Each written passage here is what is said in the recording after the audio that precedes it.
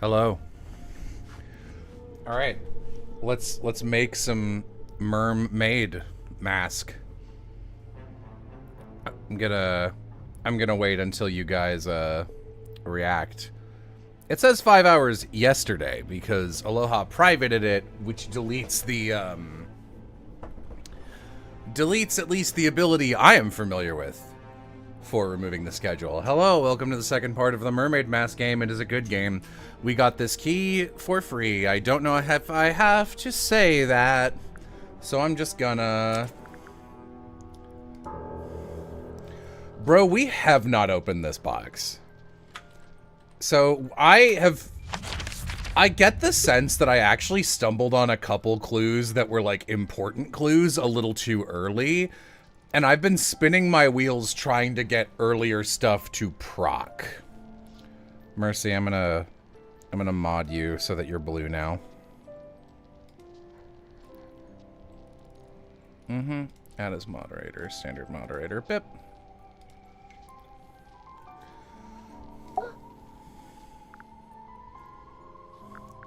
Hello. Likened to the orchard oak, sturdy, stout, and towering tall, but bears she a quietsome grace, like a windless night on sail-still sea. I ponder, could some such thing be mine to know? I don't see why not. Maybe I should cut my hair short and dye it green. Maybe that'll do it. What's that? Madam Tadpole, number 5, The Still Waters. Tranquility. An actor or a mage in guise who sways men's souls with artful feigned truth. You, think Dirk might be swaying our souls? Fret not, as dwell he in this deep-sea womb, his strength's divorced from skyward source. Skyward source? The sun, I'm guessing. How do you know he likes the sun so much? Alone he's oft espied, atop our ship, and stood enrobed in warmer light. Dirk goes up on deck a lot, huh? By himself, I wonder. Dirk Dansom, number 8, The Shiny Penny. The shiny penny? Capitalist greed? Spite all his whims and wayward ways, his heart beats hopeful, kind, and keen. His whims, like how he talks to a wooden stick. When first we met, when first I came, he had not yet his cane beclaimed. So, where'd he get it from? The cane. Wrought it he by his own hand, composed of cast-off scrap and scrounge. Really? Did Grip live down in the engine room, even back then? Verily, he seeks it out, that engine's heart, for clank and clamour calm his core. He likes how noisy it is. What's wrong with him? Godric Grip, number 2, The Broken Compass. The dismissal of guidance? This girl always be fucking blinking at me. I wonder if Grip would let us take a closer look at that cane of his. Oh my god, a thing to Can't do. hurt to ask. Let's go.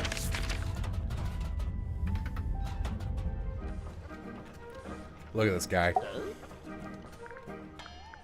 You wish to converse with Cornelius? He'll be thrilled.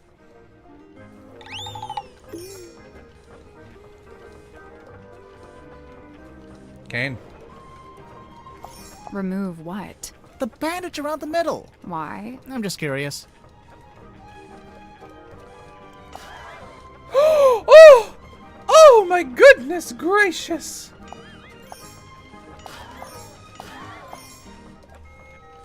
I think the stream's gonna get demonetized now.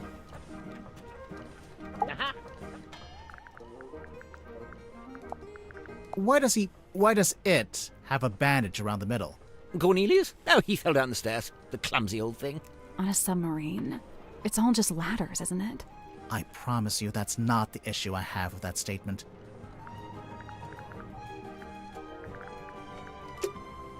Okay.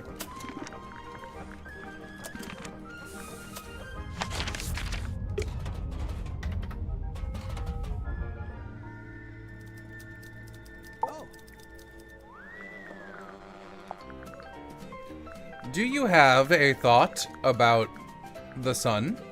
Oh, you found my tablets. What are they? Vitamin D, all 3 types. That's the one you get from sunlight. Yeah, I gotta take it while I'm down here, since I'm not getting natural light, you know? How come you left them in the mess hall? I figured the others might benefit from them. Not sure I had any takers, though.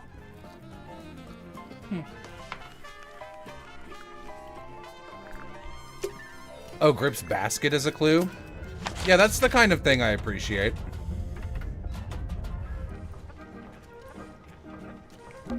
Grip, can we take a look in the basket? Yes. Will you be getting out of the basket? No. Oh. Mr. Grip's Emporium, buy, sell, repair. Here at Mr. Grip's, we chart the unchartable, plot the unplottable, and measure the unmeasurable. With the right contraption in your pocket, even the great unknown may be quantified and calculated. Open! Times. He's got some chunks in there.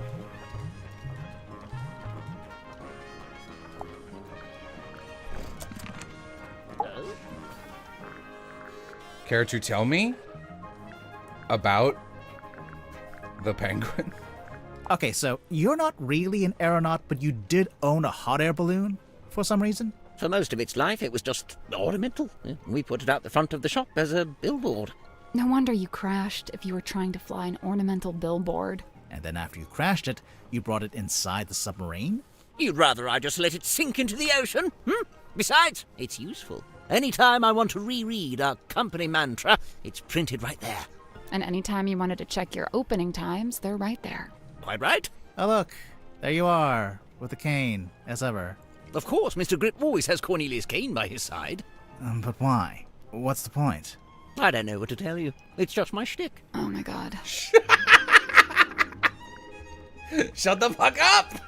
Shut the fuck up! Tortuga's log. Let's find the entry about me, shall we? Here it is, right after Zephyr's. Godric Grip rescued from hot air balloon accident. To refer to it as an accident, a merciful gesture indeed. Yes, this was clearly made by someone who understands the value of iconography. You mean the S emblems? The whole thing? Grip, what do you know about this document?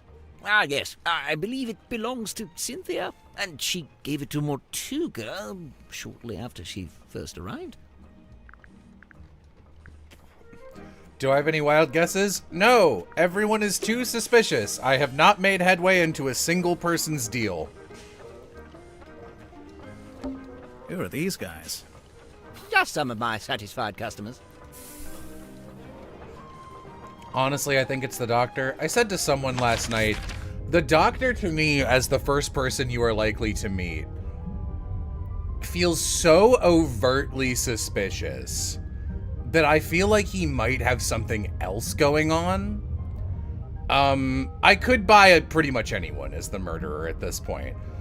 The two who I'm most suspicious of and don't know enough about are Moon for sure and Tadpole. Who do I like the most so far? Obviously Symmetry. Symmetry is the most Jello character of all time. I've already looked at the compass next to Grip. Let's talk to Dirk. Sure, man.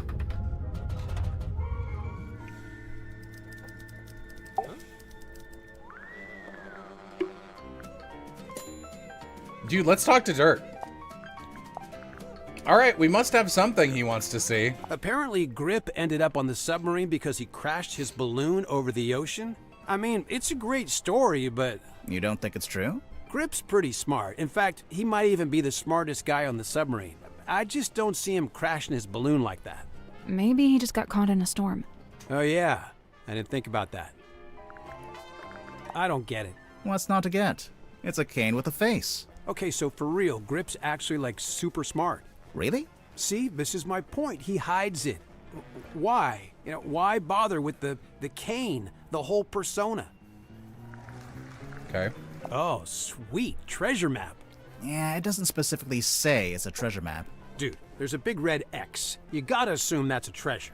Big chest of gold doubloons, you think? Oh man, that would be awesome. Although thinking about it, do you think anywhere still takes doubloons? Holy moly, look at that! I know. That werewolf-looking guy is really... Is that Tadpole with long hair? Yeah, maybe. She never told me about that. It's a strong look. Hey, so remind me what a hex is again? Didn't you just make a movie called Hex and the Helmsman? Right, but look, I'm bad with learning what the made-up words mean. It's not a made-up word. A hex is a magic spell. Kinda like a curse. Or it can mean 6, as in hexagon. Oh, gotcha. Okay, thanks, yeah. I was hoping that would clear up what a hex bottle was, but no dice.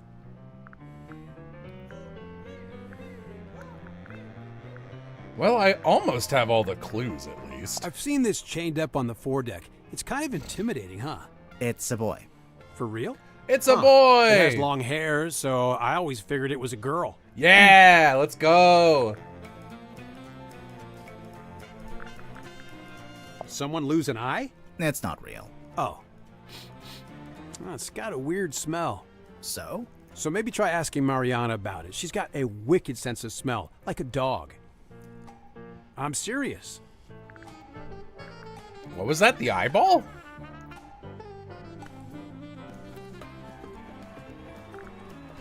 I mean, I'll do it.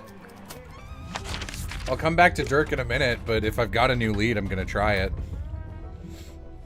Oh.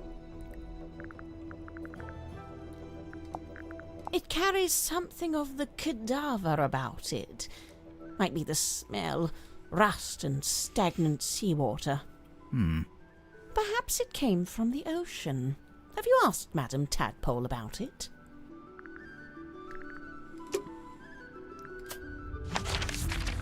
Alright, back on the Dirk train. Hello. So, Cynthia hired you to solve the murder, huh? Pretty much. How much do you charge? Is it like a day rate or what? Oh, it depends. Just ballpark it. How much did you make from the last case you solved? Good question. Grimoire, how much did we make from the Tangle Tower case? Well, extenuating circumstances, being what they were. You never secured the payment, huh? Someone dropped their perfume? A bummer, that stuff can get expensive. Man, Mortuga really was an odd duck, wasn't he? I mean, who owns something like this? What's it even for? It used to be locked, so I think he kept something inside it. Oh, what? And it got stolen? The thing? Whatever it was? Maybe, yeah. Whoa, I wonder where it is now. Hard to say, since we don't know what we're looking for. But somewhere on the submarine, I guess. Not necessarily. Someone could have thrown it into the ocean. Oh, great. Sorry. I'm eating buffalo chicken. What's the deal with those holes along the sides? They're from when it was a sail. Why would a submarine need a sail? There's a boat. Hey, the guy who wrote this review has the same name as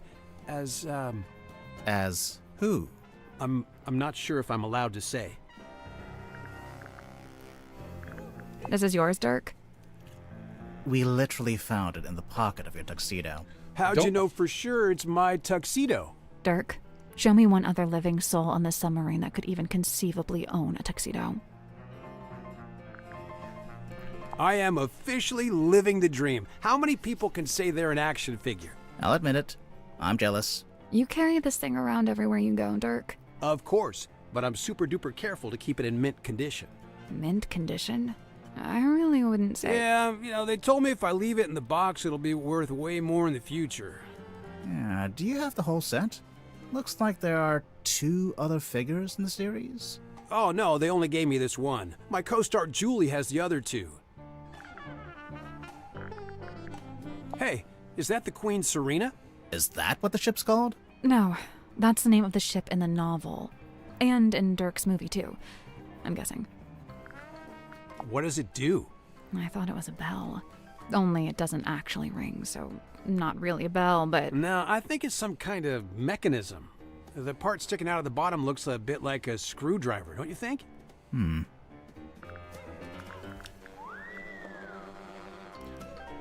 Dirk is suspicious, but I actually think the reason he was doing that was because he wanted to protect Worman's identity, who's his coworker, because he's literally not sure if that's a secret or not. A radio? What's the range on that thing? No idea. I'm pretty sure it's broken anyway. It might get a better signal up in the control room or up on deck. Down here you get nothing. The walls are way too thick. Is that a crystal ball? Yeah, I think it's made of glass. Right, but a crystal ball in the sense that it's a magic ball you look into and you see your future or whatever. Oh, yeah, I guess. Why don't you look into it? You'll see yourself solving the murder and then you'll know who did it. It's genius. Wormo's typewriter. He lugged it all the way here. I tried to tell him about modern alternatives, but he wouldn't hear it. Why do you think he insists on using it? Other than the fact that he's a big old poser? I mean, probably because it used to belong to his dad. Is that Cynthia's mom? Yeah, I think so. That jacket is something else. It could do with a bit of aging, though. What do you mean? Well, it's pristine, but stuff like that doesn't look so hot when it's brand new. On our movie, we had a guy who roughed up all the outfits, made them look lived in, you know? So this photo is the first time Cynthia's mom wore that jacket? Hey, it's Sim's necklace locket thing. Any idea what she keeps in there? It's Picture. not really my business. Unless you decide it's related to the murder, then you'd be all over it, I bet. Dang. Called out. That's my bottle. What? It really? Well, yeah, that's one of my non-alcoholic beers. Of course, someone's waxed up the top and put a whole bunch of green stuff on the bottom. Yeah? Hey, wow. Did Tadpole give you that? No, we found it in the bilge. You think it belongs to her? It would make sense. Although the woman in the photo looks a little different. No, it's gotta be hers. You're right about the photo, though. Her hair is brown here. I guess she dyes it green nowadays. So what? It's a free country. Fuck you! Hey, that's pretty cute. Do you recognize any of the buildings? Oh, is it supposed to be something specific? I thought it was just like, you know, Toy Town or whatever. Never mind. I love Dirk's performance. I think his actor is really funny. Huh, that's kind of weird. What? He doesn't have a signature, Mortuga. Yeah, he writes his name differently every time. Yeah. I Oh. wonder if it's on purpose. Maybe he just never bothered to decide on one. Right. You know, it I doesn't didn't seem like notice he was that. a paperwork kind of guy. Yeah, guess not. That's weird.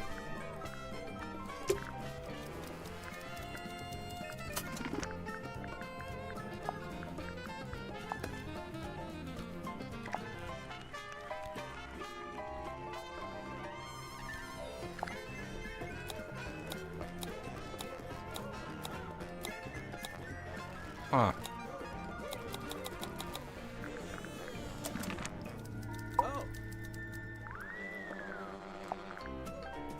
Yeah, I'm just clearing Dirk out. It's a map of Silkworm? I don't know much about the town. You'd be better off asking someone else. Grip must have really steady hands working with all those small parts, huh? I could never. Oh yeah, I've seen that in the control room. I thought maybe Cynthia was gonna wear it, like after she became captain. I think it might be too big for her. Did I miss one, or? Yeah.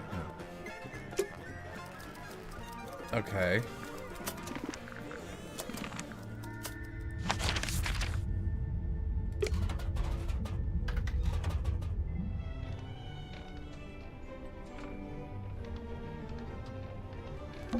It's a throne. It's not a throne. Oh, well, what? Well, it's the captain's... There's a label taped to the back. Maybe it says what kind of chair it is. That's not a label. It's a whole document.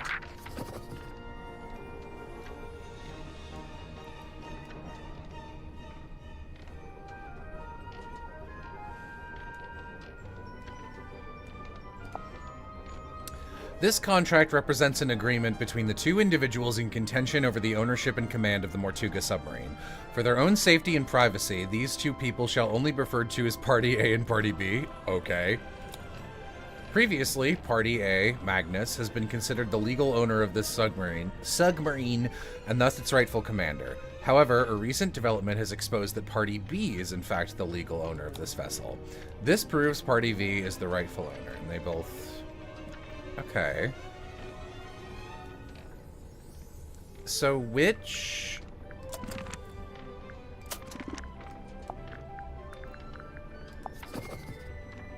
Okay. Yep, sorry. Which Magnus signed that?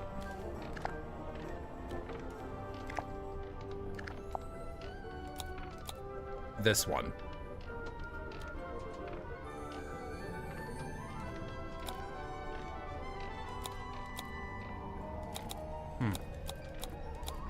That's really weird.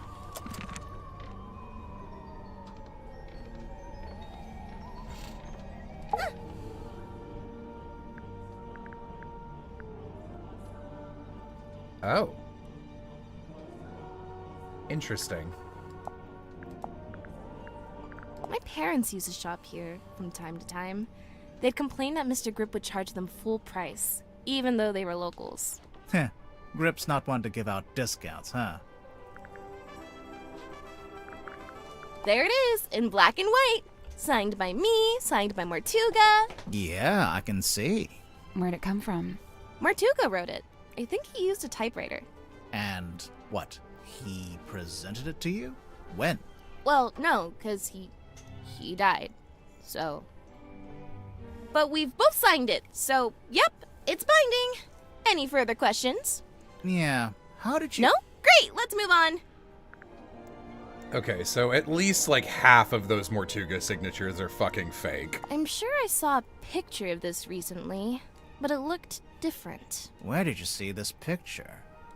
Somewhere in the engine room? Yeah, it's on this. It's on the basket. It's a different stick. Okay. Mr. Worman's typewriter? It's a mess. The keys are all in the wrong place. I could fix it for him, no problem. Or Mr. Grip could do it, I bet.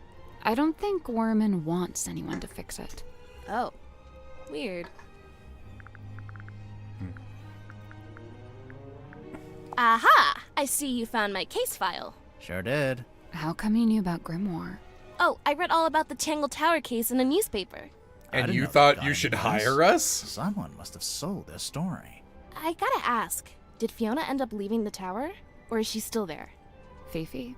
Yeah, she and Poppy moved out. Oh, good for them. They got a real nice place out in the countryside. That's so nice. I'm jealous. Everyone here is a freak.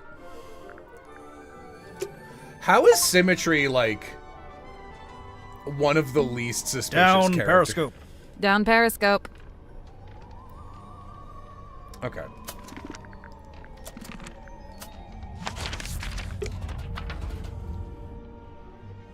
No, it's upstairs. Or here. This room? Yeah. I guess this is the mess. It is kind of a mess, yeah.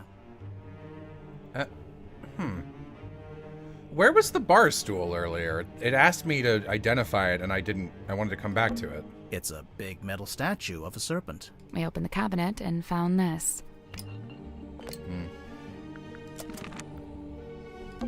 I guess this It is kind of a mess, yeah. pufferfish lamp. A timeless classic. It's in the murder scene?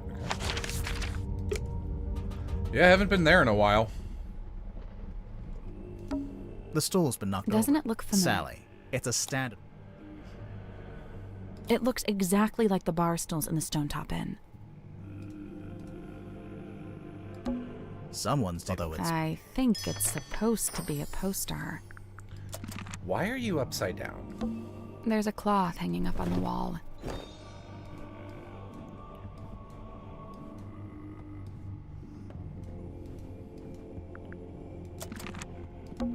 It's a little window and looks out into the endless. What? I don't know.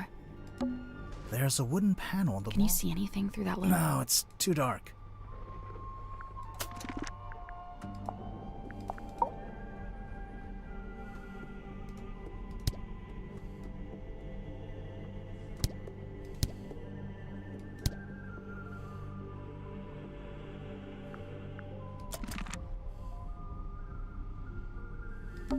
It's the drain. Hey, it's open.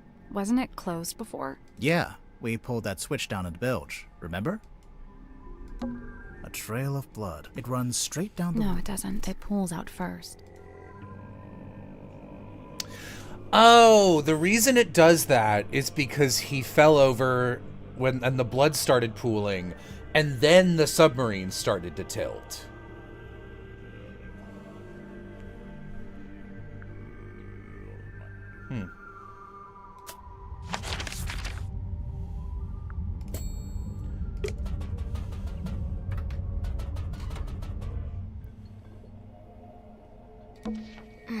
Good. Because What's on those walls? Sacred Is geometry. that a heavy metal bit? I mean, probably. It's a weird metal helmet. It is the dream. Of course it is. The cabinet's full of Can't scrolls. think They're of too... hell and just say they're blank. No. The cabinet's full Can't of... think They're hell and too... just say they're blank. Tired? I worry if I slept in that thing, I'd get transformed into a monster or something. I worry that sleeping at a 45-degree angle would be bad for my back. You are old.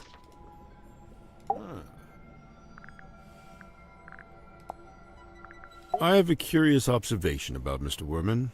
Unfortunately, I haven't had the time to perform an analysis, let alone propose a hypothesis. That's okay. Just tell us anyway. I observed that he did not seem at all saddened or sorrowed by the death of Magnus Mortuga. You can't know that. Some people don't always show emotion on the surface. Of course, quite true. However, Mr. Worman did display an emotion. Relief. Relief? Gazing upon the crime scene, much of the tension coiled up in Mr. Worman's body visibly dissipated, and thereafter he seemed energized, galvanized. Privatized. He joined us about a week or so after we first left port. A He caused week? problems almost immediately. How come? Godric made some kind of official request, but Magnus had denied it. Their disagreement was something to do with navigation. For my own sake, I stayed out of it. It is no mark against Cynthia's character. She is a sharp young woman and capable engineer. But I was wholly surprised to learn that she had become captain. Did she never say she wanted yeah. to be captain? On the contrary, I was aware she'd held such aspirations, initially. But I was under the impression that her campaign had ended in failure. Meaning? That Miss Seafoam had made her ambitions known to Magnus, but he had shut them down. Yeah, it's a good catch, chat. Zephyr was the last person to enter the room, so he would not have been able to see anybody reacting to anything. It's possible he was looking through that eye hole.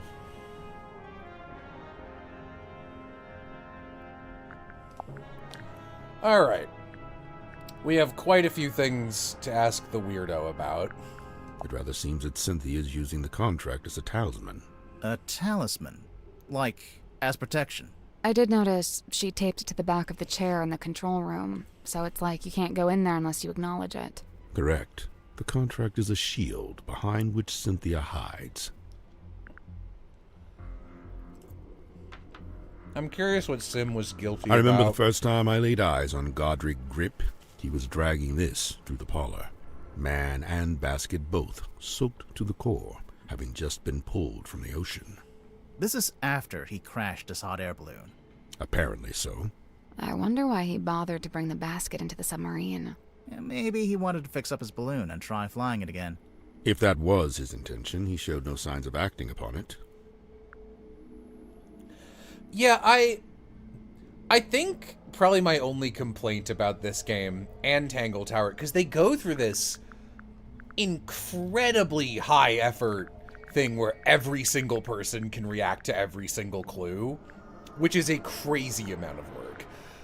But if you stumble on something that's very suspicious, like, I have several pieces of testimony implying that this guy had the mermaid mask, but, like, I can't just ask him about it. It is a little frustrating not knowing how to engage with information I, the player, have found, but I don't have, like, a Yorble. Godric Grip's hand-carved talisman. You think everything's a talisman. I thought it was just a part of the branding for his shop. It may well be. Nonetheless, I conclude that it is imbued with energy, and its primary function is to be an anchor. It's not heavy enough to be an anchor. I'm pretty sure it would float. He means an emotional anchor. Oh, right. It would float. What an enchanting thought.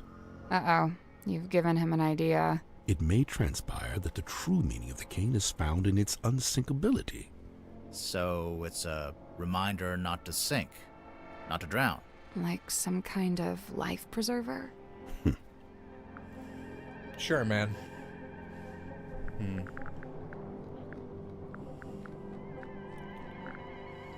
A shrink ray, I assume? It actually does look like a shrink ray. All right, Grimoire, I'll be the guinea pig. Zap me. Of course, it could be an enlightenment ray. Perhaps you ought to zap me instead. No one's getting zapped. Sally, why do you want to shrink? If only it hadn't been torn in two, then I could be sure. Of what? The branch of red coral at the base of the map. I'm wondering if that's the treasure you'd find if you traveled to the X marked in the center. It's the mermaid mask.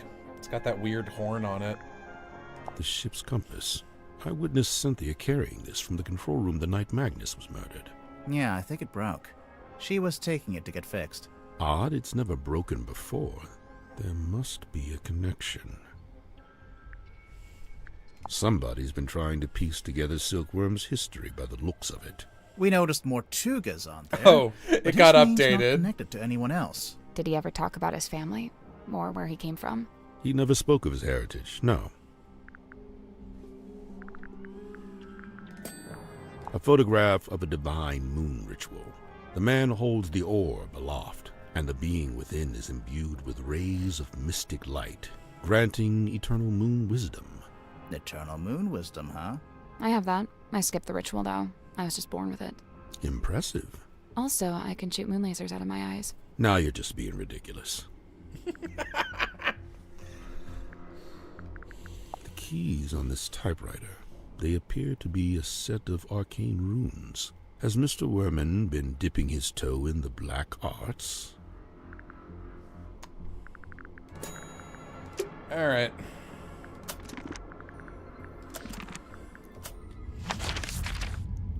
Yeah, I'm not exactly sure how the hint system works either, because it, like... I feel like it's just, I notice you haven't presented this thing, but it's not, it doesn't feel like they're flags in a setup. Does that make sense? It feels like it's just, well, you haven't done that yet, so do it, and you'll go and get nothing.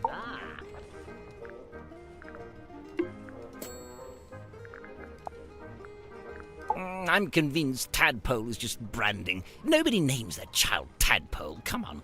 Why would she need branding? You're serious? She's all branding. The name, the look, the identity as a half-mermaid, it's all theatrics. I just don't get why she'd need to have a fake identity like that. No, she doesn't. Not anymore. It's vestigial, I think, left over from some previous endeavor. Weird, isn't it? Bringing your old branding with you onto the submarine. What would be the point? It's so fucking rude. I noticed Dirk seems to be trying to tell Werman what to write in his book. Is he just trying to make sure Werman gets it done? Or is he trying to get him to write it in a certain way? A little of both, I'd wager. Maybe he's in league with Werman's publisher. Dirk? That can't be right. If I recall correctly, he told me he worked for something called, Oh yes, thank you, Cornelius. Wit and Whimsy, that was it. But I'm not sure what It's a movie production company. It's owned by Vincent Van de Peer. He's a director and producer. Well, someone's well informed. Vincent once went location scouting in the swamp where I worked as a gift shop sales clerk. Ah, of course. I never got the details out of either of them, so I can't confirm this. But I believe Werman was invited onto the submarine by Mortuga himself. Really? Why? It's very strange. I can't for the life of me imagine why Mortuga would bring a journalist on board. Worman's an author, not a journalist. Ah, well, he used to be a journalist. He wrote for the local newspaper. And I will say he doesn't seem to have lost the instinct to always be on the lookout for a story.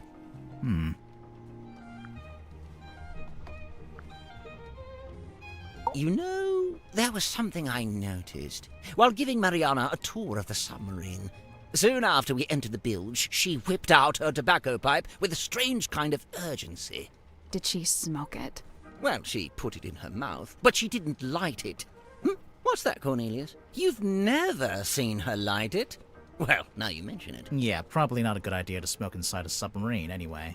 Yes, and Mariana seems like such a stickler for health and safety regulations. What'd you make of old Dr. Zephyr? Not a fan? There's been some speculation that his experiments may be dangerous or even harmful. Although it's hard to be sure, since he seems so reluctant to admit what they actually are. You don't even know? I would have thought, since you've both been here for a while. Well, yes, Zacharias was one of the only 2 souls aboard the submarine when I arrived, but he never made me feel especially welcome, and he certainly wasn't keen on me poking around his dream chamber. In fact, he always seemed somewhat wary of me, like my arrival was going to scupper his plans in some way. I guess Zephyr and Mortuga weren't expecting anyone else to show up. Before this thrilling little jaunt on the Mortuga submarine, I'd lived in Silkworm all my life. I worked for my father and eventually inherited his business. Gorman Grip's Nautical and Aeronautical Precision Measurement and Navigation Instruments. Snappy title. I eventually trimmed the name down to just Mr. Grip's Emporium. That was around the same time I hired young Cornelius here as a much-needed second pair of hands. He's a stick. He does not have hands. Yes, running that business was my whole life for many years. Slow, sometimes tedious work, but I was extremely good at it. I especially relished in the task of deciphering and restoring old maps. The more decrepit they were, the more I enjoyed it. And now you live in the engine room of a submarine. Must be a big change. Yes and no.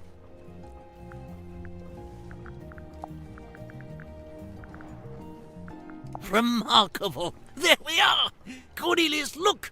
I told you all our hard work would put us on the map someday. How come your logo is a hot air balloon?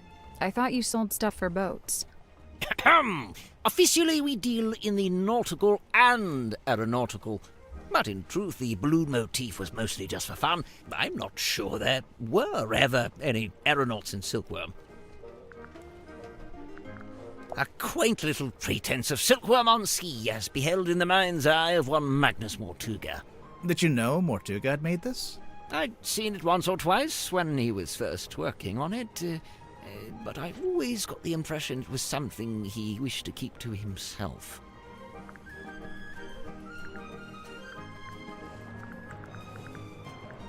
Have any more maps? Werman's still attempting to wrestle his grand opus into existence, is he? I rather thought he'd be done by now. Bingo! Lillian's locket in the flesh! And Lillian is... Someone. Who? Maybe Piff? By all accounts, some kind of sorceress. Whiff! How come you know about this? Well, it's a brass trinket, and thus it's often placed within the jurisdiction of my expertise. Brass, huh? Do you know if Zephyr made this himself? What do you think He of the must have done. He bullshit didn't have helmet? it when I first got here. In fact, I'm pretty sure he measured Mortuga's head to get the shape right.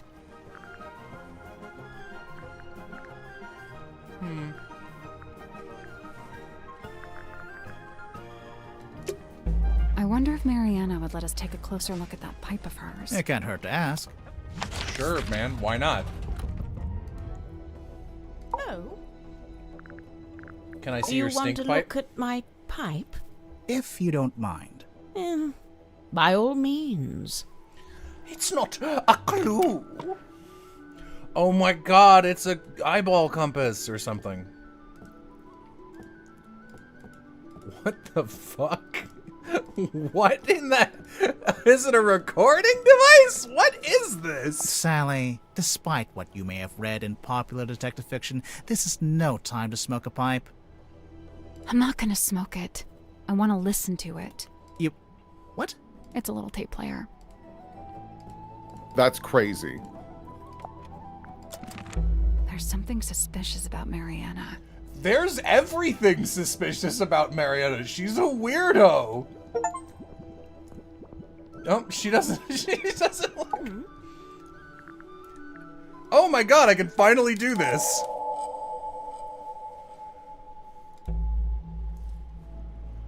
Mariana, you arrived in the submarine shortly before Mortuga was killed.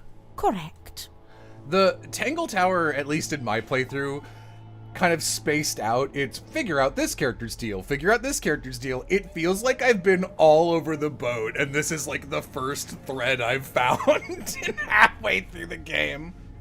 Whoopee! And yet, you still haven't told us how or why you're here. I find that pretty suspicious. Oh, it's most suspicious. I quite agree. Okay. She's not talking.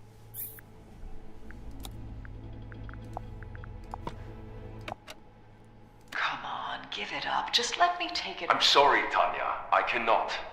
But why'd you even need... I've told you before. No, you haven't. All you've ever told me is that I'd like to request that you return to your room. I have something I must attend to. Skyrim NPC ass voice. I'll listen to that one more time. Come on, give it up. Just let me take it. I'm sorry, Tanya. I cannot. But why'd you even need... I've told you before. No, you haven't. All you've ever told me is that I'd like to request that you return to your room. I have something I must attend to. Hey, listen, why don't we just kill him? Now, that helps both of us. If he dies, we're both free, right? Come on, I know you don't have any better ideas. Oh. Alright. The stargazing girl stares into the ink-black void. Upon her trembling lips, a question born. A forbidden query of what may be and what may not be. The void, unyielding to the girl's plight, stares back. It speaks. Close your eyes, my love, and be still, for this is the end and the beginning.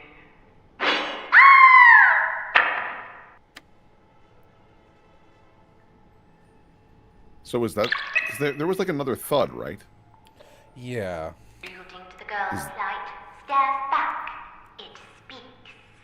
Close your eyes, my love, and be still, for this is the end and the beginning. Yeah, that could be... It's the metal scraping sound. They said they heard the voices of two women.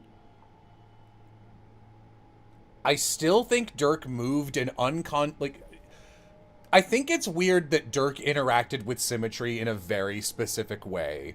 In specifically only Worman's testimony. Where he picks her up and moves her away from the crime scene. Everyone else says Symmetry was standing there not reacting. We know Symmetry has a doll of herself. I would... I'm getting killed! Oh, Dirk's getting me! You know too much! I would also believe that... I would believe that Symmetry got hit by sleep juice. And she just sleeps standing up with her eyes open, because that seems like something Symmetry would do. Yep. Checks out. She's not talking.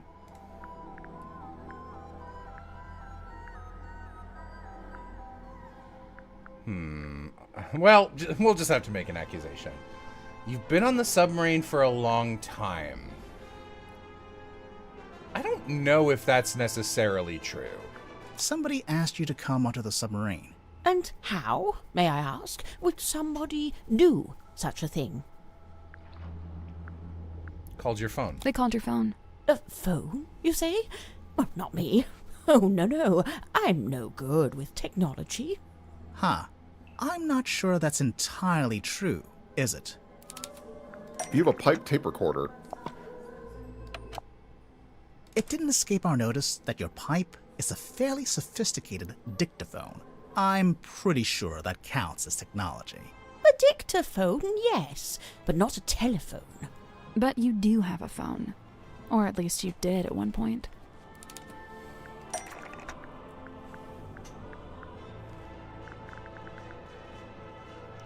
Dirk's thing?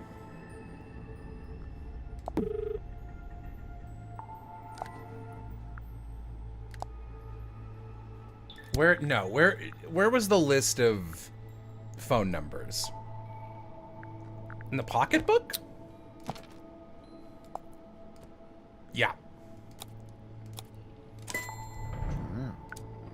Good call. For whatever reason, there's a photo of you in this pocketbook, and beneath it, a phone number. I assume it's your number. Of course it is. But you... Are you watching? I'm only going to show you this once. Ready? Moon phone. Nice, isn't it? Had it custom made. Can we look? No, you can't look at it.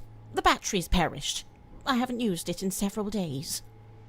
I thought she But was if going to your say number is written down in years. the pocketbook, then anyone Yeah. on the submarine could have called you, back when you still had battery.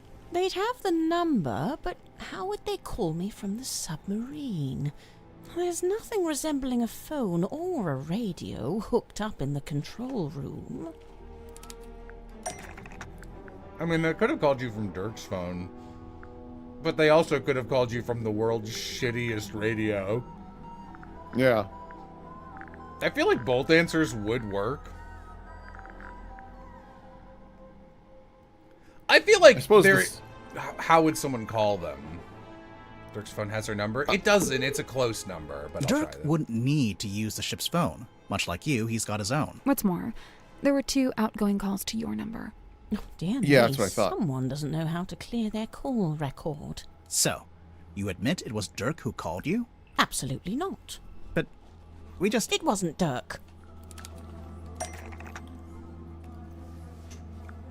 Tadpole. Nope. Okay, I was wrong. Would I thought it would be Tadpole because she had the book. Oh, true. I don't know. Magnus? Was it I have no idea. Magnus? I'm willing to bet it was Mortuga. Do you deny it? No. I just need to be careful what I say next. Well, with this in mind, I think I can say why you're here on the submarine. Oh, man. I don't know. Oh.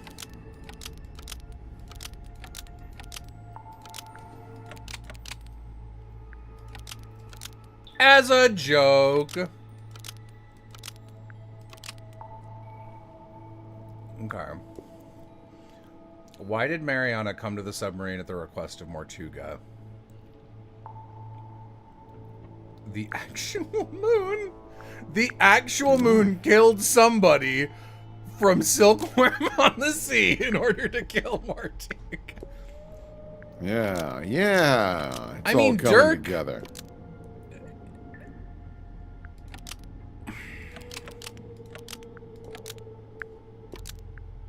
Dirk Dansom brought somebody onto the submarine in order to kill Mortuga. That's not right. Damn. Why don't we just kill him?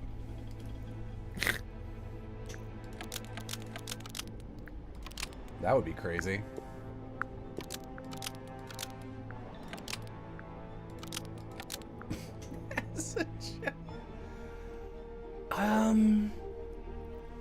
Sure. Oh. You're an idiot! That's so funny. Yeah, I'm not sure. And like, I gotta be real, of all of the people to like pin suspicion on, this was like the last character I thought I was gonna get. Like, this is the woman I feel like I know the least about. Okay. I truly have no idea. Why did, like, part of me doesn't want to brute force it. Why did Mariana come to the submarine at the request of Mortuga? Oh my god. Brought something onto. Something onto. Brought somebody onto.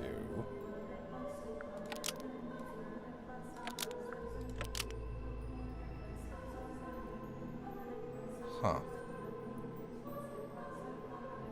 It's not Dirk.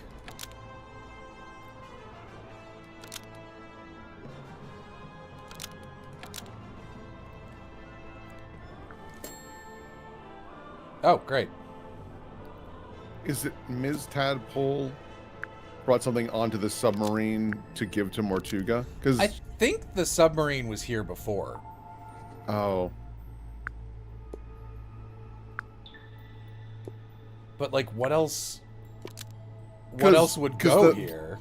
Because the first dialogue in that pipe is Madame Tadpole talking to Mortuga about, Madame like, hey... Tadpole brought something onto the submarine to give to Mortuga. Almost. Maybe just change one thing. Okay. Oh. Mariana Moon brought something onto makes a lot the of sense. submarine to give to Mortuga. You brought something onto the submarine. What was it, Mariana? I can't say. I made a deal with Mortuga, and I intend to stick to it. I can't talk about any of this. What was it? I mean, if this is the chapter end... We found this box in Mortuga's quarters. You don't happen to know how to open it, do you? I can't say. Sorry. Thus confirming that this is what you brought on board for Mortuga. Otherwise, you'd be free to talk about it. Damn. So, you're only on the submarine because Mortuga asked you to bring him this box. What did you get in return? Money? I feel like I was supposed to get to this point way the fuck earlier, and I've been gathering, like, mid and late game clues by accident, you know? The answer was right there in your question. Oh, I wasn't paying attention because I was saying something. In return, Mortuga paid you a large amount of money. Wait, really? You know what? Let's try that again. So, you're only on... What did you get in return? The answer was right there in your question. She said money. I guess return. In sure, return, Mortuga gave... Couldn't believe my luck. I'd been looking for the Mortuga submarine for some time. Unsuccessfully, of course. Why? For a lifelong purveyor of local legends and urban folklore, this place is the Holy Grail. So, I'm guessing you won't tell us what's in the box? Correct. I shan't be doing that. Or where it came from? Or that. No. So don't even ask. If it helps, Jello, I went to the captain's cabin and did the suspicion literally last, so that black box stuff felt like endgame to me. All right. Actually, just by looking at it, I think we could work out where the box came from. We need a clue to compare with the black box. Something we can use to work out where it came from. Okay. Can I look at the box? The ocean. I mean, it has... Yeah, so would it be like the bell? Because that also came from the ocean or whatever? Also, this fellow emblem. Yeah. The big F. Which one's the fucking family tree? Oh, yeah, the typewriter has one on it, doesn't it? Got it right here. Oh. I mean, I get it, but that's not quite right. Okay. Well, that seemed like a pretty good... The map? Which map? Aren't there two? It's on the back of the map. Okay, thank you.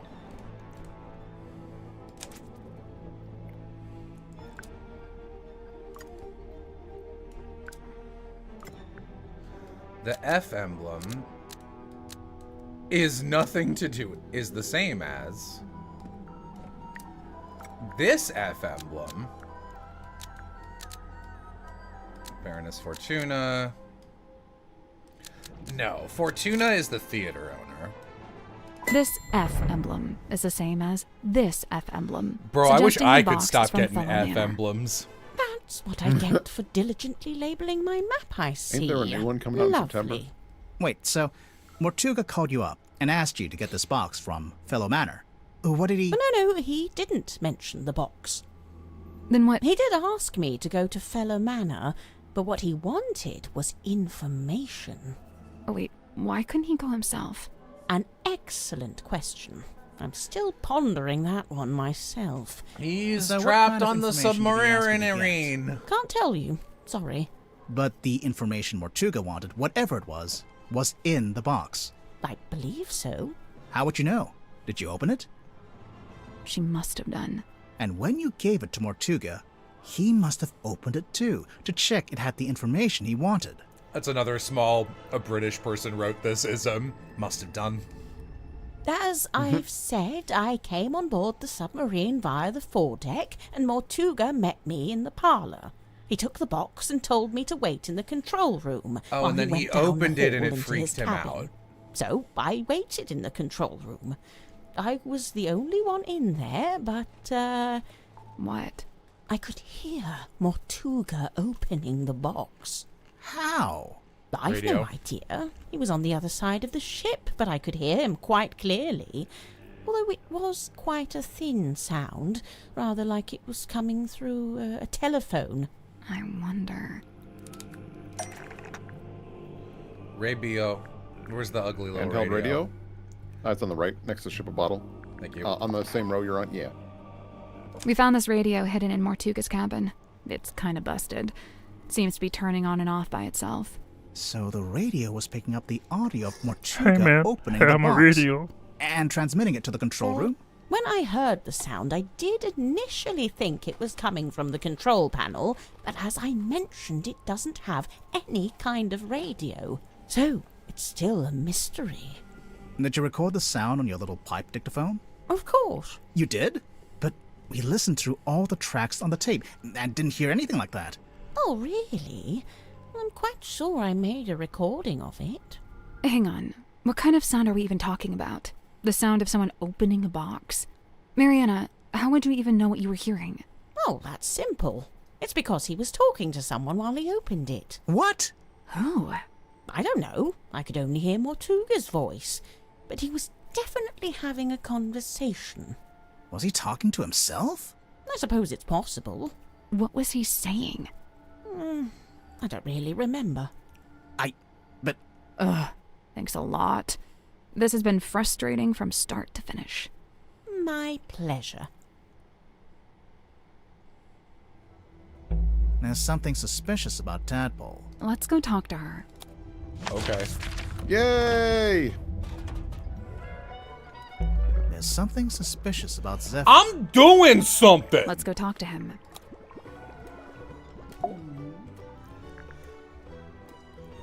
Yeah, one of the things I think the Ace Attorney franchise does quite well, actually, is I think in the second game onward they introduce psyche locks, which give you this, like, you need something to break open this prompt, so it gives you direction immediately in your investigation. I think the Detective Grimoire games might benefit from something like that.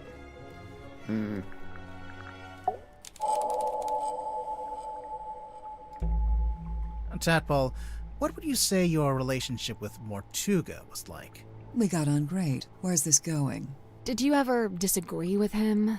Argue with him? Nope. Let's get to the point, hmm? Come on, give it up. Just let me take it. I'm sorry, Tanya. I cannot. But why'd you even need... I've told you before. No, you haven't. All you've ever told me is that you... I'd like to request that you return to your room.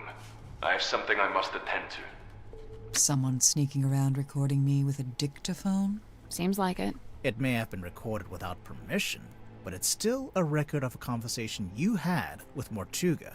It sounds like you're trying to get something from him. Some kind of object he was keeping from you? An object? Nope. So then what were you talking about? My freedom. I don't want to tell you. You'll take it the wrong way. It's just, you were seen rummaging through Mortuga's bookcase.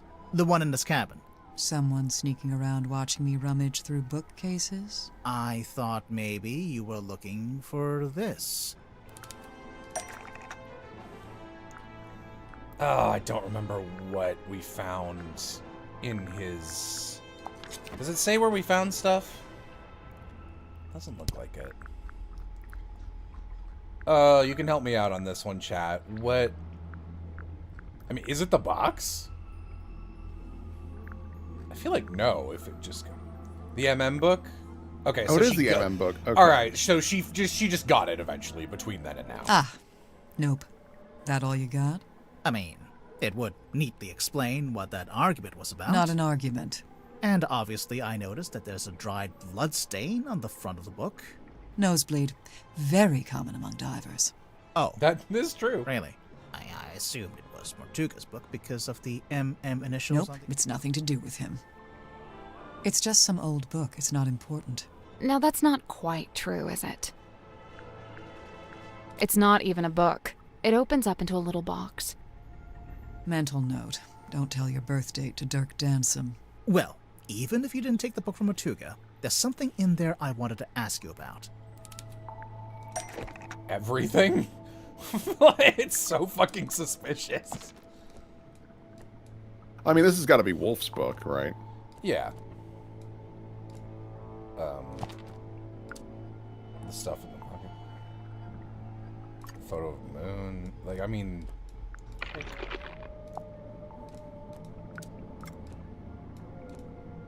Okay. Just, like, so much in here is suspicious. There are scratches on this, also. Sure, whatever. Do you know who this is? Sure, Tanya. Says it right there on the back. You are funny. You gotta give it to her. She's funny. We heard you used to be a rescue diver. Mental note. Don't share any personal information with Dirk Dansom. Hey, they spelled your name wrong. It says Tapdole. Oh, unless... Yeah, that's my real surname. Tadpole begun as a stage name, but now I just wear it as my name. Right, sorry. Makes sense.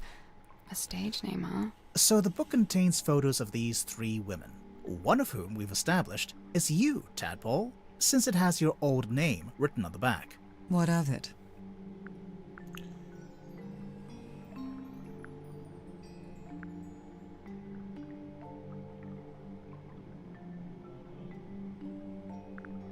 It probably means the book didn't originally belong to you. Right. Why would you have a record of yourself? I told you, it's nothing to do with Mortuga. So who does it belong to? Nobody. We need a clue to compare with the pocketbook. Something to suggest who the original owner was. Probably the post. Yeah, moon photo.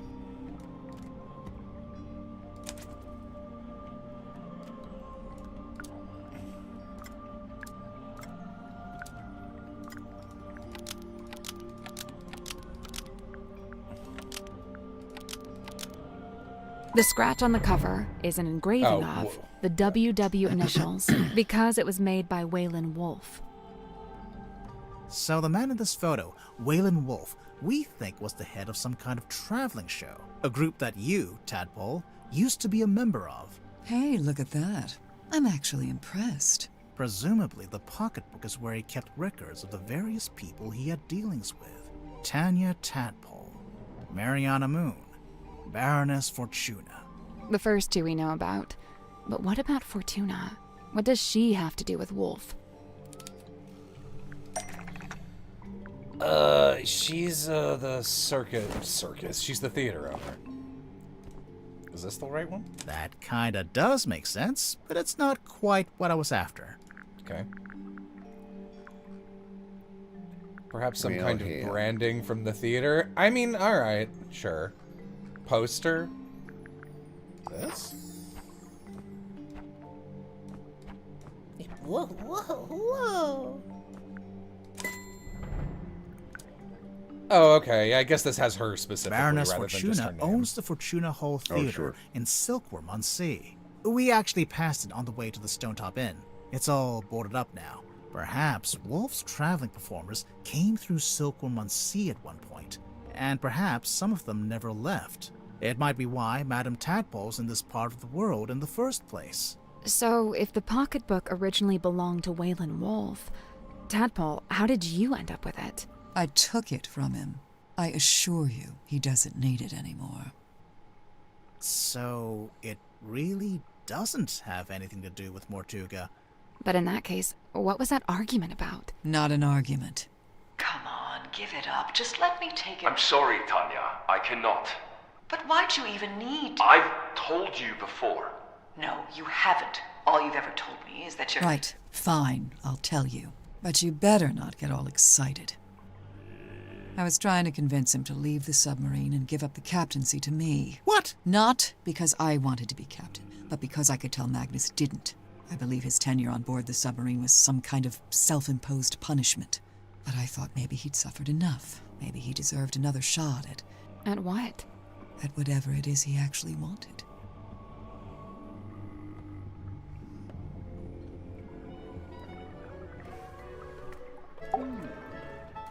Are you mad at me? Are you mad at me?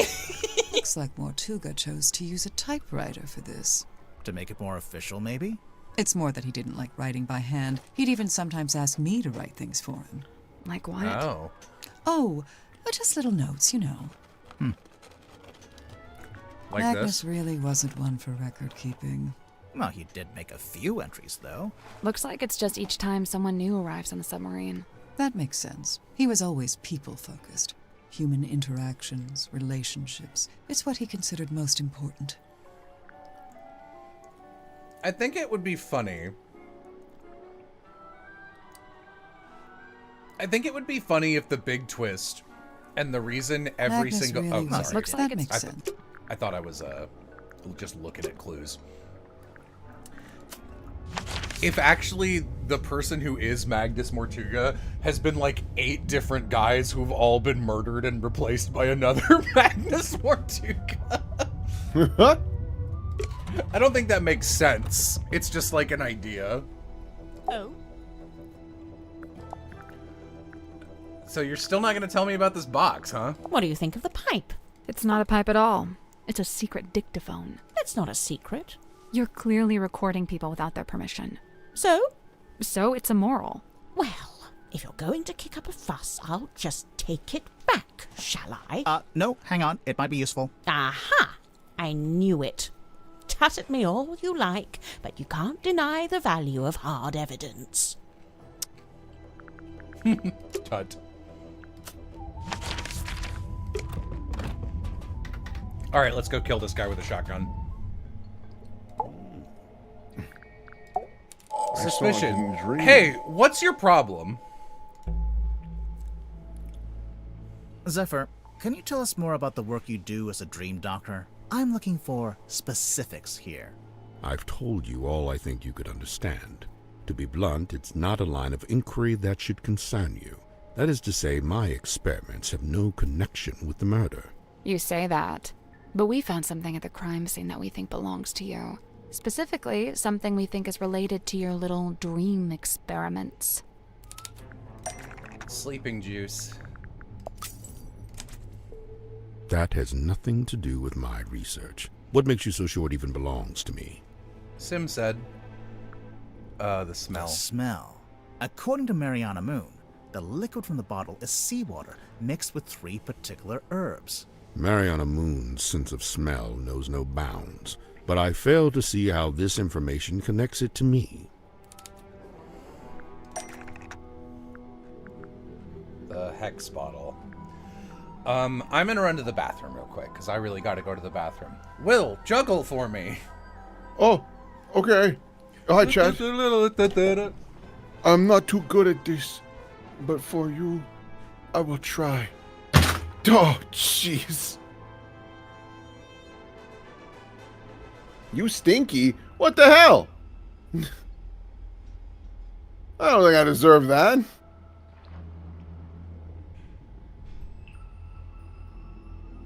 Chat, tell me how your day was. Anything fun and exciting in your world? Because I'll tell you what's fun and exciting in my world. Tomorrow, very early in the morning, is FanFest for Final Fantasy XIV. And we should learn who the new tank is.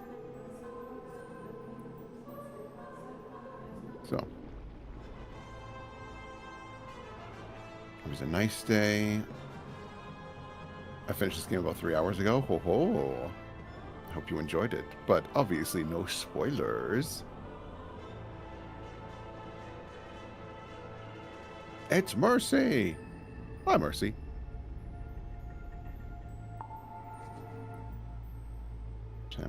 Ate a sandwich today. That's good.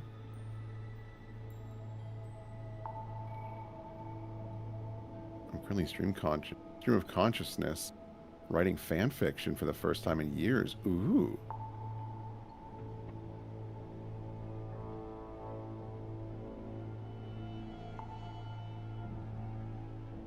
Yarp, yarp.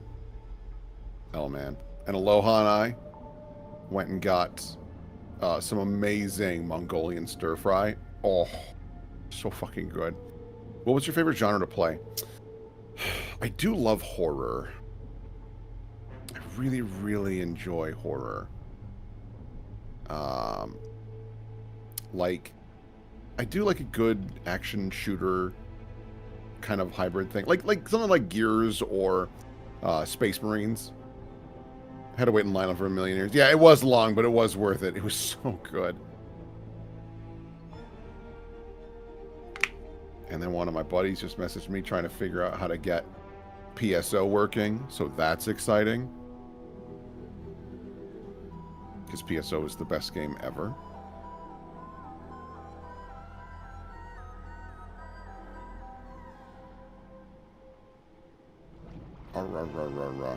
I wish I liked horror games. I like the vibe of horror, but man, the typical survival horror experience just not for me, gameplay-wise. Yeah, I mean, I think it really all depends, right? Because, like, some do the whole tank controls things, which I totally understand, and some are more action than horror. If you're looking for a truly incredible horror experience, Routine. Routine is, like, bordering on immaculate. Perfect. If you're looking for a truly excellent horror experience. It's also first person. What's your favorite creature? Favorite creature? Oh, I don't know. Like, I really got a noodle on that. I really like, this is not like a very interesting answer, but like, in video games and fantasy in general, I really love just like golems and giants and things like that. I just think they're fun. There's a lot to do with them that I think a lot of stuff doesn't dabble in too much. Let's see here. Valor Mortis demo. I have been curious about that, but I haven't given it a try. The thing that I am gonna maybe try at some point is Dino Blade. If you haven't seen that, it is a Dark Souls-like where you are a Spinosaurus with a Cloud Buster sword, and you are fighting other dinosaurs with swords, axes, scythes, and it's all about, like, gaining power to fight off extinction or something. It's crazy.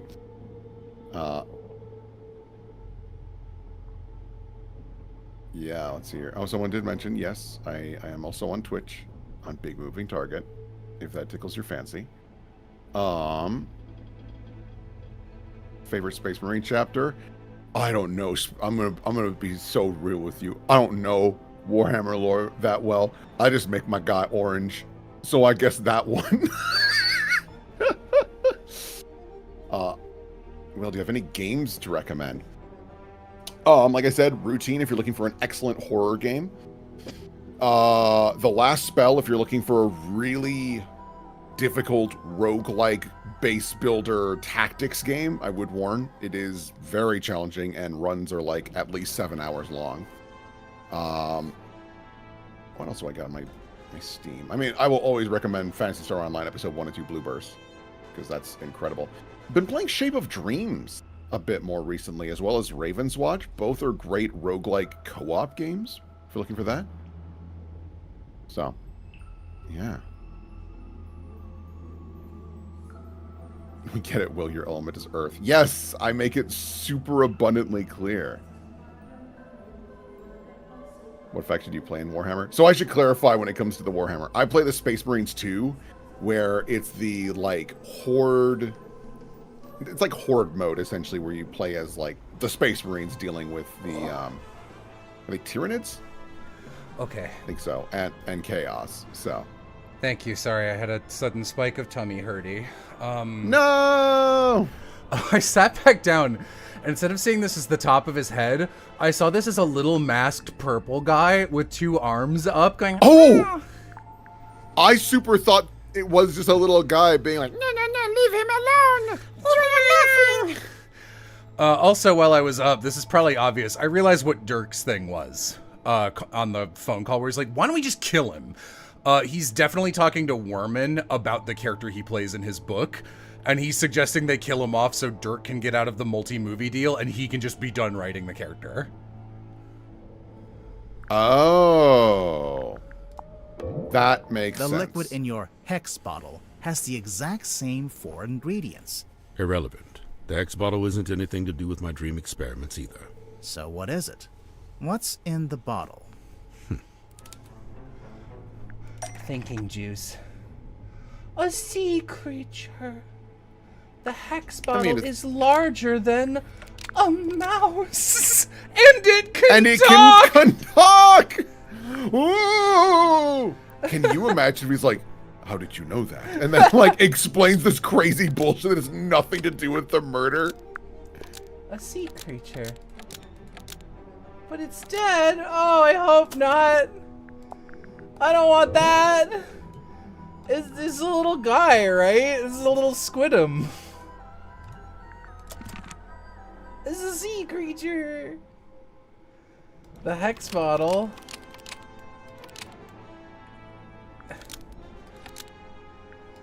And it can talk is a little crazy.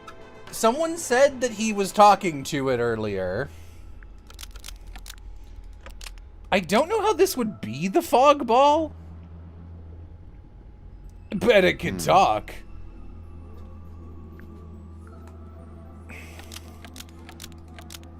Contains a sea creature. This is so funny. The hex I have bottle to. contains a sea creature, and it can talk. Almost. But maybe. Change one thing. Contains a sea creature. And it's asleep? The hex Because he's a bottle dream? contains a sea creature, and it's asleep. A sea creature? Oh. Let's count. Hex bottle up, up, up, up. Sorry, I'm so Next to the bad jacket. at skimming these. No, that's why I'm here. Septipus? It looks like 7 tentacles to me. A sea creature? It's If a. not, then Am I swear. would it be 6 then? It's a hextopus? I mean, I think it's 6. it wouldn't be sextopus because that's septa is 7. Yeah. Sext is 7. Oh, I guess sextuple. But A sextopus. Sally, we've been over this. That's not what they're called. I saw the opportunity, and I took it. Yeah, I think A it's hex. sea creature? A hexapus. It's not called a hex bottle because there's a magic spell inside. It's called a hex bottle because there's a sleeping hexapus inside. His name is Hex. I've had him 7. since I was a young boy.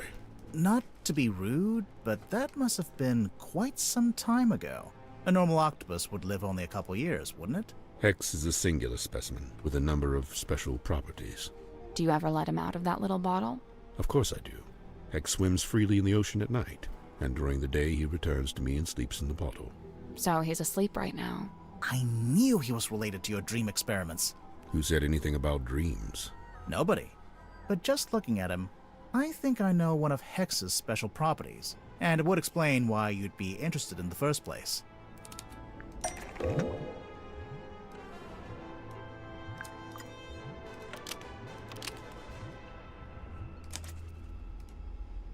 Pure subconscious projection, unmarred by the insecurities of the waking mind. That That's is pretty insane. cool. I can see why you became a dream scientist. So the hex bottle was the original. And then you made the dream helmet more recently. They are two distinct objects. There is no such connection. No.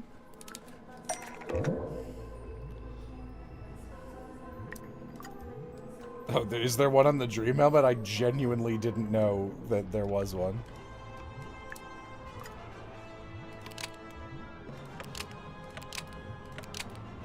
mean, they both have funnels. Right. The dream helmet's clearly just a scaled-up version of the hex bottle. Clearly. Specifically, scaled up to human size. That's not right. Oh, is it not? We heard Mortuga was experiencing a particular recurring dream. I think he was your test subject. So, Mortuga wears the dream helmet and lays on your weird chair thing. And then you give him some of the moon potion to help him sleep. And as he dreams, the dream helmet collects the spirit energy and sends it to...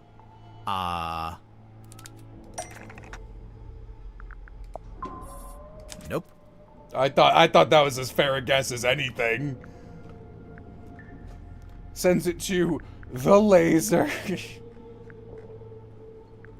The fog ball? What?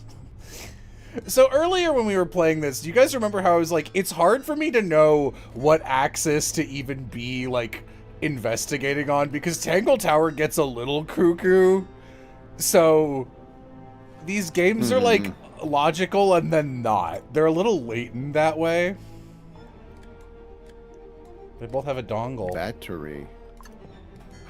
They both have the dongle.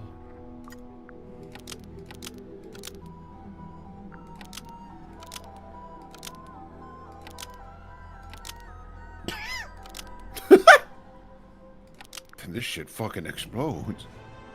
I mean, both, right? But like, I mean, I think it would receive. Wirelessly transmits to this. Oh yeah, sorry. And the fog ball. When it said transmit in this context, I was picturing it showing the I cannot image. hear your mocking tone. It may surprise you to learn that I have indeed had some success in this area. I did once successfully filter something into the fog ball, and I witnessed a face inside the glass, however briefly.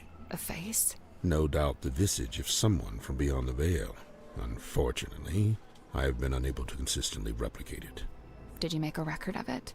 I thought I did, but I can't remember where. Is it that scary photo? That's not it. No. Oh, it's not. Oh, it's on the back of the fucking...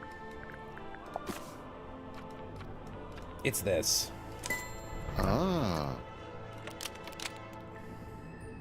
There it is. Irrefutable evidence. Oh, sorry you're to burst so your bubble, stupid, Zephyr, dude. but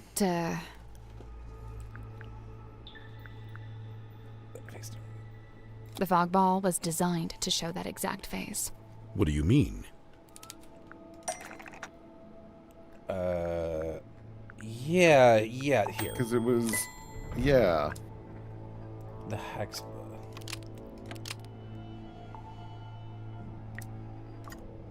But what's the connection? What causes the face to appear? It's just a fucking lamp, dude. A certain voice. A certain voice.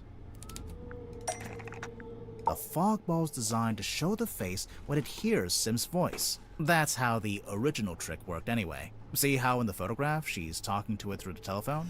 I demand that we test this theory. Send for symmetry at once. Sim on that photo is so cute. Wait, we don't have to. Yeah.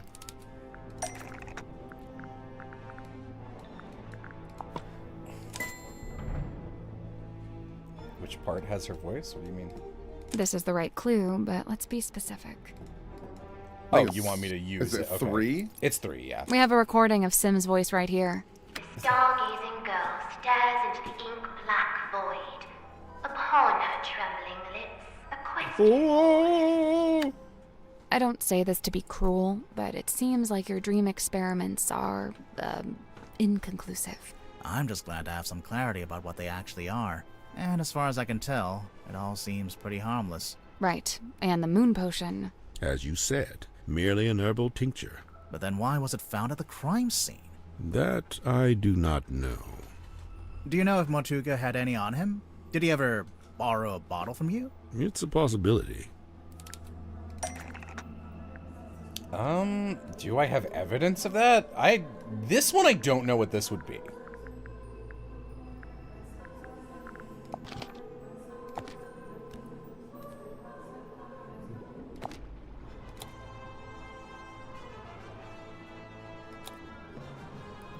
sun pills? Ship bottle.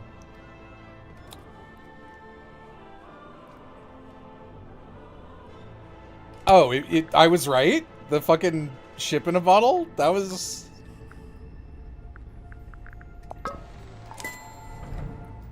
That's insane. Why?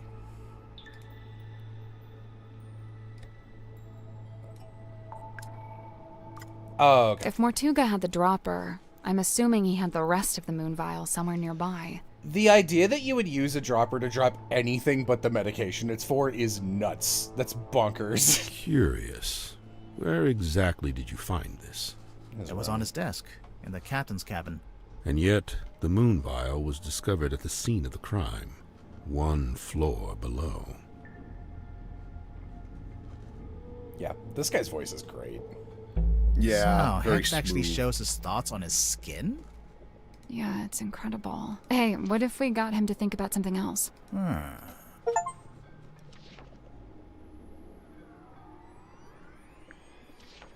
Okay. I Good.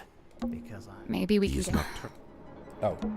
Maybe we can get Hex to think about something else. He is nocturnal. You will leave him. Do you think Hex was like dreaming about something as he got dropped out of the bottle and he floated by, and that's one of the faces people saw in the sea? Ah. See, like, once you open it to, like, cuckoo stuff, it's like anything kind of makes sense, right? I kind of like that. It's fun. No, it's fun. You know, it's the upside of the it's the upside of you can investigate in any order and there's a lot to learn, but then it's the downside of you don't have the direction. What's up, man? I love his theme. What do you think about... I don't know. How are you? Oh, a locked box. What is inside? Oh, I must find out at once. You're not impressed? Half the time, with things like this, the writer hasn't even worked out what's inside. They just want the reader to speculate. Keeps them invested. Okay, but this is You real. know what? It's not He's right. somebody's fiction. Yep. How can you be sure? Maybe someone planted the box to distract you, knowing you'd get all curious. I bet there's nothing inside. Look, I'll shake it. There's something in there. Multiple things, sounds like. Okay. Okay, let's see. The symbol on the top left, next to Governor's Manor, that's the fellow emblem. Oh, you knew that already? Kinda, but keep going. Oh, that's my father's emblem on the top right, the one next to Town Hall. D for Dusk. Mayor Dusk. Your dad was the mayor and you grew up in the town hall? Must have been nice. Yeah, sure. Hang on. Your dad is listed on the back here, on the family tree. And there's a line between him and Felicia Stonetop, see? It's a stretch to call this a family tree. More like a tree of speculative conjecture. Okay.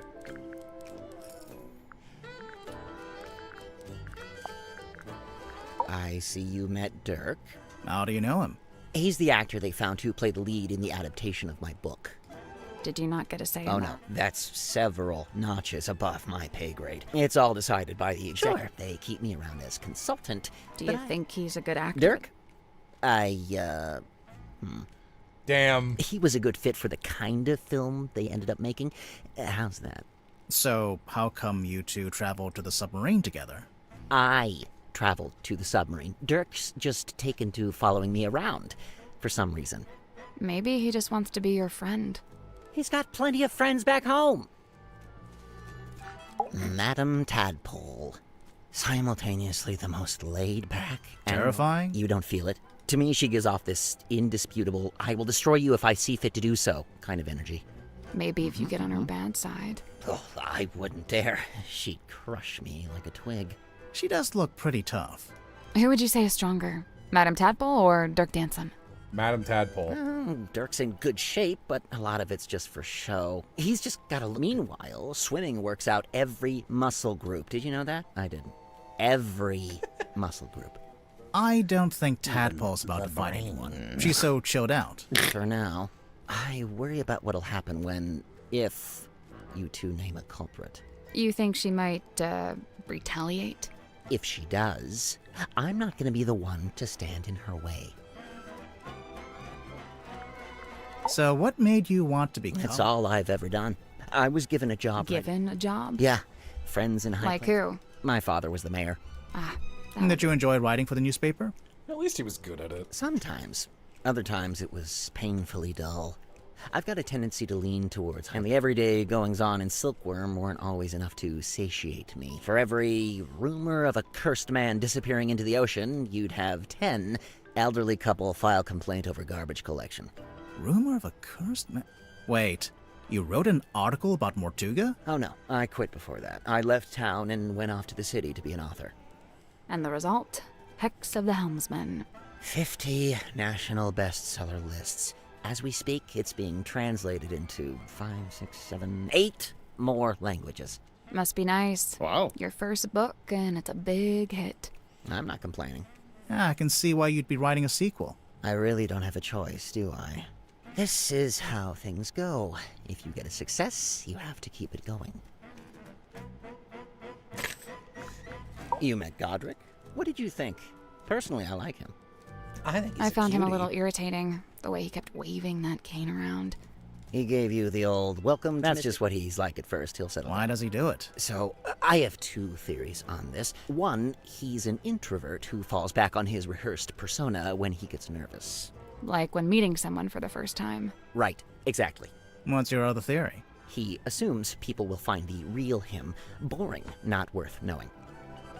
I don't think your 2 theories are mutually exclusive. They might both be right. So, what is the real Grip like, once you get to know him? I don't know. He's kind of like one of those savants, kind of odd, but seriously gifted.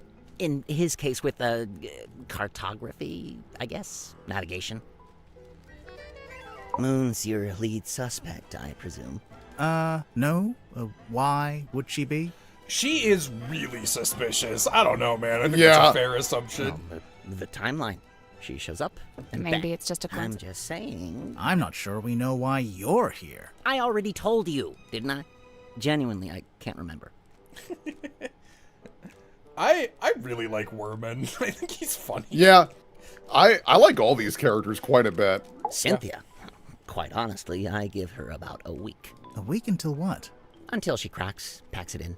The pressure's already getting to her. I know the signs, believe me.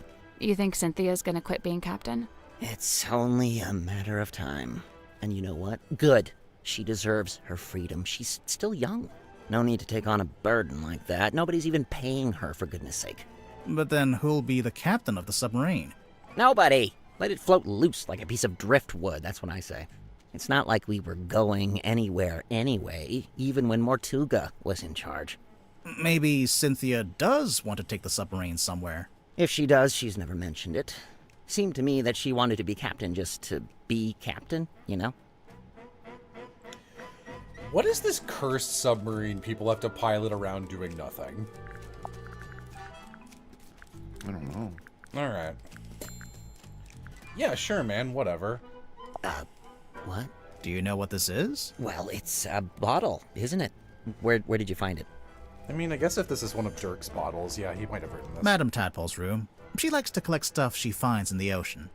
Does she now? What fun, what fun. He's so fucking good. Mr. Worman, do you know what this bottle is? No. No idea. I think you're a fucking liar, is what you are. I tried. No luck? He just said it was something he'd picked up on his travels. Picked up where? Floating somewhere in the middle of the ocean? Yeah.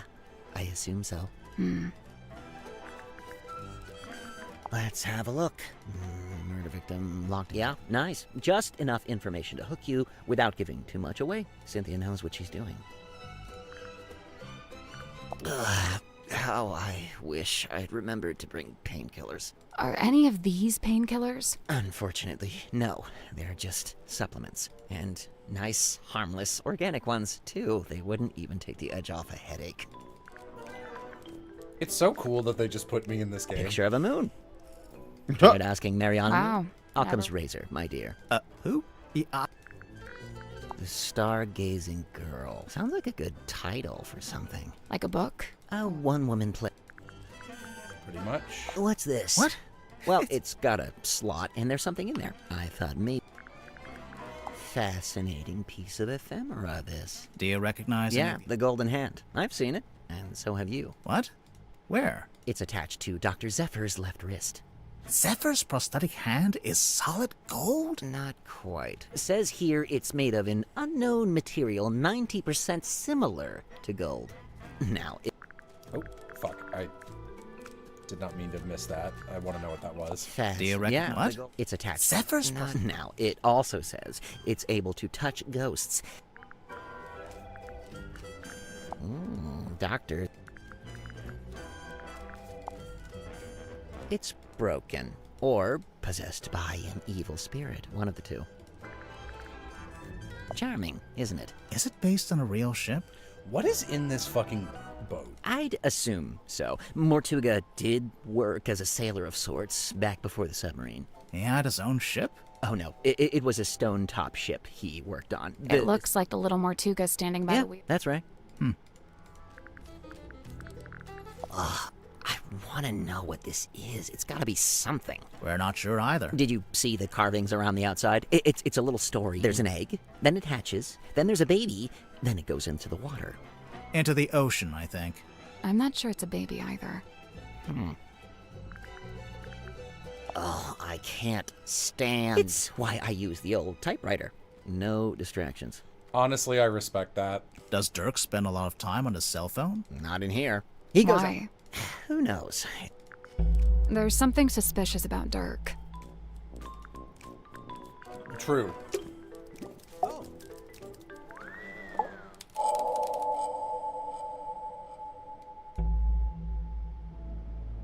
Tell me, Dirk, have you ever been involved in the planning of a murder? Bro, not cool. Why would you come right out and attack me like that?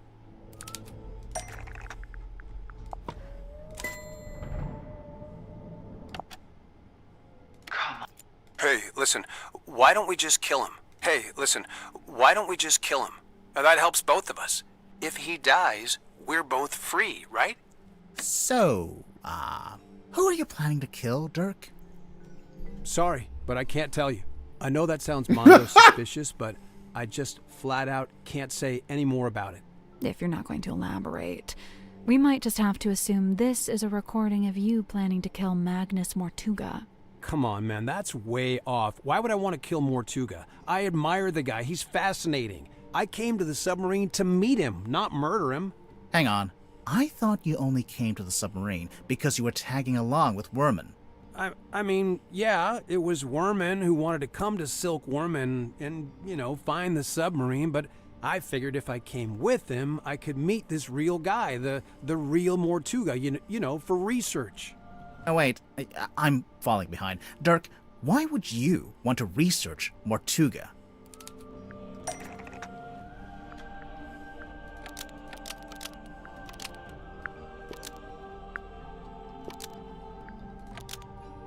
Magnus Mortuga was the original inspiration for Marcus Mordoom, who Dirk plays in the movie adaptation.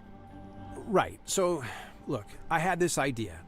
I figured surely meeting the real Mortuga would help with my portrayal of Mordoom in the next movie. Like I said, research. You hear about actors doing that kind of thing, don't you? So, that was your idea? Your own personal plan? To come with Worman to the submarine? Yeah, but I don't like the way you phrased that. It sounds like you're leading up to something, or... Yeah, I don't believe that's why you came here with Worman. In fact, I don't think it was your own idea at all. There's clearly a third party involved. Someone or something that we haven't mentioned yet.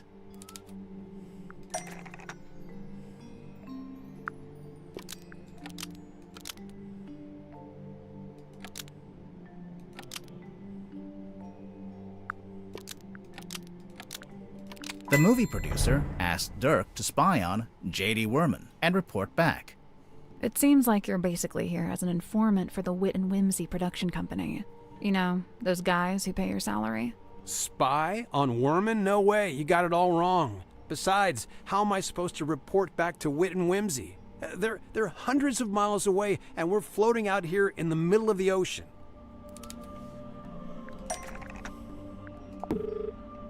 This is your cell phone, right? Yeah, but it doesn't get any signal out here, not even standing on deck. It's quickly running out of battery, too. No battery and no signal. What if I said you had a way around both of those problems?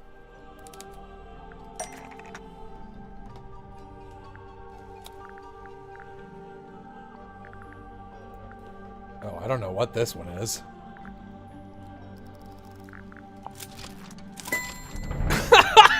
What?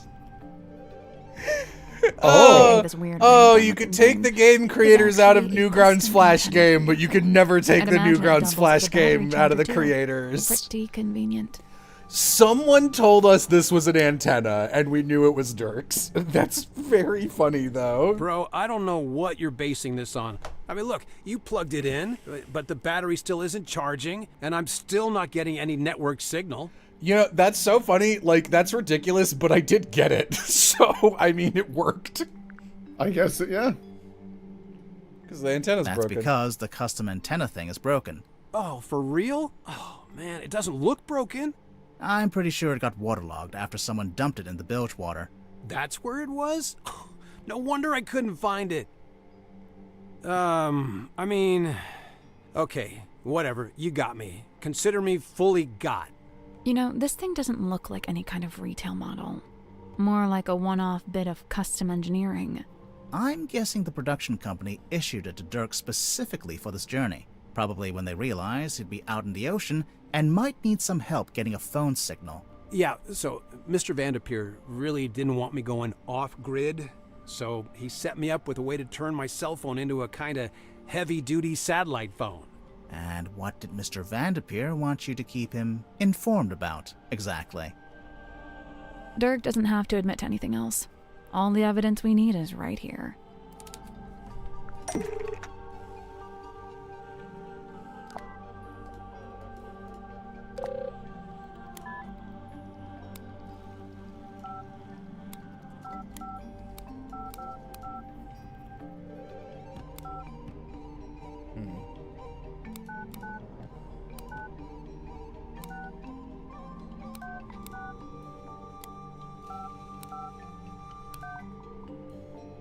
This is the right clue, but let's be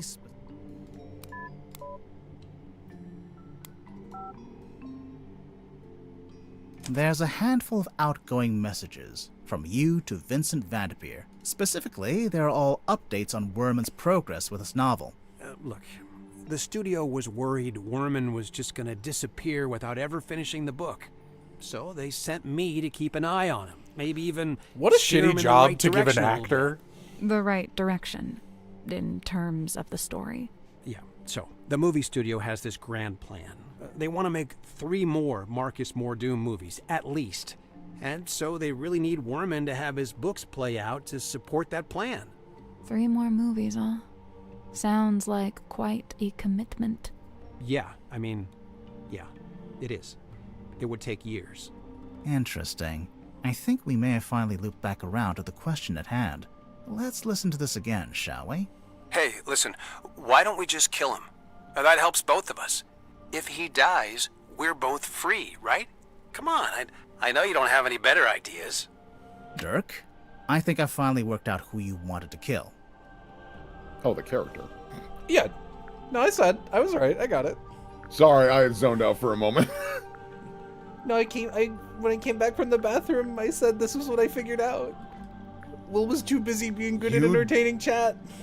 You did. Marcus You know Mordoom, what? This is all coming the back to fictional me. character. The person you're talking to in the recording must be Worman.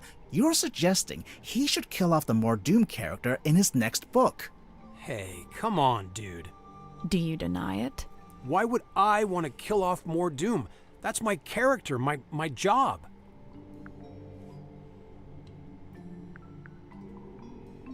You want to be free to take other acting jobs instead. Let's take a look at the cell phone one more time.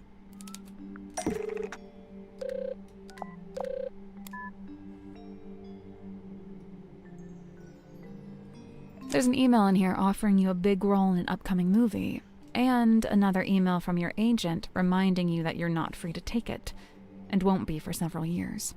From what I gather, This is an insane you signed a pretty lousy exclusivity contract with Witty Whimsy, and now you... Okay, hang on, sorry, but how would you know anything about my contract?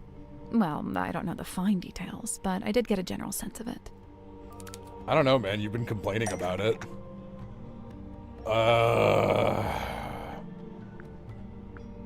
This one has mostly just been testimony. I actually don't know which this is, to be honest. Maybe I don't have it. It seems to me like your co-star soaked up most of the budget for the movie, and you ended up with a bad deal. Possibly because you were too keen to sign whatever contract they gave you. Possibly just because you didn't have much negotiating power, since you weren't famous yet. You know, a little from column A, a little from column B. You said yourself, the studio wanted to make at least 3 more Marcus Mordoom movies. So you're stuck in that lousy contract for several years, unless you can somehow ensure the next movie is the last one. So, if Warman kills off the character in the books, that would stop the studio making more movies? The idea that he would be not allowed to take another movie to keep his schedule open for a film that not only doesn't have a script, but doesn't even have source material is wild. I'm not convinced that would actually work, but okay. The point is, now that I'm a known actor, I could be making more money with a different studio. A lot more. But I can't let it get out that I wanted the Mordoom character to be killed off. Everyone's going to take it the wrong way. They'll call me greedy and ungrateful. Look, you gotta understand, killing off Mordoom isn't just about me. I was also trying to help Werman. He's been looking for a way out too. A way out? Is Vanderpeer a character from the Swamp game that I haven't played? He's not enjoying writing the books anymore. If only Dirk was part of SAG-AFTRA. Hey, I'm the most pro-union guy you're ever gonna meet. SAG-AFTRA, not gonna help you. The whole thing became just this awful burden. I'm sure he'd be happier if he could just be done with it. They finally got some, like, AI is bad shit under their belt, and it took them, like, 4 years. They're so slow. I hate them. Hey, besides, you know, maybe killing the main character would actually make for an interesting story. Yeah, that's why they won't do it.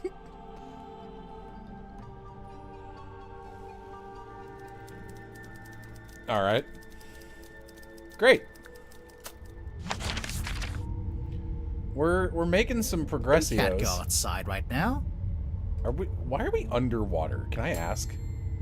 Let's discuss the crime scene. How?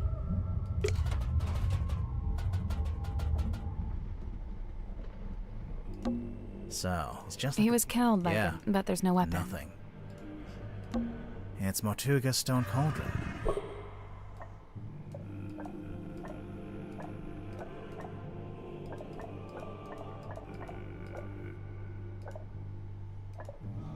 Yeah, I have the typewriter.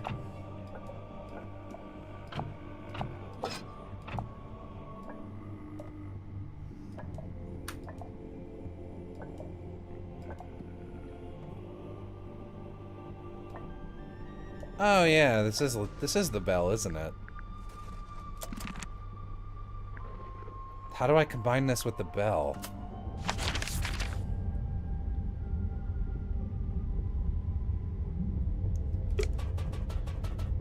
Let's talk to you.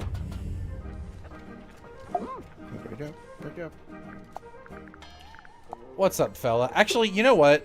You know what I think's been fucking me is I didn't just have everyone tell me about everyone else. That has often been the thing that's been opening up these suspicions. Oh, sure. So let's do that.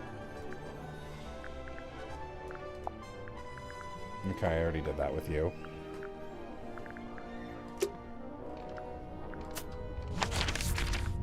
How about, I think Sim, do I know everything about everyone? There's a tiny check mark in the corner of the map screen. Yeah? Where? Oh, yeah, when I've figured out people's suspicion subquest, yeah. Sim, what's up with you? I haven't gotten to talk to you enough this sitting.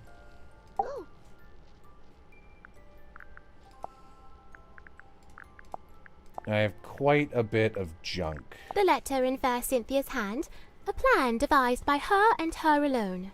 The plan being... Why, to hire a sleuth to seek the truth. That's us. Couple of sleuths seeking the truth. I implore, unravel swift this tangled tale, and name the knave ere further harm befall. Further harm befall who? With former captain slain, I feared the new be target too. Oh, I'm reading this myself. Oh, cool. Hey, did you like the bit where... I am but midway through. Prithee, spoil it not. Right, sorry. Employed it be to speak with... Assuming you can get signal. Who'd have thought that Dansome Dirk, of all our kin, is playing host to Hidden Ghost?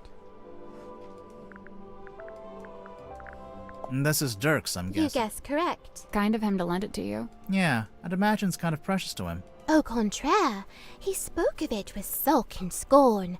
Glad was he to see it gone. A werewolf? Or some hell-born fiend? Yeah, I think it's just a guy. But his eyes, they burn of wicked flame. Well, it's either wicked flame, or it's just red eye from using a flash in low light. 'Twas Cynthia who had it when first she came aboard. Something in it holds great weight, for her at least it seems. But you don't know what exactly? With certain mind I cannot say. I tried it once. Tried what? To turn the wheel, to steer the ship. Oh, how'd it go? It did not. I was too weak.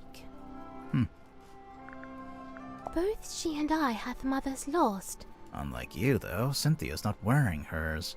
Cynthia's already got a cool jacket. One that actually fits her, too.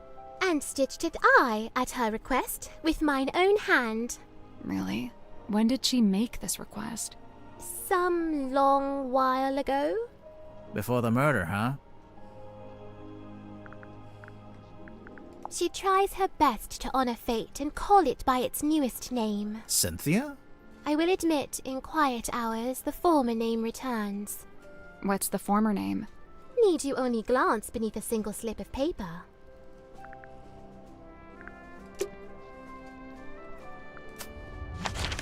Oh, wrong.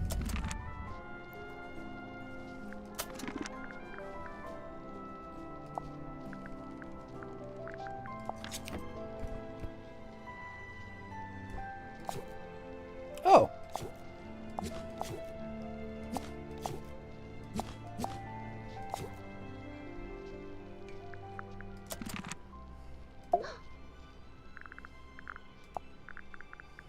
Dost thou require this card's consent when Well, no. Then what purpose doth it serve?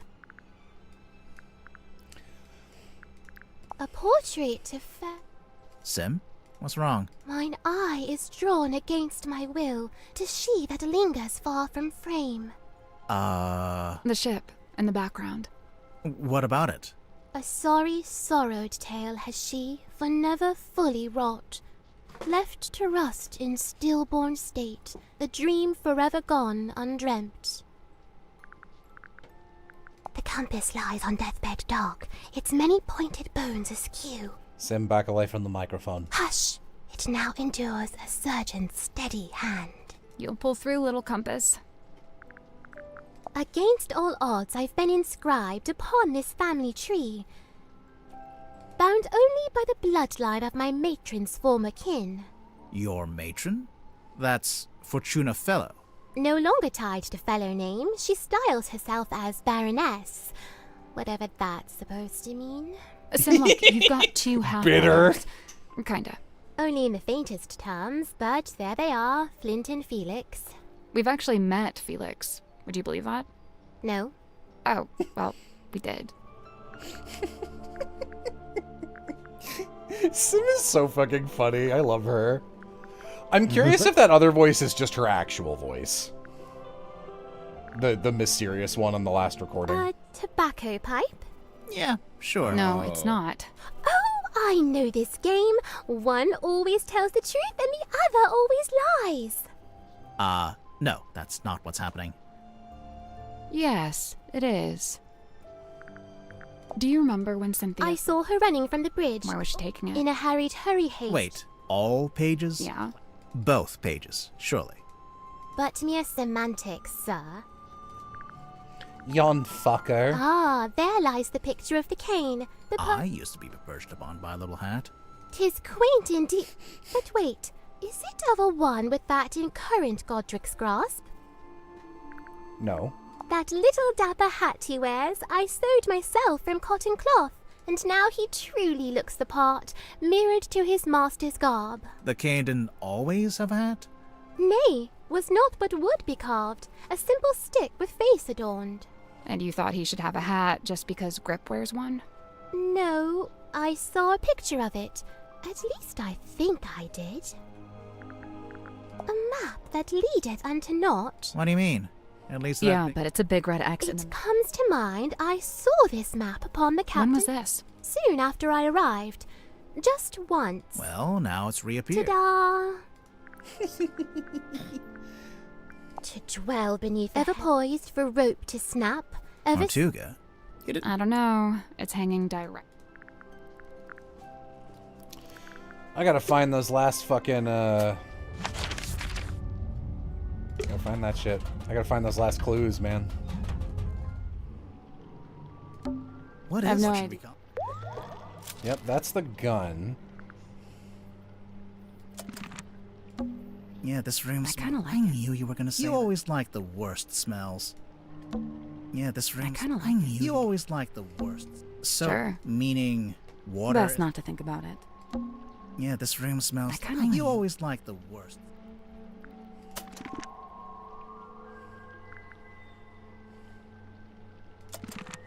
Okay.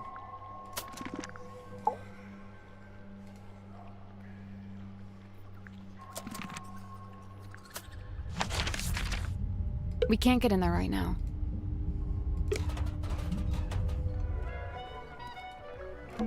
Sally, how do you feel about? Nope. It's a treasure chest. What a tease.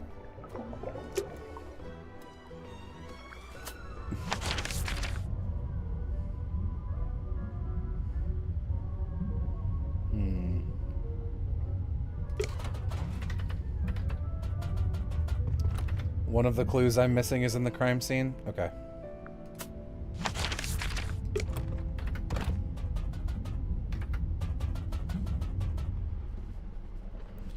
What else could be a clue? It's a heavy bubble. There's actually... So I could. If lock you it. were strong enough. Ouch.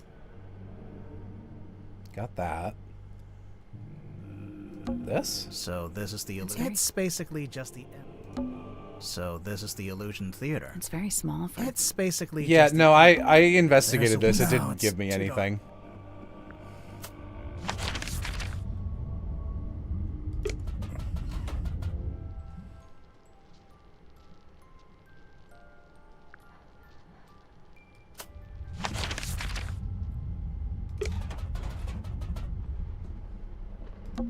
There's a wooden. No, it's too dark.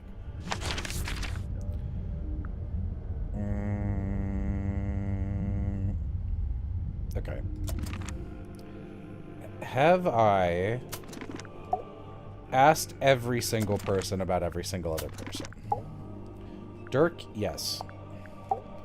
Zephyr, yes. Yes. Magnus, maybe. I have not asked someone about Moon. Who am I missing?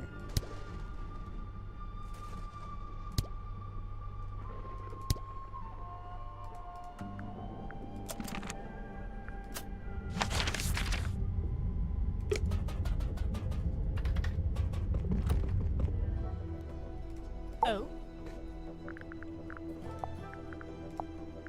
Symmetry was the only person I didn't see on my tour of the submarine. I realized later that she'd been with Mortuga at the time. In the Illusion Theater? You know what's funny? Nobody else calls it that. They all just call it the storeroom. I'm led to believe Illusion Theatre is a name Miss Silkmoth came up with herself. Rather like how she came up with the name Symmetry Silkmoth. That's not her real name? It's not her birth name, no. Is that what I needed? You know. A certain piece of equipment she uses in That's the well, one. there's only one other place it would be. Yippee! Man, come on. This wooden pad. Hello. Hi. It's a little set of tiles.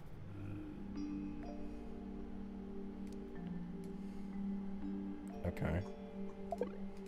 What? What? Okay. Give me a minute.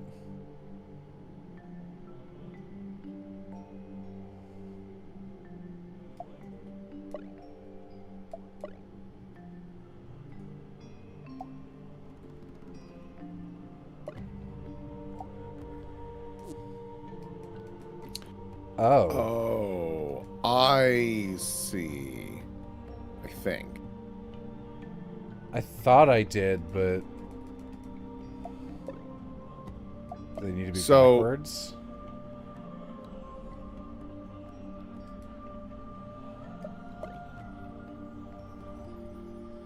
Yeah.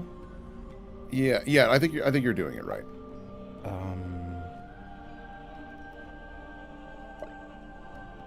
Where's the last heart? Is this a fusion? No. That's a diamond. The last heart. Good. Oh no, that's no, I mixed it up. Okay.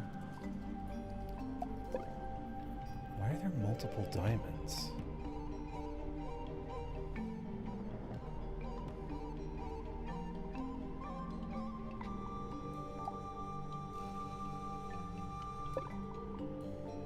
Oh, the diamonds might be hearts, because because of the way that they're drawn, it might be the mirror of getting the pointy side. Oh. Yeah, you're right. Okay. I got it. Yeah. Yeah, okay. Welp. That's a lot of diamonds, my Frymond.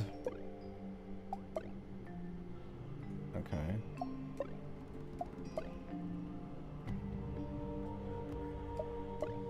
Sure. Okay, and then...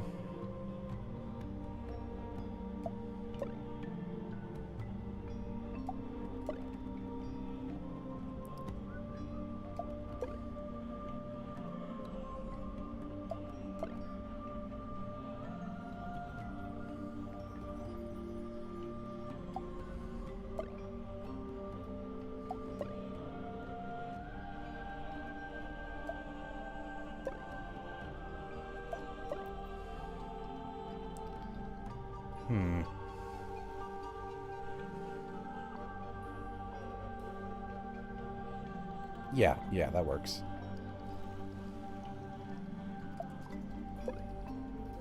Oh, that was it. Nice work. It's unlocked, I think. Right. Let's get this thing open. Ugh. There's a girl in there. It's a doll, I hope. Don't like that. I don't like this at all. Yeah. Yo, this sucks. No good. So it's a life-size doll that looks like symmetry. Well, yeah, but I think there's more to it than that.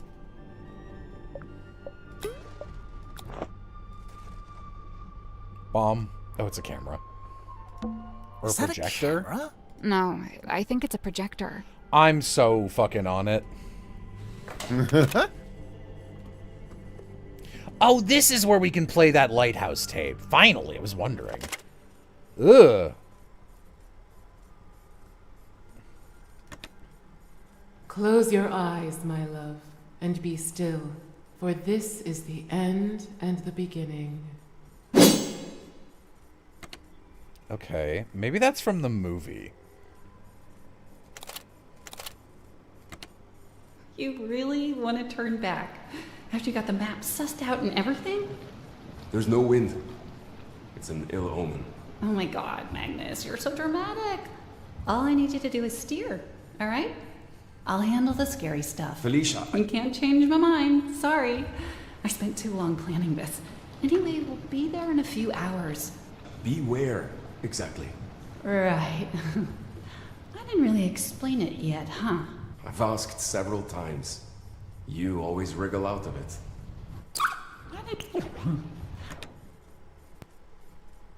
There's the peeper, dude. Who was peeping? I didn't really explain it yet, huh? I've asked several times. You always wriggle out of it. Well, I've got nowhere to wriggle now, do I? Okay, and there's probably one more somewhere. Sorry, why was there a projector hidden inside the doll? Safekeeping? There's something suspicious about Grip. You know what? Not my first thought. I'm gonna be honest with you. Let's go talk to him. No, I'm looking at the scary doll right now. There's a little... I'm guessing Mortuga dropped this when he died. Nope, sorry. That is a very funny, leap. Oh, okay. Why does your head come off? Hey, what's that about? Okay. Okay. Yeah, man. I guess let's talk to Grip. I would talk to Symmetry, but you want me to talk to Grip. Hello, you? Ah, Miss Sithmoth's a talented seamstress, and she carved and painted the head too. Okay. Close your eyes, my love, and be still, for this is the end and the beginning. That phrase. I heard that phrase spoken aloud when I was in the bilge with Mariana Moon. And this was around the time of the murder. Yes. I wager it was. I mean, was that just Sim doing her little practice Sim play was or whatever? playing this. This was a Grip and Mariana were in there, and they heard part of that shit happen, and then someone fell over. Maybe it was the doll. Maybe it was Magnus. Who can say? What's the deal with this blueprint? They say Mortuga bought an incomplete... So it only makes sense that the blueprint... Where did he buy How did he pay for it? One, the shipyard, I imagine. What's up with you, dude? Let's figure it out. Ha-ha! How about you? I've been looking forward to this part. Yeah, there is something, or someone, that I'd like to ask you about.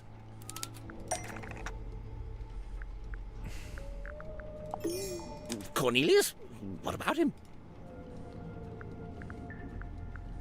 His appearance. I don't think he looks quite like he's supposed to.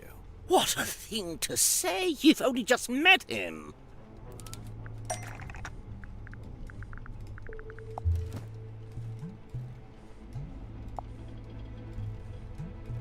Look at this. Now you mention it, they don't match at all. The one you've got is a different shape, and it's made of wood. This is what you're grilling me about. Why the two canes look different, though?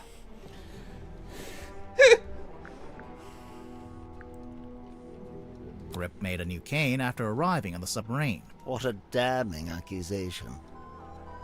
Yes, I made a new cane, and yes, it's made of wood. Where are you going with this? Hey, I'm with you, Grip. What happened to the original cane? I left him at home when I went off in my balloon. I thought I ought to leave the trappings of the brand behind me, but it wasn't to be, clearly. Where are you going with this? Why do you want a cane in the first... Mr. Grip's always had Cornelius Cane as his sidekick. It's an integral part to the branding for Mr. Grip's Emporium. Where are you going with this? Where did the wood come from? I forget. There's a faint resemblance, I suppose. But aren't the wheel spokes a fair bit shorter than Cornelius?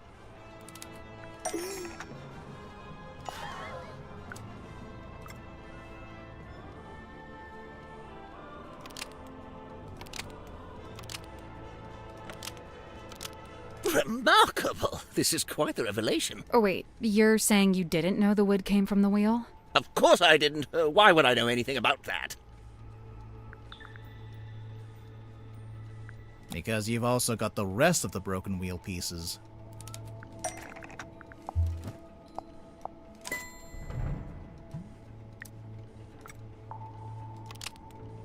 So, Grip, I have to ask, do you know anything about how the ship's wheel was broken? Yes, I was there when the wheel was broken. In fact, Mortuga and I, we broke it. You broke it? I was trying to take control of the wheel, and Mortuga forcibly wrenched it out of my grip. He was very strong, you see. Wait, you tried to steer the submarine without permission? I did. Why? There'd been a disagreement. It's nothing, really, not important. A disagreement? About what? Where to take the submarine? Something like that.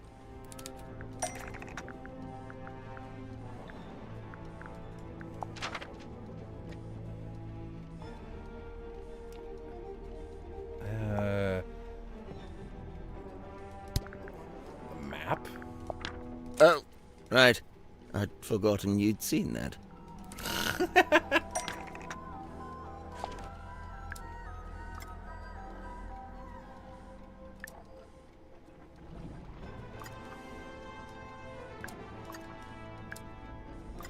Map interpreted by Godric Grip. For customer, Magnus Mortuga. And it's a record of service from your shop. Not the one here in the submarine, but the real one in the town. It's all there in black and white, I suppose. Yes, indeed. Some time ago, Mortuga came into my shop. He showed me the map and asked if I'd be able to interpret it for some voyage he was planning. Interpret it? It's marked with an X, but there's nothing in the way of coordinates. Nor are there any apparent landmarks, given that it's just describing an area of ocean. So, how did you work it out? By employing every ounce of my skill. By working harder than I'd ever worked. Something about that map, the mystery of it, the feeling of chasing down the unknown. It grabbed me, and it didn't let go. For 2 weeks, it was all I thought about. I was so focused on it, I barely slept. Easily the most thrilling job I'd ever taken on. I even waived the payment. I couldn't in good conscience charge for something I'd enjoyed so much. The problem was, afterwards, all my other work suddenly seemed banal. I began to daydream of that thrilling feeling, that pursuit of the unknown. It led me to eventually close up shop and head out in my balloon, on a voyage of my own, which, as you know, ended rather abruptly. Right. But to be pulled from the ocean by Magnus Mortuga himself, and to find that very same map laying on his desk. I asked him at once if he'd ever followed the map to the coordinates, and he said he hadn't. I was disappointed at first, but then I realized we had the submarine. We could still go, right now. But Mortuga told me we would be doing no such thing. In fact, we weren't to be navigating anywhere. Instead, he seemed insistent in hovering near the Silkworm coast, like something was keeping him tethered to it. So, you tried steering the submarine yourself? I'd convinced myself it was what Mortuga secretly wanted, even if he was refusing to admit it. I thought a little nudge might be just what he needed, get him out of his comfort zone, you know. But as I've already admitted, it didn't go to plan. Mortuga came into the control room, we briefly fought, the wheel was broken, and that was it. My request denied, I soon found myself opening a new branch of Grip's Emporium right here in the engine room, which, of course, necessitated the construction of a new Cornelius cane. There's one thing I don't understand. If Mortuga didn't intend to use the map, why did he keep it around? I don't suppose we'll ever find out. I think I know. You do? Mm-hmm. There's a good reason why Mortuga didn't want to follow the map. He'd already followed it. What makes you say that?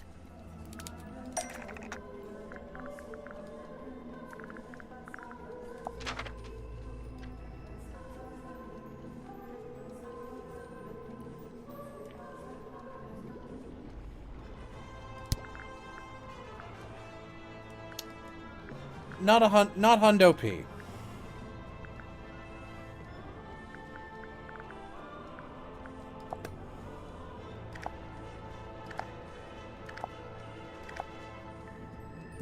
The projector. The boy. Oh yeah, we just watched it. Sorry.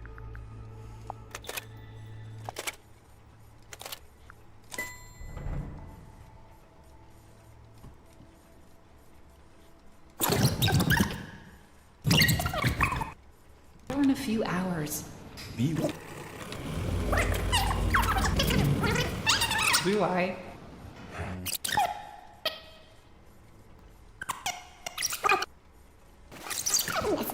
This is a film of Magnus Mortuga and a woman named Felicia Stonetop. They're talking about their plans to follow the map. Remarkable. Wait, was that filmed here on the submarine? No, in fact, it's not a submarine at all.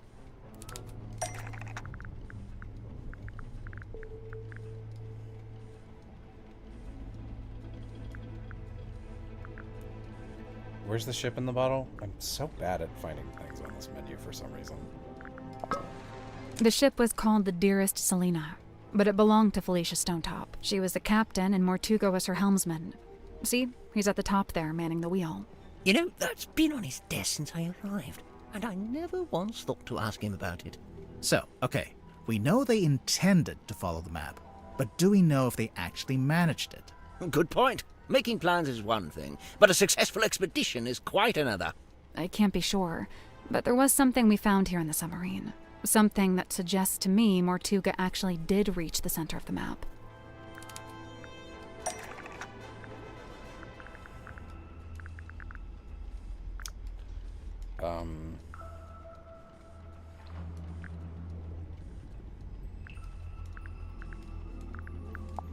What's that got to do with it?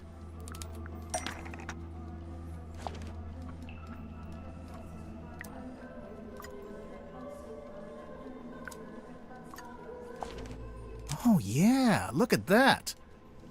But why didn't he just tell me? What did he find in the ocean that was such a big secret?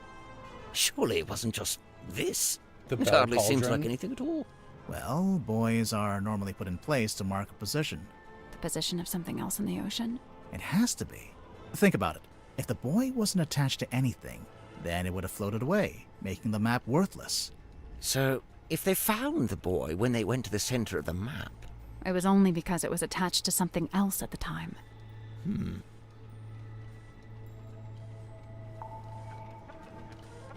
Well, he seems cheerful. Hooray! I was worried about him. So, again, I don't have it. This is so me. I don't have in-universe evidence. Every other suspicion we've gotten from somebody has gotten a significant amount of information that is like, that is the thing they're hiding. We didn't just get one from Grip, and he, to me, feels the most primed to get an Ace Attorney breakdown about it. So for exclusively that reason, I guess he's my top suspect right now. Not a good reason. Hey, Sim. I get it, though. Hey, Sim. What is this? What is this? We found your doll. She's not talking. You didn't ask her anything. All right, fine. What's up with the doll? Okay, now she's not talking. Speaking of, Sim, can the doll talk? Like, does it have a little speaker inside? She is ever silent. I speak for us both. I just thought, there's a string on the back. I thought it was like a pull string. It is a pull string. Oh, then how does it work? You pull it. Is this yours? No, not mine. Merely borrowed from Magnus Mortuga. Mortuga owned a projector? What for? Projecting a film, I guess? Not this film. What did you want it for? Projecting this film. There's something suspicious about symmetry. Yeah, I guess. Maybe.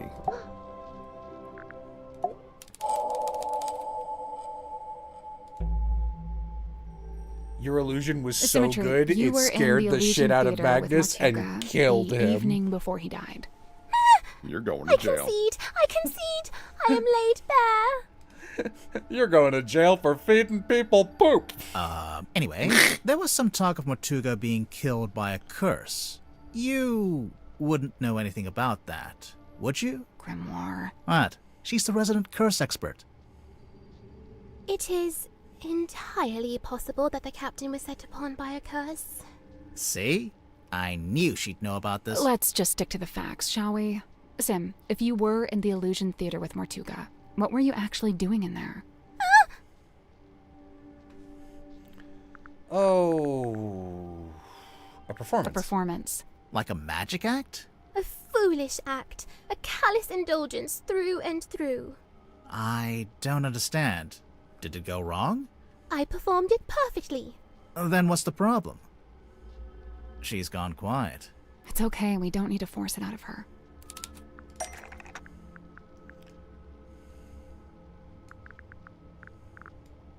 ¿Dónde está?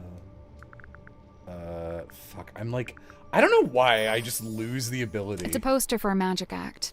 Or a rough layout for a poster, anyway. Oh, we found something else, too.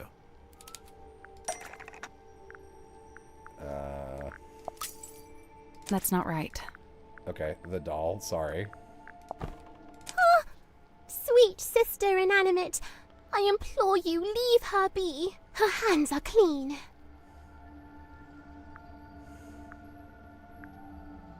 The doll is a prop used in magic tricks. What kind of magic trick would need a life-size doll? Any trick where you need a double, obviously. Stupid. Okay, jeez. Mean to me. No, not this one. Where's her other one? There's one of, like, her looking in the mirror. It's not this, is it? No, it's this.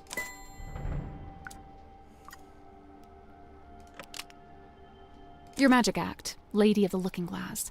I don't claim to know exactly how it works, but as far as I can tell, you put the doll behind some kind of special mirror, and it acts as an identical double. Is there any way the items are sorted? It's in order you pick them up. Lady of the Looking Glass is a thing of the past. I am no longer able to perform it. Because you don't have the special mirror. You misunderstand. I shall never again perform this trick. But why not?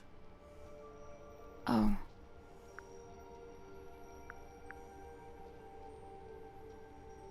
Because Sim and her doll are no longer identical. Sweet sister stays ever a fresh-faced child. No such fate is writ for me. So you can't use the doll at all anymore?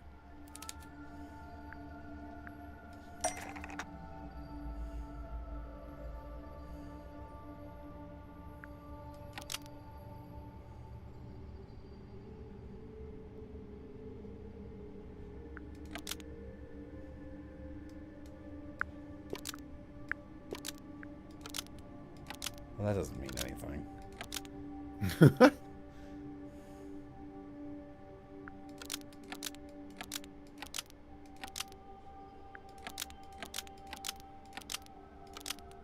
No, I was thinking maybe she could put the head inside of here.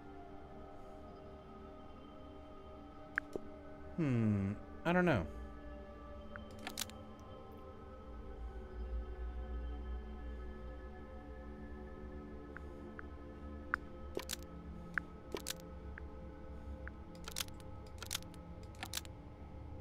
Lady of the Looking Glass could reflect an image of the doll if it was facing away from the audience. That's not right. Dang. Okay.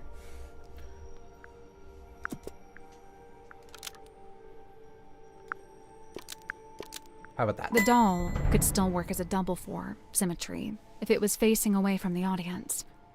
Facing away? Oh, like the sketch on the poster. Right. I wonder why she needed a double, though. This isn't a mirror trick like before.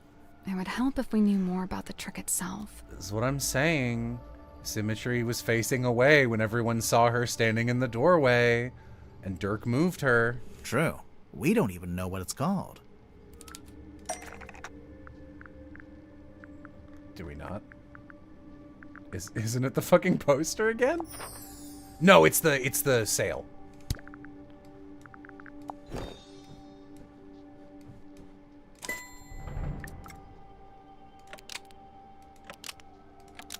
The Stargazing Girl.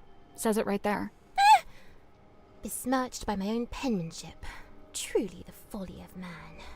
Why would the title be written on the sailcloth? I'm pretty sure she used it during the magic act.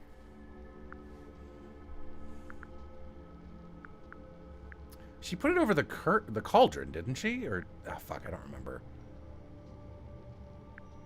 I thought it was on the cauldron at some point. She draped it over the cauldron.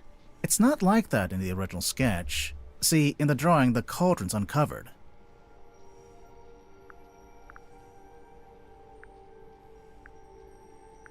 Mortuga asked her to keep the cauldron covered up. Before the captain assented to me using that room, he'd been using it for storage. When I was first let inside, the sailcloth was indeed draped over the cauldron. I hadn't realized he did not wish me to remove it. When he saw my design for the poster, he had but one request. Symmetry. All I ask is that you keep the sailcloth on the cauldron. And given that you had to keep it, you made use of it as a kind of banner. So what's the stargazing girl about? What happens in it? I do not wish to speak on it. No? Well, we actually know quite a bit about it already.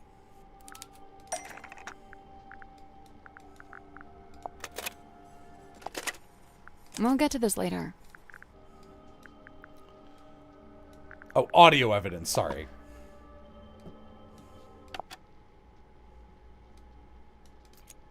Hey, listen. The stargazing girl stared upon her trembling lips, a question born. The void unhealed. Close your eyes, my love. Oh! How can this be? Mariana Moon was in the bilge at the time. I guess the sound traveled down through the open vent.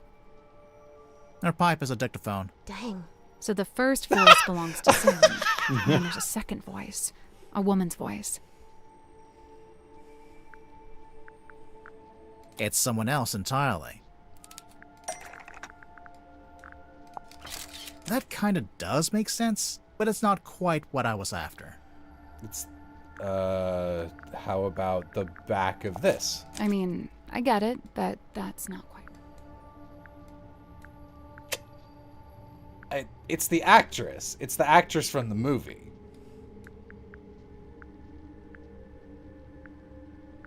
The projector again? Oh, alright, sorry. This film matches up to the And see how in the poster, there's a little Grim Reaper guy? I am undone. Hang on. Why does Sim have a film of a Grim Reaper character? Where'd it come from? It's a scene from Dirk's movie.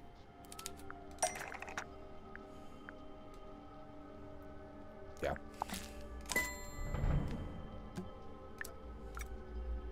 Oh yeah, good catch. Okay, so Sim put the projector into the doll, and it projected onto the circular window at the back of the room. If the doll was sitting on the cauldron, where was the real Sim?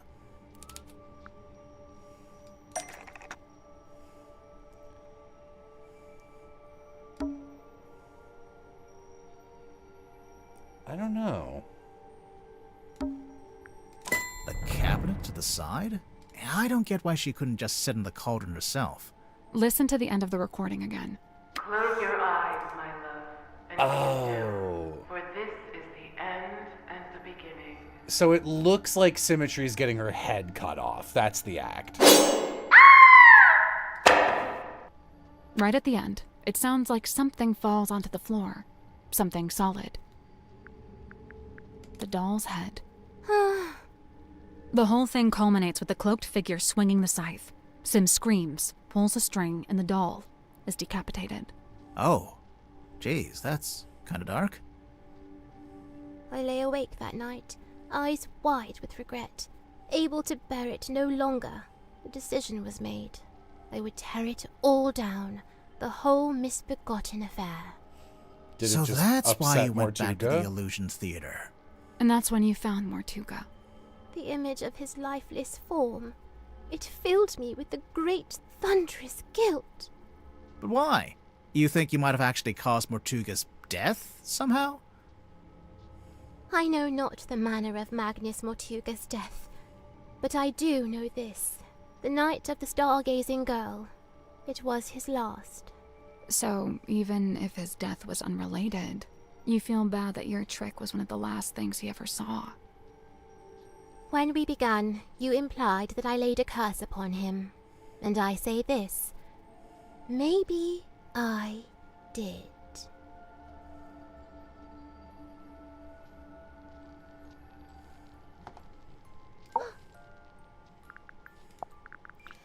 Everybody's favorite little weirdo freak. I already asked her about everything. Do. Let's discuss the crime scene. I don't know how to do that. Is there like a place I can talk to Sally? How do I do that?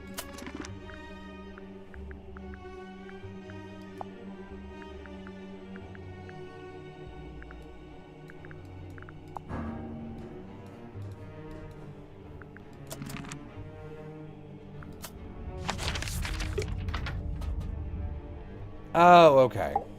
This is the weirdest submarine and the first. Nope, that's it. That's all we can do. What's in the frames? They're just ocean landscapes.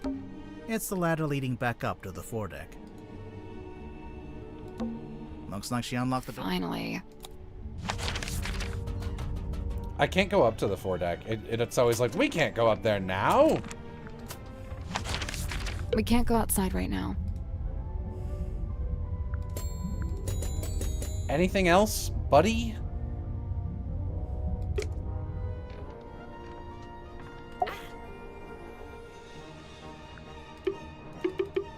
Why are none of the suspicions there?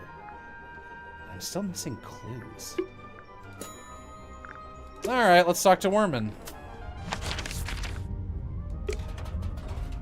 Go to the crime scene? I was just there, though. Hi there. Someone's hung up a tie to the wall. Finally something to justify the name of the room. Someone's taped, although it's... I think it's supposed to be a poster. Why is this upside down? It's a heavy bulkhead door. Seems There's like... actually a wheel So, if you are strong. ouch. There's a cloth hanging up on the wall.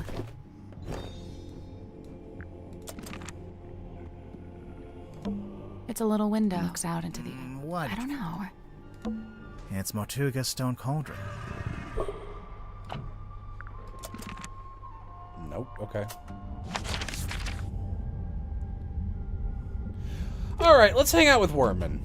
One of the only guys we haven't spoken with all the way. What's up, Worman? Will you tell me about your freaky little typewriter? How about this movie? Where did you find that? The crime scene. In a cabinet. Hidden off to the side. Oh, of course there's a hidden cabinet. Oh, it's just too good. I don't know if it has anything to do with the murder, though. He's great. Details. Yeah. I saw a little behind the scenes video the devs posted of how they do the... Like, they've got like a portrait bank of every different pose and all the different expressions, and you can like... So it's modular. And they went through like line by line and sometimes phrase by phrase, which is why the characters like react to everything a little differently. It's so cool. Huh. I didn't know That's she was awesome. still using it. Like, yeah, I don't know, figured she the would've gotten amount rid of it by life now. in the What eyes did and she the use body to use it language for? is so This impressive. is the Lady of the Looking Glass herself. It's a body double. Kind of like having a twin, but you don't have to pay it anything. I think this is also some of the best voice direction. Oh, it's I've good. heard. It's good as hell. It's yeah. it's incredible. And obviously the actors are just doing a dynamite job, but like clearly whoever was voice directing like knew exactly what they were like hoping I for. noticed Mortuga's So. contract has been typed. Yeah, he clearly used my typewriter to make it. Did you give him permission? No, So how did he know how to use it? it's a typewriter. Tortuga might have been, you know, outdoorsy, but he wasn't an idiot. There's something suspicious about Cynthia. Let's go talk to her. Okay, so this is the paper that Sim said she put in the typewriter. There's something suspicious about Worman. Why are you talking to him? All right, later.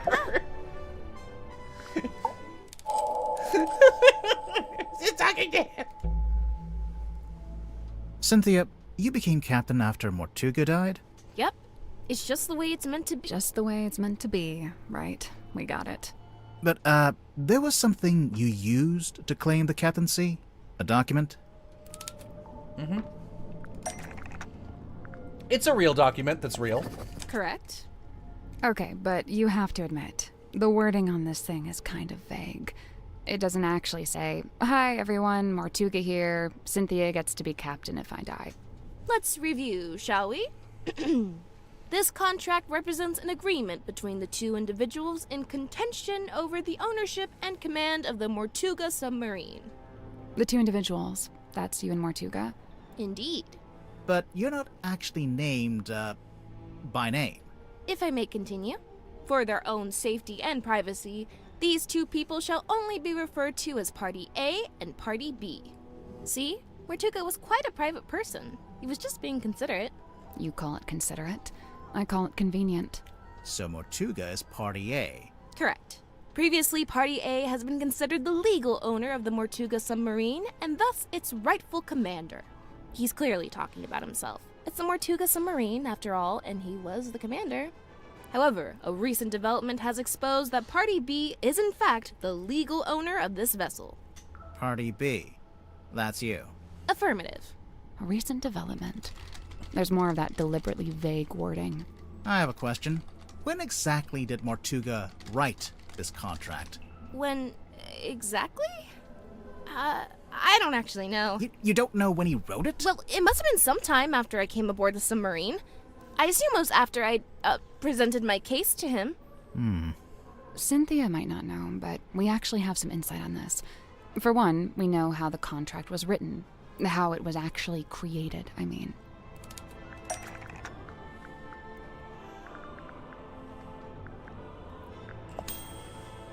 It was typed on Warman's typewriter, so it was made sometime after Warman arrived. And Warman and Dirk arrived after I did, so this gets me off the hook. Try not to sound too relieved, but yeah, this does seem to confirm it. So, my next question is this. When did you sign the contract? A little while ago? Some amount of time ago? If this conversation gets any more vague, I'm going to cry. Was it a day before the murder? A week? Surely it was at some point before the murder. Otherwise... I think it might be time to make an accusation.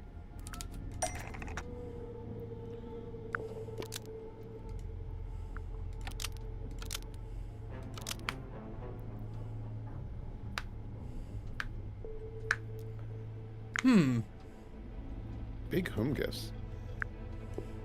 Mortuga's birthday. She signed it with her imagination. All right. Cynthia Seafoam signed the contract after Magnus Mortuga and forged Oh, Mortuga's the murder. signature. Sorry, I Almost. dumb. My bad. I don't know why I Cynthia thought Seafoam I signed the misread that. contract after Mortuga's murder and forged Mortuga's signature. Such a rude accusation! So rude! I assure you, that is Mortuga's exact signature. Do you have any evidence that it's been forged? Yeah. We have evidence in the form of the captain's log. It's basically a stack of cards printed out by the submarine's control panel. Each little card has a space for the captain to sign, and the most recent card is signed by you, Cynthia. All the rest are signed by Mortuga. Well, sort of.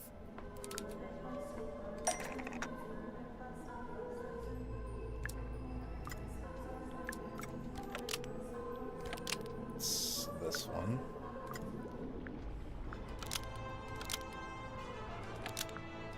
Mortuga's signature on the contract is a mirror image of Mortuga's signature on this card, but it doesn't match any of the other cards. Almost. Maybe just change one thing. Oh,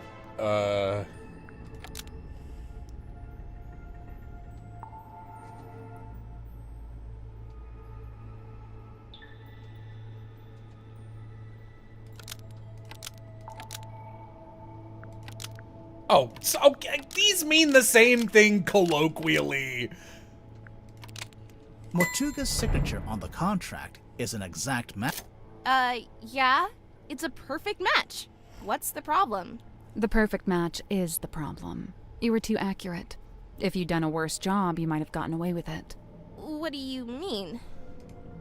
Okay, I guess I meant the spitting image. I know a mirror implies flipped, but if I told you, oh, that signature is like the mirror image of that, like, wouldn't you know what I meant? Like, come on. Yeah, I get what you mean. Mortuga never signs his name the same way twice.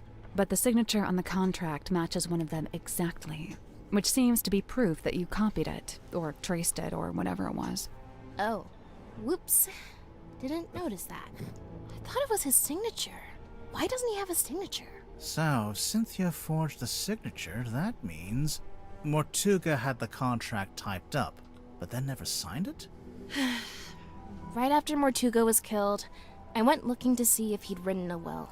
That's when I found it, laying inside the little hatch in the control panel. I grabbed it and hurried back to my room to read it. After reading it, I could come to only one conclusion, that he wrote it about me, but never got a chance to show it to me. Remind me why you were so sure it was written about you? A recent development has exposed that Party B is in fact the legal owner of this vessel.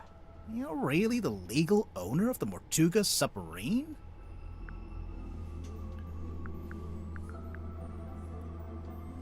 It was originally the Seafoam submarine. I'm pretty sure we'll circle around to that later. Okay. Sorry.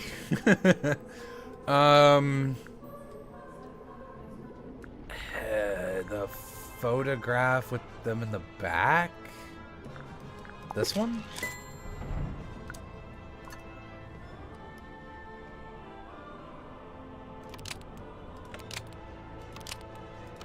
This was back when it was still being built. The Seafoam submarine was never completed. We got close, and then we stopped. It lay rusting in the shipyard for some time. Mortuga would eventually purchase it from my father. At which point it was altered, completed, and renamed the Mortuga submarine. Altered? Yeah, the blueprints from my mother's original design. But as I said, that version was never completed. I've been trying to update it to show how the submarine looks now. The design changed a bit after Mortuga bought it. Wait, if Mortuga bought it, then he did own it. It wasn't a legitimate purchase. It wasn't my father's to sell. So, the recent development mentioned in the contract, that was me, informing Mortuga that his ownership of the submarine was based on an illegitimate purchase. My intention was to refund his payment and undo the transaction, placing the submarine back into my ownership. Wow, I bet he loved that. Refund the payment? You tried to give him his money back? Not money. Something else.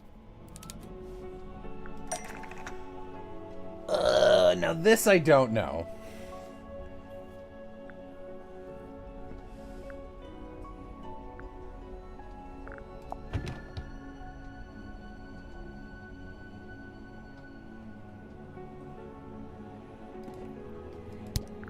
Oh, the deed to the inn. The deeds to the Stonetop Inn, originally owned by the Stonetop family until it was passed into the ownership of Magnus Mortuga. And then...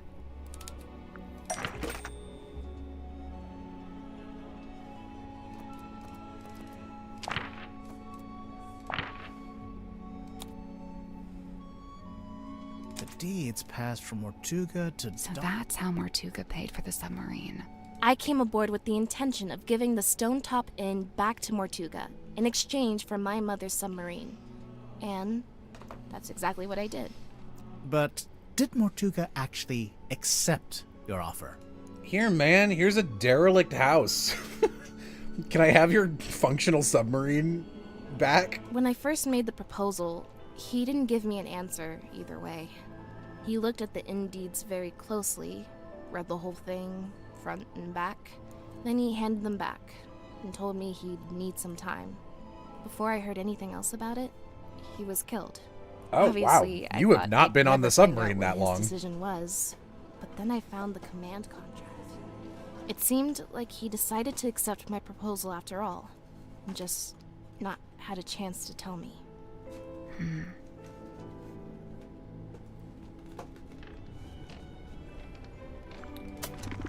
Okay.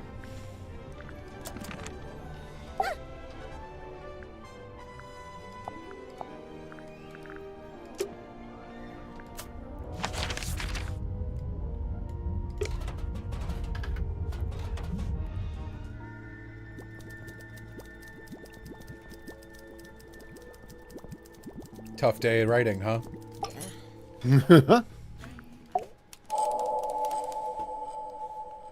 What's up, Worman? Worman, you're from Silkworm-on-Sea, is that right? So technically no. My father and I moved there when I was very young. But for all intents and purposes, let's say yes. Why not? And you first worked as a newspaper journalist, but then moved away to be an author? I literally left my small town to go make it in the big city. It's so banal. I'm not a man, I'm a walking cliché. But then, right as your writing career was peaking, you came back.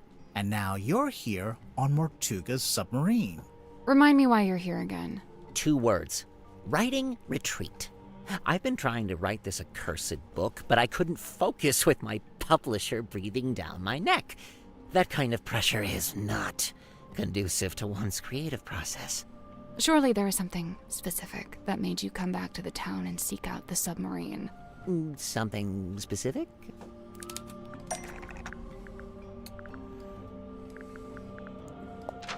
So you got this letter from someone called T.W. Ibis, who says... Ibis? Never heard of him. Oh, it's a him.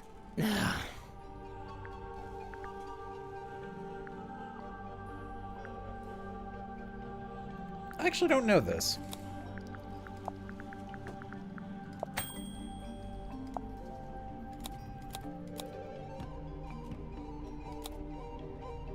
Editor. Okay. T.W. Ibis is Worman's old boss. And, what gives you that idea? I looked at the newspaper!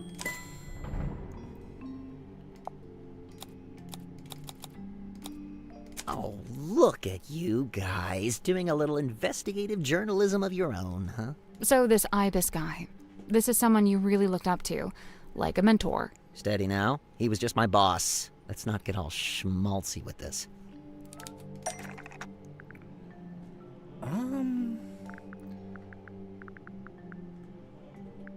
Did he dedicate it to him?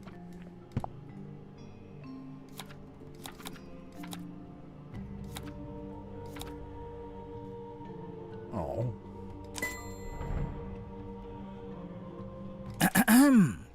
For T.W. Ibis, who imparted upon me what it is to love the art of writing. I'm aware of what it says, all right? Can we just settle down? Guys, there's something bothering me. The letter has a diagram on the back showing you how, when, and where to find the Mortuga submarine. Guys, there's something bothering me. Someone got murdered. Isn't that crazy? Of course. How else do you think I managed to find it? Magnus Mortuga's submarine is the stuff of urban myth. It's not exactly public knowledge. But that's my problem. How would Ibis know about it? He's not on board, is he? No, and as far as I know, he never was. He's not even living in the town anymore. But then how... Yeah, no, I have no idea. FYI, I've officially decided not to worry about it. Looking at the actual letter, he first insults your integrity as an author, and then presents a solution, basically offering you the chance to get onto the submarine and find Mortuga yourself. A chance to meet Mortuga. So that's what convinced you to come back here.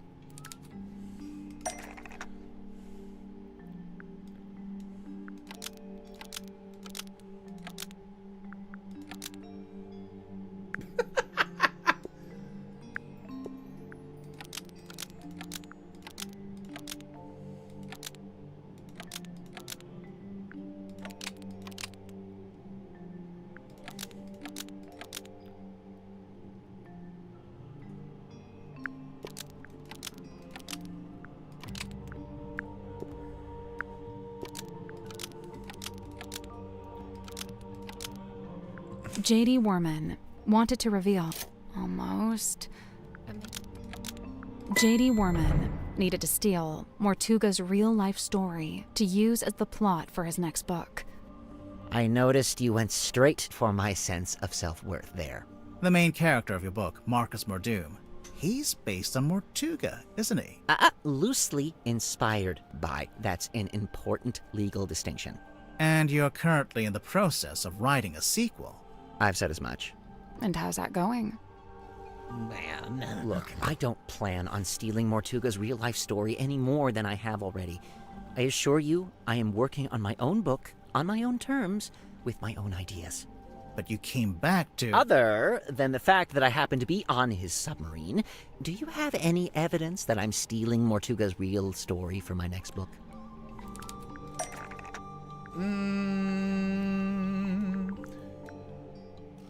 This I don't know.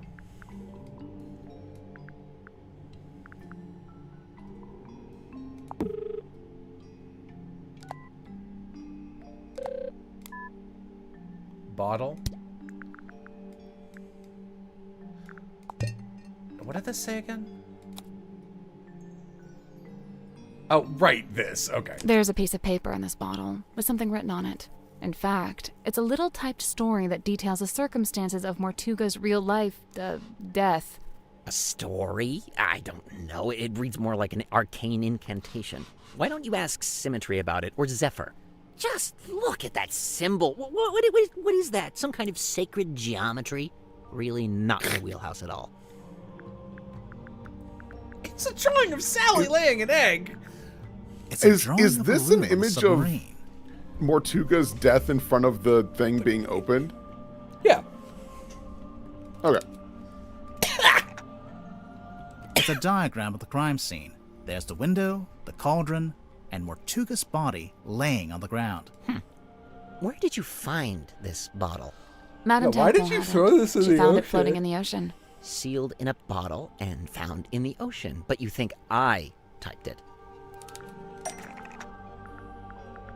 Oh, I don't know.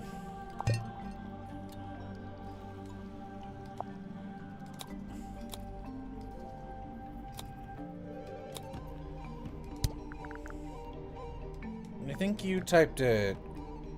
Why do I think you typed it? You had a typewriter. Is it actually the piece of paper in the bottle matches the paper you use in your typewriter, which also matches the sheets from the command contract, and we know these were typed on your typewriter because you told us. Well, you've really done your homework, kids. I'm impressed. You admit you typed the story? It's not a story, it's just record keeping. After Mortuga died, I thought someone should write an account of what happened. Nice try. But just looking at it, I can tell it's supposed to be a plan for your next novel. We need a clue to compare with the message in the bottle.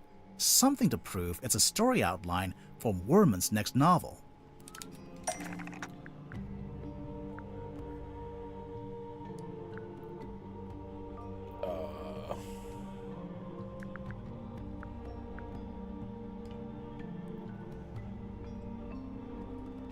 Book.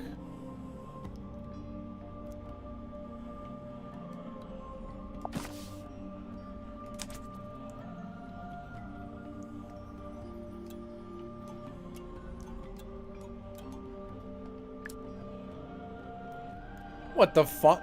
Okay.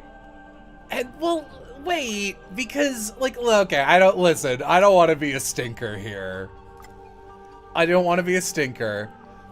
This kind of typography is not something your average typewriter has access to. And even if it did, it would not be the font that would be on the published copy of the book. Huh?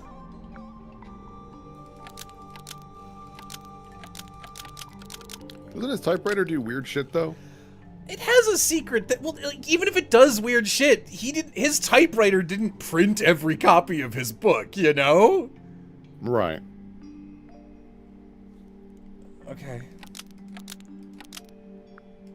The Curse in the Cauldron title That's is weird. drawn in the same style as the Hex of the Helmsman title because it's a plan for the next book. Oh, now you're using graphic design against me. A little below the belt, don't you think? It really does seem like you took the events of Mortuga's death and turned them into a story outline for your book. Yeah, all right, don't... That's just a weird point. I'm not exactly proud of it. I mean, again, like, you know, this is the first time I've had to be like, not to nitpick Cinema Sin's Ding. I'm just like wondering why we even needed that as a gotcha, you know? Like, like why not just have him? I'm fully aware that this is, you know, murky moral ground. Why was it in a bottle in the ocean? That's a good question. As soon as I typed it, I regretted it. Stealing Mortuga's story all over again? For what? Just some book? I wanted to destroy it, but I couldn't bring myself to do it. So instead, I sealed it in a bottle and threw it into the ocean. It goes without saying that I never expected it to make its way back onto the submarine. So what are you going to do now? You know what I'd like to do? Give up. Call my publisher, tell her I tried, but I quit. I'm not going to write the book. Why don't you? It's just not that simple. There's a lot of money riding on this, people's jobs. Throwing in the towel now would be pretty selfish. And you already tried coming up with your own ideas for the story? Tried and failed. Repeatedly. I've come to the conclusion that I must have just got lucky the first time and that I'm not actually any good at this.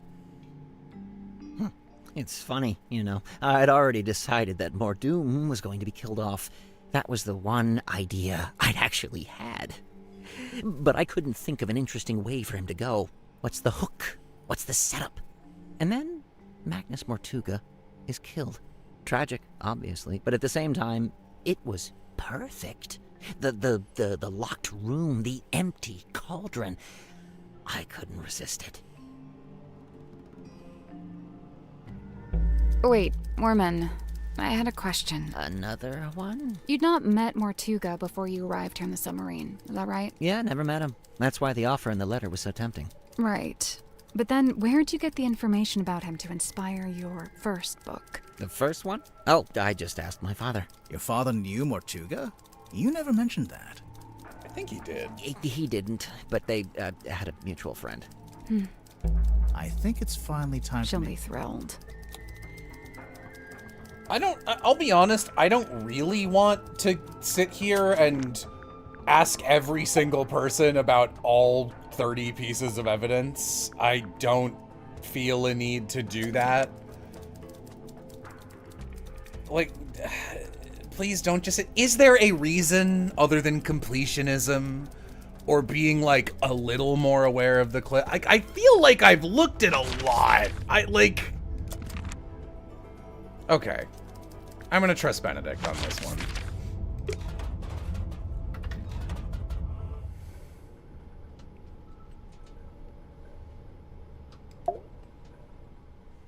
All right, let's go. Hey, do you have a minute? We're, ready to make our report.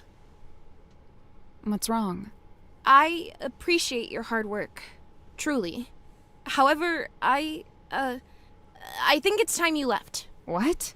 We didn't even You're tell the you one what we who went into found. the sea. People are starting to accuse each other. I don't like it. So you're giving up? Yeah, You're that's not why gonna see this you have us through? pick them. Sorry, but I just think maybe What? That's just the way it's meant to be? I need to go. Everyone's gathering in the mess hall. I'll resurface the submarine, and you can leave via the foredeck. I guess we'd better go.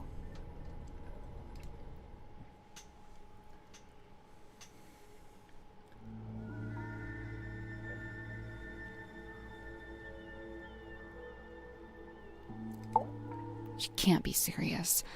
I really don't appreciate being kicked out. She didn't even pay us. We can worry about that later. I don't know if you've noticed, but we're currently stranded out here. Oh, yeah.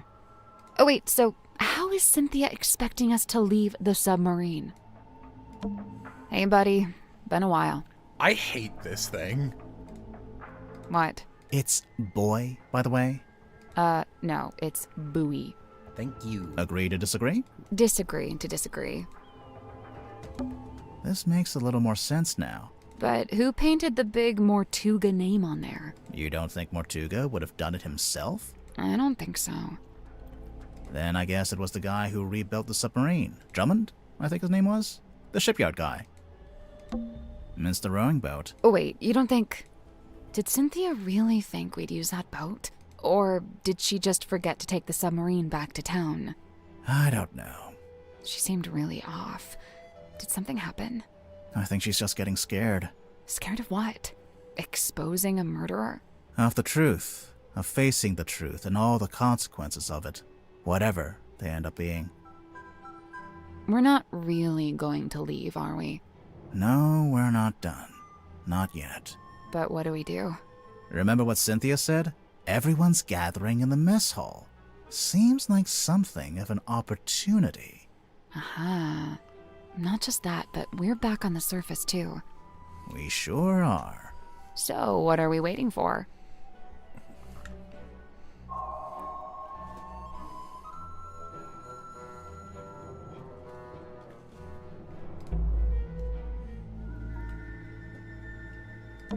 We've got work to do.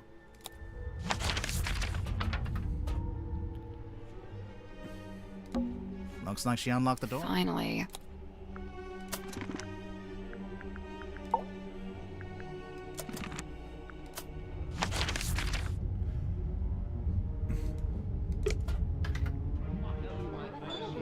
Everyone's in here. I don't think they've spotted us. Let's stay back. Maybe we can listen in on what they're each talking about. Eavesdropping? I never used that word, but yeah. Is the Iron Bell really not related to the crime? This tadpole wouldn't let me swim in her pool. Yeah. They could go out onto the art deck, eh? Maybe I should start locking my door when I'm not in there. I mean, yeah. Safely concealed behind my bookcase. About how it's still in the pocket of Mom's jacket. Maybe Sure, I recorded Mortuga opening the black box. I just can't... I was talking to Hex and he made eyes.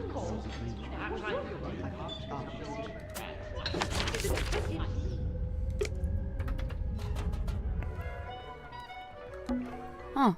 I thought it was a diving airlock, but maybe it's just a ballast tank? Only one way to find out. Oh, shit. Oh, yeah, no, it's an airlock. It's a real, actual treasure chest. Let's open it. Hold on. I'm just savoring the moment. And done. Har har fiddle-dee-dee. What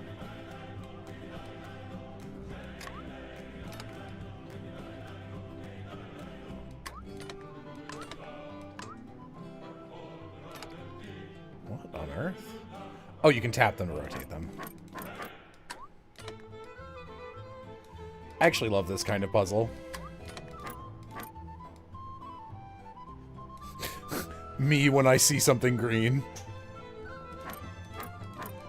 Ooh. I mean... Nope. So, there's 12 big keyholes, and each pirate key is itself a keyhole for the smaller flag keys. I noticed the pirates can rotate, too. Oh. Oh. Oh, what?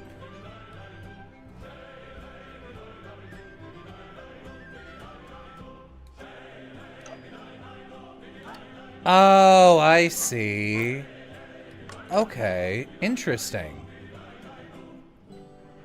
Okay, you have a normal view, so that actually I think might be right. This is the guy with the hat, and you're the guy with the eye patch.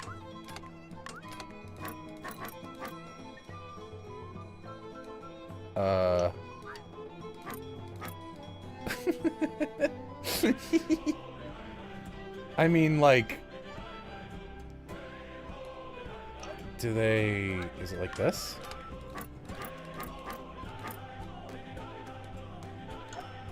Stop trying to rotate it. I feel like this would do it. There we go. Nice. What's inside? Ouch. What happened? I cut my finger. Something sharp in there.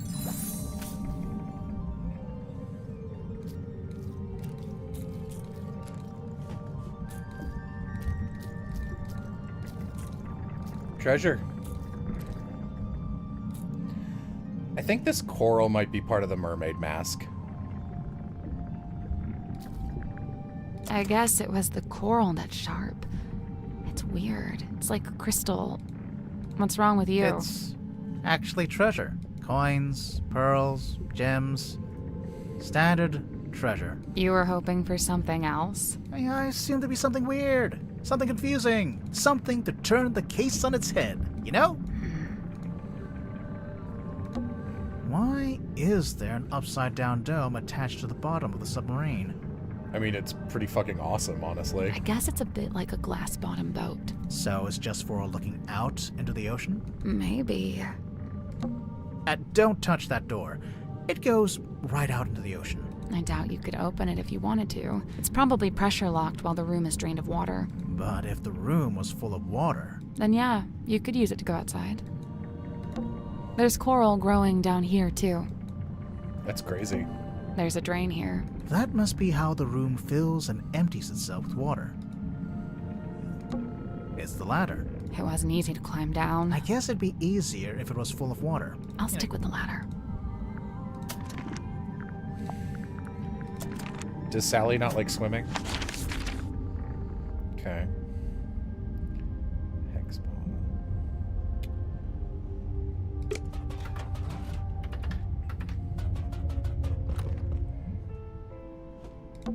Maybe it's time we took another look at this iron bell. So, we've been calling it a bell this whole time. It's not a bell at all. It's a mechanism that connects to another clue. Thank you. Where's the cauldron?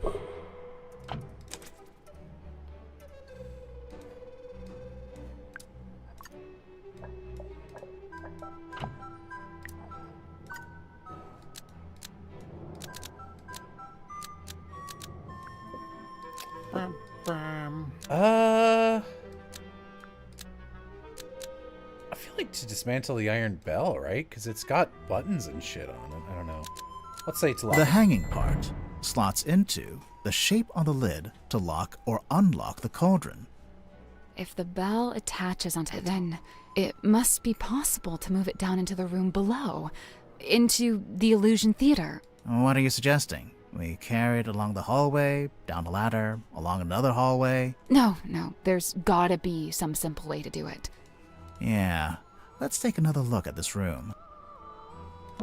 Should we move the table? I'll let you do that. Should we move the rug? Me again, huh? Should we move the lid? I can take this one. Wow, thanks.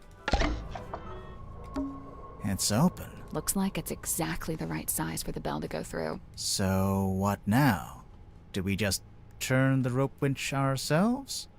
I guess we could, but it's probably easier if we use the handle. I don't see a handle. That's because it's not in this room. Ah. Also, it's a treasure chest. Someone's... hello? Oh, yeah, this again. So this was... It's not his bedroom.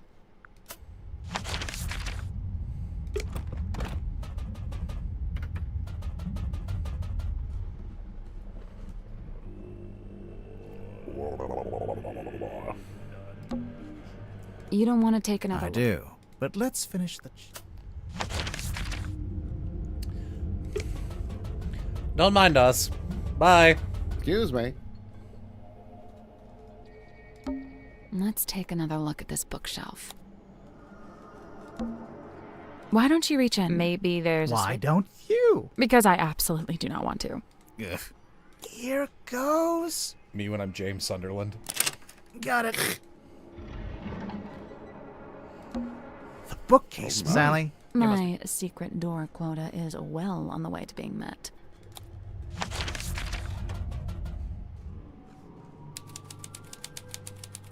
Oh.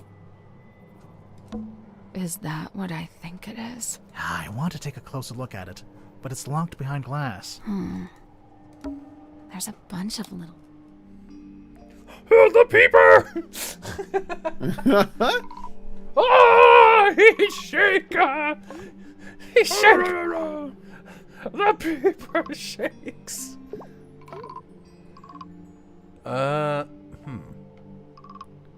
Well, none of them have a jawbone to have to rotate the skulls.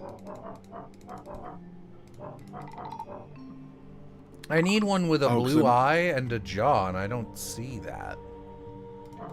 Does one of them have a secret eyeball somewhere? Yeah, maybe. Oh! Oh! Well, that doesn't actually help.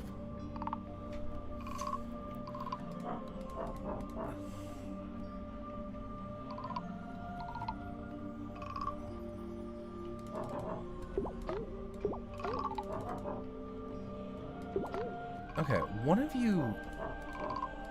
The shaker!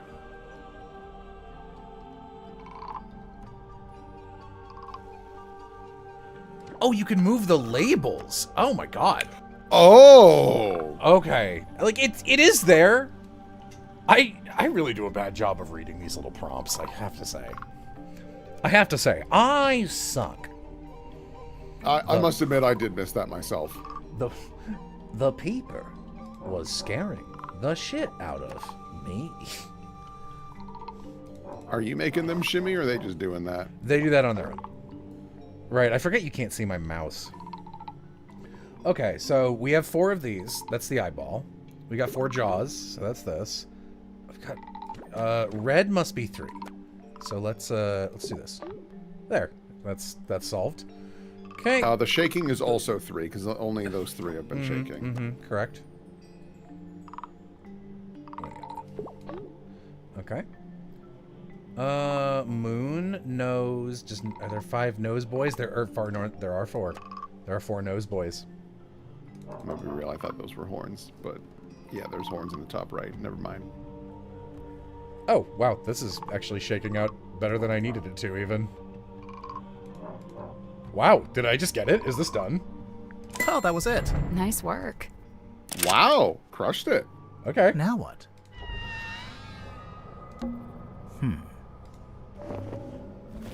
This thing's awful.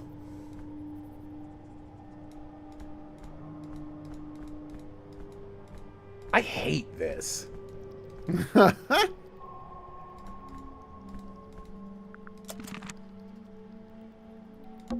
Oddities. Knickknacks. Doodads. Assorted anomalous artifacts. Nice. What's that? A letter? 2 letters.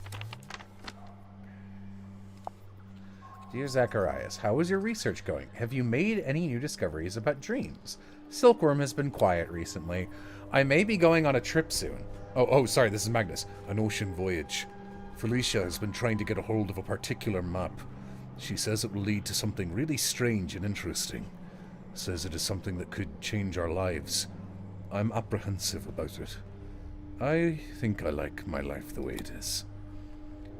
Who signed this one? Oh, that's also Magnus. Dear Zacharias, our voyage turned out to be ill-fated. Since returning, I have been quite ill. I am recovering, but I am afflicted with a peculiar recurring dream. I have drawn a picture.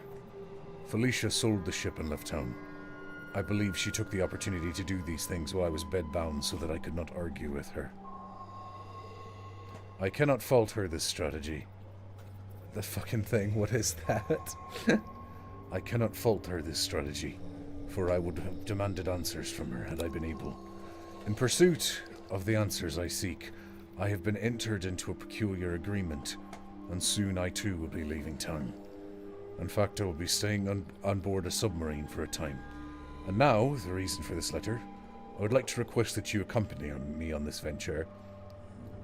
Oh, it's from the hour? Yeah, no, this is recurring, I guess. They're clearly building to some overarching story, which is very ambitious considering how many years go between each detective game. You could bring your equipment and continue your studies on board. There's plenty of space. And the voyage may even afford you unique research opportunities. If you are willing, return to Silkworm as soon as possible. When you arrive, I shall already be housed on the submarine moored in the dock. Important, go to the Stone Top Inn and retrieve the large stone cauldron from the cellar. Conceal it amongst your supplies, and bring them all on board at the same time. I will meet you on board. You can set up in what is currently the infirmary, and I shall take the cauldron from you a little later on. Bottles. Of what? No, you know, stuff. Is it a mask? I'm not sure, but if you laid it down flat, you could use it as a sundial. I don't know what this is, but I can't seem to look away. Sally. Hmm? You are getting hypnotized. Really? Cool.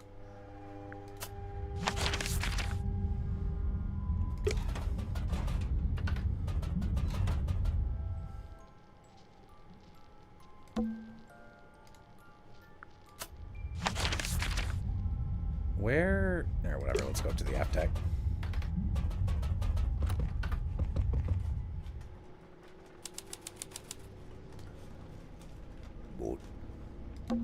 Holy... Grimoire, there's a giant wooden woman tied to the back of the submarine. I was wondering if they kept this. I half expected to find it inside the submarine somewhere, but it's too big to fit in the storeroom, I guess. It's the figurehead.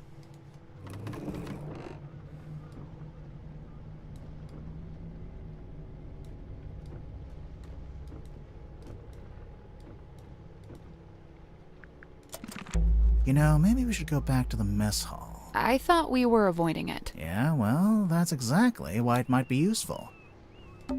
It's the mast. It's been snapped in half. A bad storm. It's the mast. It's been a snapped. bad... There's a fingy print on it. There's fingy prints everywhere. Oh, it was a big squid. He got attacked by a squid creature. Are those... Can't be. Wouldn't they get washed away? It almost looks like they're burned into the wood. They're permanent. The railing's been destroyed here. Something crushed it. And they never repaired it. Or what? It's the other or. Oh, this is the one that Tadpole threw. From the rowing boat? What's it doing over here? Tadpole told us she threw it over here. And it got stuck in the wall. Seems like it. It's the aft It doesn't look... Of course not. It's the aft deck. It doesn't... Of course not. We arrived at the submarine. Now it's sunset. It's the door leading back. The one part that actually... There's a big metal... What? It just seems odd that you'd be able to latch the door from the outside. Huh.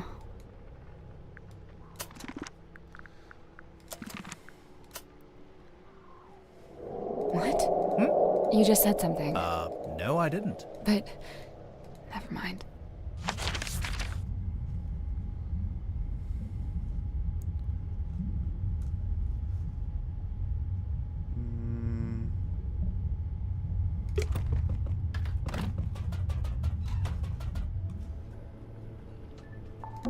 Now Cynthia's not here. There must be some. Oh, there's an electronic...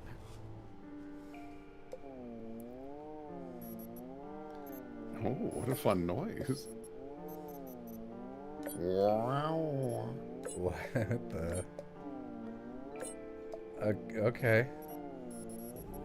Oh, this is annoying.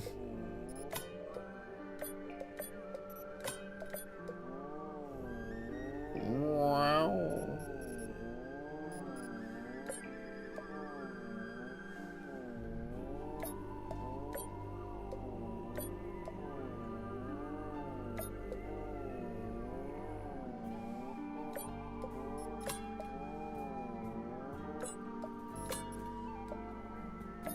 Okay. Wow.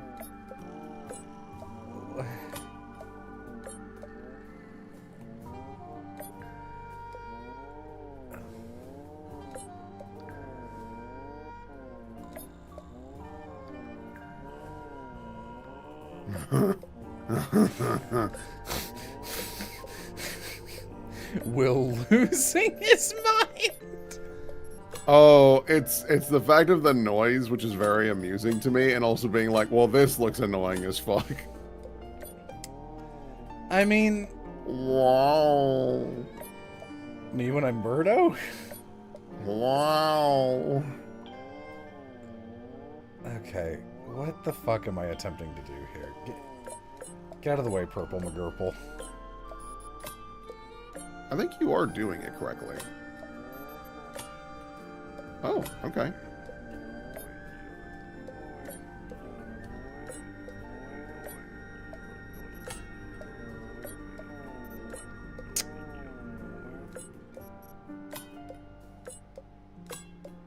Hey, I did it. I'm impressed.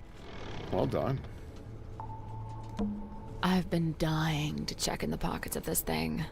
Oh, hey, there's something bulky in here. Oh, it's a radio. It's just like that one we well, almost.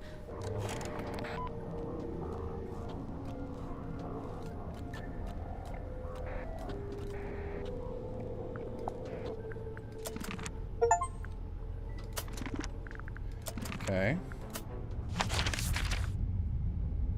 Hex bottle. Oh, it's in the oh, dream it's room, right? yeah, it's in the dream room. You're right. I forget we don't actually have items in our hands. You know. Hello, Hex. Is he still asleep? Hello. Hello!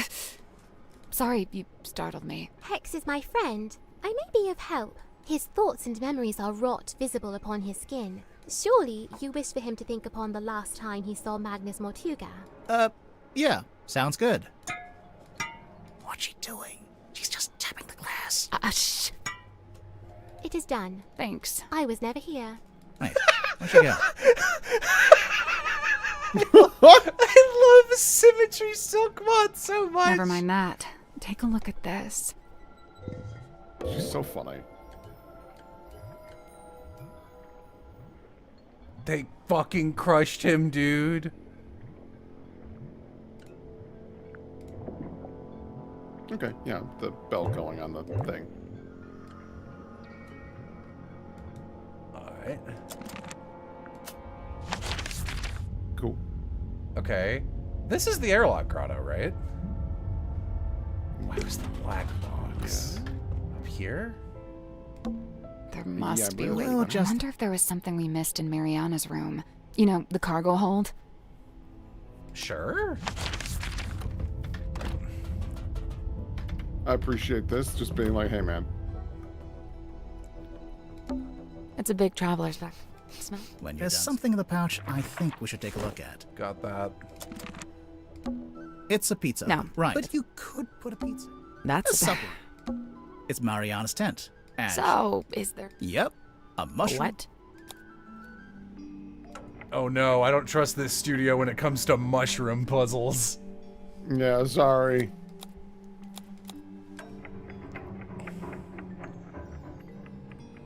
Okay. Okay.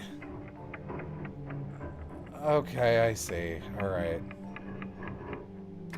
Alright, Dayglow are the ones that are always lit, which there's 2 of, I believe. No, maybe just 1. 2? 2? I believe it's the... You can see the slightly bluer green of the top middle flat guy, and then the witch cone hat, bottom left. I think there's 2.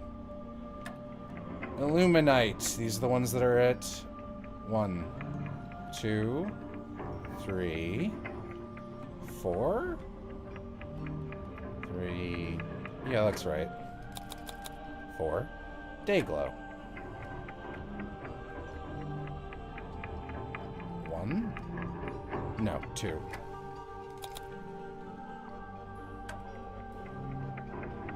Nevergleam. All right.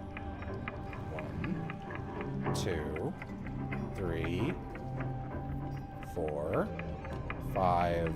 5, I think? That's not it. I guess there's 4, but I don't think it's No, I anything... got it. I just think I miscounted. All right, let's see. Well, how many mushrooms are there? 1, 2, 3, 4, 5, 6, 7, 8, 9, 10, 11, 12, 13, 14. So 14. How many am I missing? I straight up just miscounted some of them. 1. I missed 1.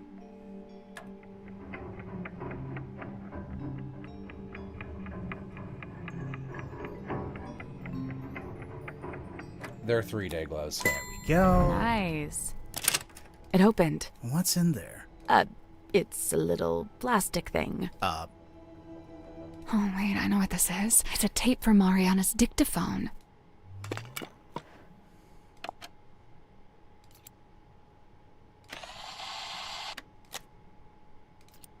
Oh, a whole new set. Whoa. Oh, okay.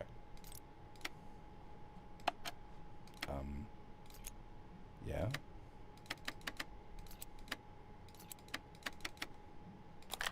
Am I doing something wrong? Oh, it's a bug. You have to X out and try That it again. recording.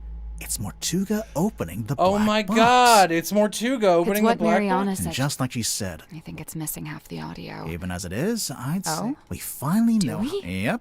There's no wonder. No, let me listen to that again. Does it work if I imagine it should. Ugh. Hello? Who's this? My name is Magnus Mortuga. Oh, yeah? Just happen to have my number, do you? Listen, buddy. I'm not lying to you. You and I share a mutual acquaintance, and she has informed me of your skill set. I wish to hire you, and I believe I have something I can offer in payment. I'm listening. What are you after? I'm in need of information. Information about a woman named Felicia Stonetop.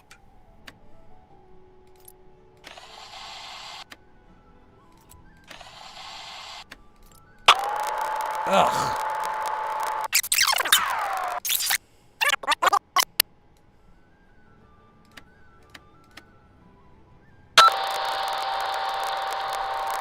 Even if it does, it is wholly unrelated to our unfortunate voyage.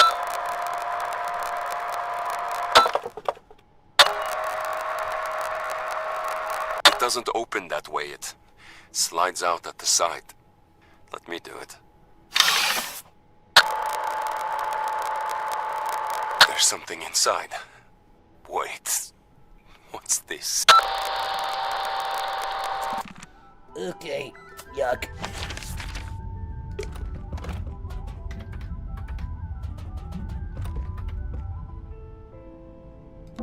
Maybe there is a way to. It slides out at the side.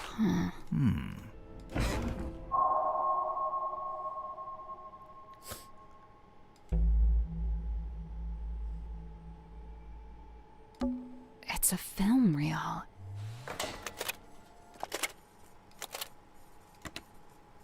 The rain is incessant, but it's oddly localized, like a local biome. Fluid. What I believe to be amniotic fluid is being diluted. I'm curious to see what happens. We believe it was born here long ago. Oh, this is literally Lord Remington, who's vaguely mentioned in the first game? Okay. How long, I cannot say. We found traces of its pilgrimage to the south. It's barren for some miles until, of course, you near the coast. Follow the line and you'd come to a small settlement known as Silkworm. It may be endangered, or it may hold a position of insight. I'm not sure. I'd like to suggest one of you travel there and find out. Faustus, I thought perhaps this might interest you in particular. Ask for a man named Solomon Stonetop.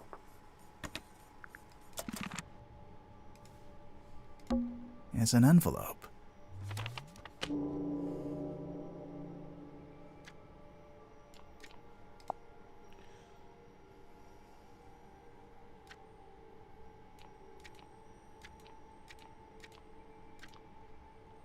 It's empty. Those black edges. Yeah, it's a mourning envelope.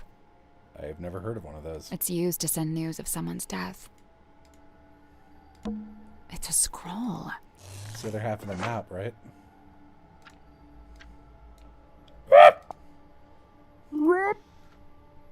I thought that was in the game, honestly. I know you wanted... Okay. I know you wanted the coordinates, but I don't know them, so this is all you'll get. If you don't know how to make use of it, that's your problem, not mine. We put it all back where we found it, with the exception of the key, which, as you're well aware, has been safely around my neck ever since. Remember, it destroyed my father within a few short years. He was a man of sturdy constitution, too. Or he had been, before we found it. Before she spoke to us. A wise man would simply put the entire thing out of his mind.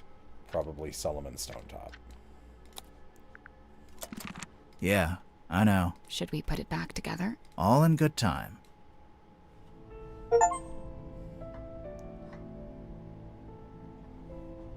Well, well, well.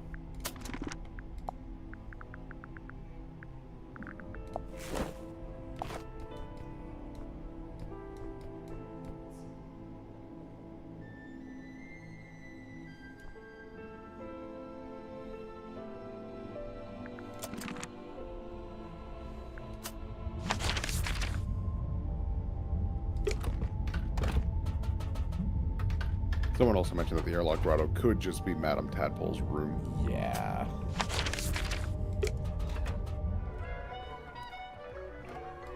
Oh, looks like a jellyfish. That's 2 glass bowls. Right. But what does it look? Jellyfish. It's a ladder. I imagine, Oh. or, you know. These aren't the bottles I'm in. Well, Thus, Dad, your...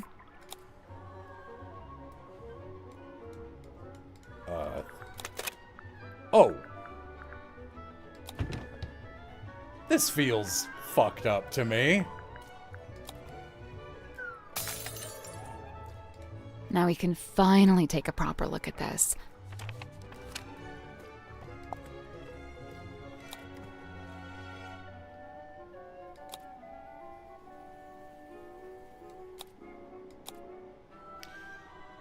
It is understood that Party A commissioned Mr. Donovan Drummond to construct the Mortuga submarine by combining parts from 2 other vessels. Party A claimed to have paid for this transaction alone, and thus was the legal owner of the Mortuga submarine, despite its name. However, one Cynthia Seafoam has now provided evidence of how exactly Mr. Drummond was paid. It transpires that Mr. Drummond was paid with the deeds to the Stonetop Inn, which belonged solely to Party B at the time of the transaction.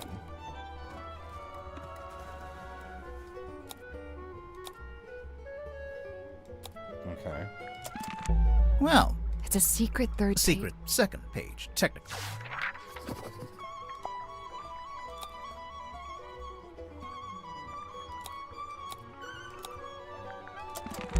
Is that everything? Nearly. There's one more room.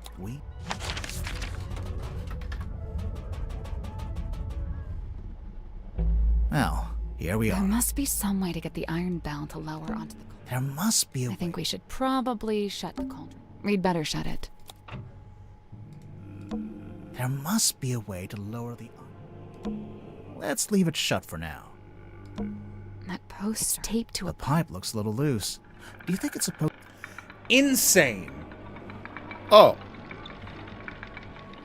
Oh, you can see the ring around where... Okay. What do you know?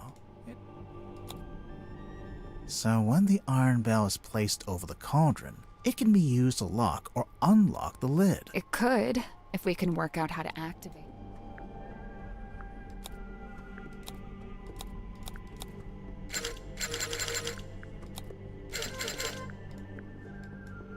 Maybe if my arms were a little longer. You know, you don't have to stand there with your face pressed into it. I'm not.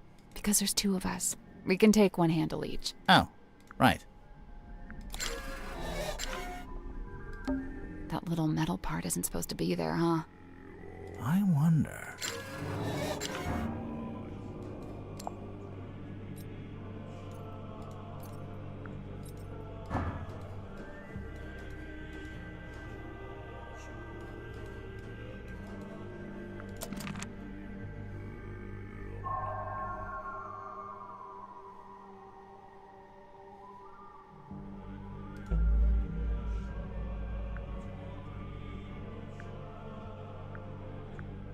Let's put this together, shall we?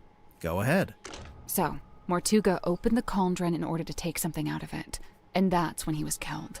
Okay, but how was he killed?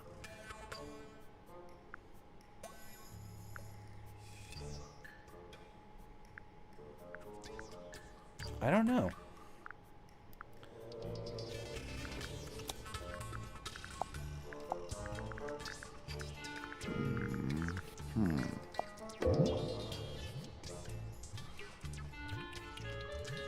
I mean, doesn't look like the bell is killing him. Yeah, because he got a slash across the throat, right? Okay, but how was he killed? And The thing there's a metal inside the thing that's cauldron. been... On second thought, and that's maybe when he not. was killed. Okay, but how was he killed? The iron bell. We know that the cauldron lid is unlocked by that screwdriver kind of thing on the iron bell. So, if Mortuga wanted to unlock the cauldron, he'd first have to lower the bell into this room, like we just did. You know, we've actually got evidence for this. First-hand evidence, no less.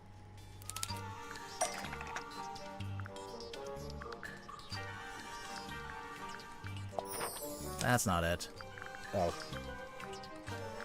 Oh, you mean the thing I was literally just looking at. Okay.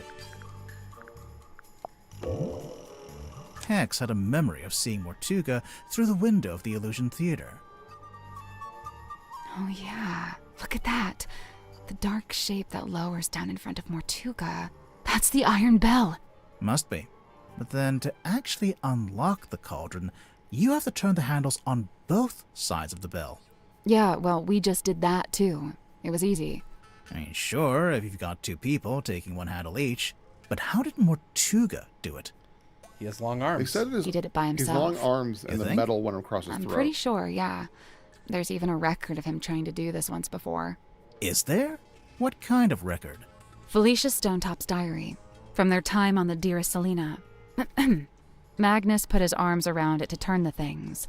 He can just about reach, but I told him not to do it like that. Might not be safe, since we don't know exactly what'll happen.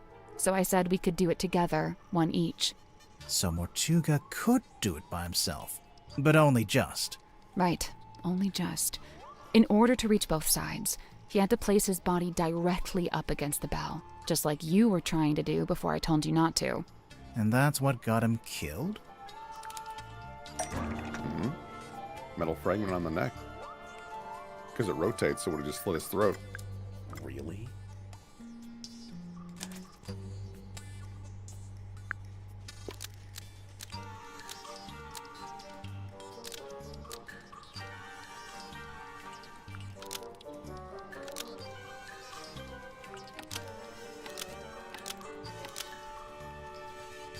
I don't know if it's screwed or glued or what. Yeah, that's the part I don't quite know. A metal thing was... That's not right. Okay. Oh, I'm an idiot about that one. Oh, sorry. A metal I thing missed. No, like was something screwed about into it, you the don't iron fully bell clock to what you're kill doing. Mortuga when it rotated around. Almost. Maybe just change. A metal thing was wedged into the iron bell to kill Mortuga when it rotated around. Mortuga was cut straight across the neck when the upper section of the bell swung around. We saw how fast it goes, and it's really heavy. It must have a whole load of force behind it. The little metal thing. It's not actually part of the iron bell. Someone must have put it there. Right, the culprit, presumably, knowing it would kill Mortuga if and when he tried to unlock the cauldron. Only it's, kind of small.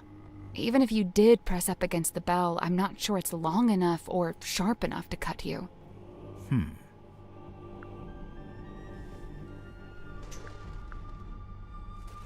Yeah, it must be broken. It was longer. The part sticking out of the bell is a fragment left behind when it was broken, presumably when the culprit took it back out.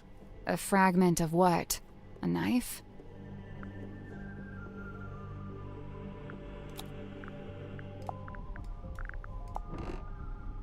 Scissors? A fragment of what? A knife? It looks like the handle of the scissors, right? Yeah. but where do we get those Something scissors? that belonged to Mortuga. The part sticking out of the bell. It's a fragment. A fragment of what? A knife? Something that belonged Sure. to the culprit. The part sticking out. It's a fragment. A fragment of what? A knife? Something taken out of the black box. Yeah? Uh-oh. I have no idea. What did we get out of the black box? These two things? The envelope? What, death by paper cut? Where? Is there something inside the envelope?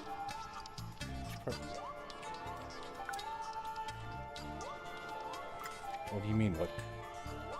This is the correct clue. What's opened? I don't know. I don't get this at all.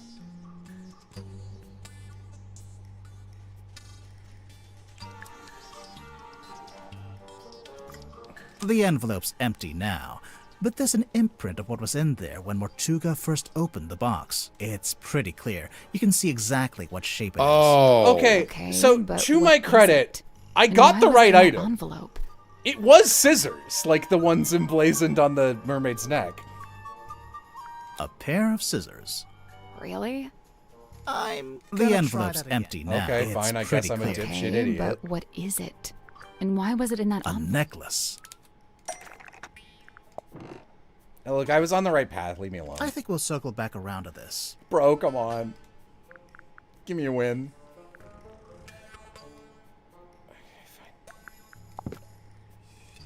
That's mean. You think this is more easy to notice than the masthead? It once belonged to Felicia Stonetop. She's wearing it in the painting. I'm pretty sure she is, anyway. I don't know. It doesn't show the necklace very clearly. It's half hidden in her dress.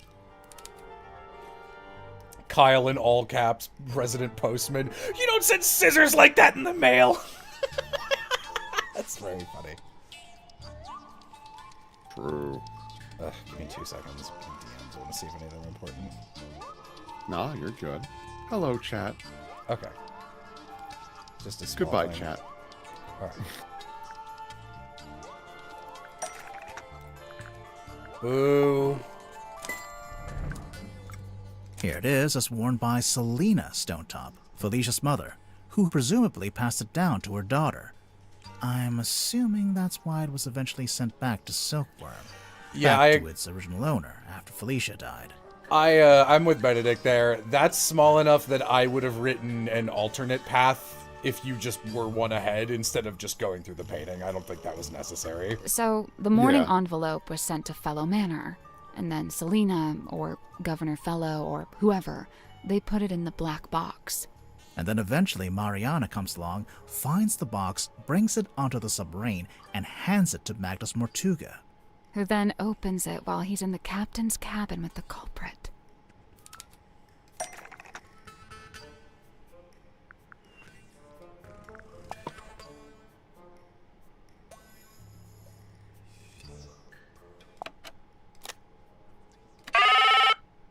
God, that's horrible. Offer in payment.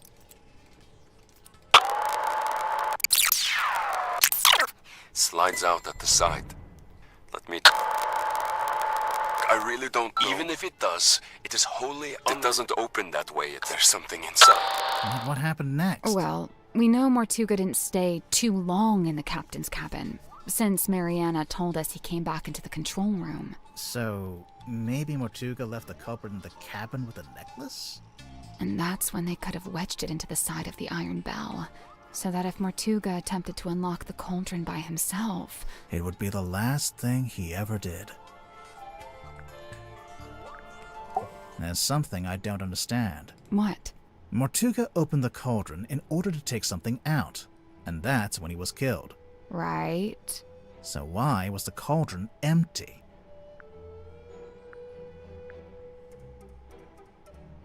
The culprit stole... That's the only way to explain But it. how did they get to it?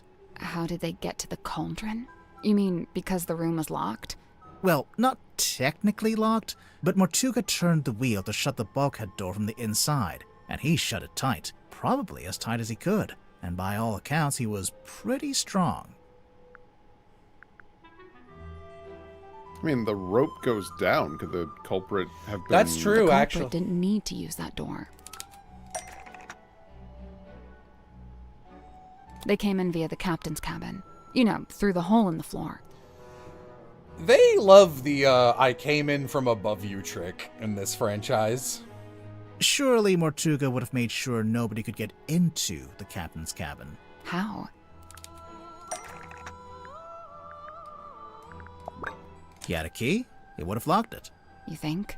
Definitely, since he'd have rearranged it like we just did, moving the desk and the rug to reveal the hole. He wouldn't want anyone wandering in and seeing that. So the culprit would have needed the eyeball key. Mm-hmm. But how? I doubt Mortuga left it lying around. He probably took it with him. Yeah, I'm pretty sure Mortuga did take the key into the illusion theater. But then he died in a locked room. So how did someone else get hold of it?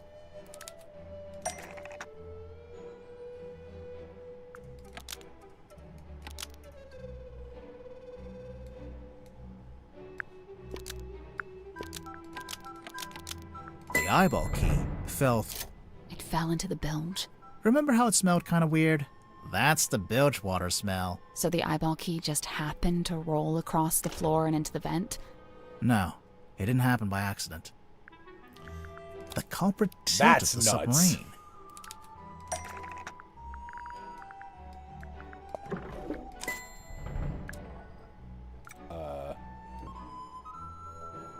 I don't...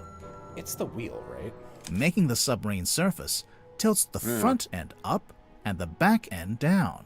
They moved the whole submarine just for that? Yep. Did we, have any evidence for that? Aside from most of the suspects mentioning it in their statements. Oh yeah. Anything else?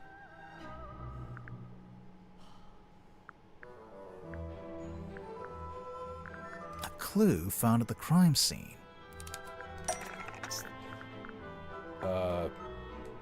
I was thinking the blood, so I don't know how to designate that from here.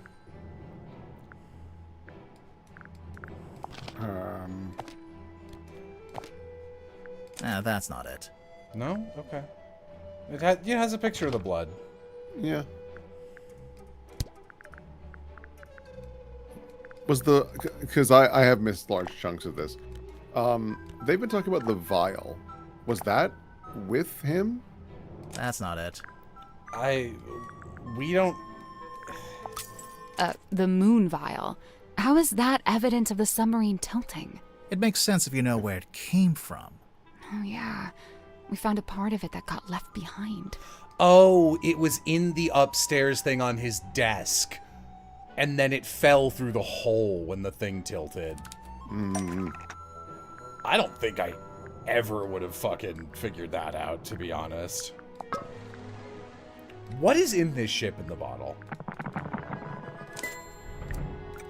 So the moon vial rolled right off Mortuga's desk and through the hole in the floor. Anything else?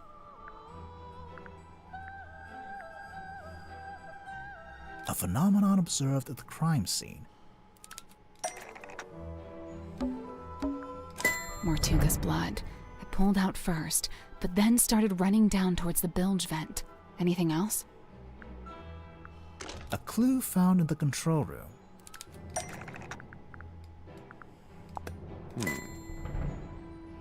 This is the right clue, but let's be... A log card from the day of the murder. It shows the depth of the submarine. Okay, so I literally got all three of them right. I just didn't click the right early prompt. Oops. It starts at 0. That's when it surfaced. Presumably that's when Mariana came on board. It steadily goes down, but then later it suddenly goes back up again. Once the culprit had the key, they could let themselves into the captain's cabin, which, as we know, gave them access to the crime scene from above. They climbed down the rope, through the hole, and into this room, where they were free to take the content of the cauldron for themselves. Although, to get out, they'd need to climb back up the bell rope, meaning they'd have to leave the illusion theater with the iron bell still lowered onto the cauldron. Right, well, I figured they just turned the rope winch manually. I'm sure you could, even if it's not how you're supposed to do it. And after that, all they had to do was cover the hole back up with a rug in the desk. And lock the captain's cabin on their way out. It's about time we went to sleep. That's all? Let's go.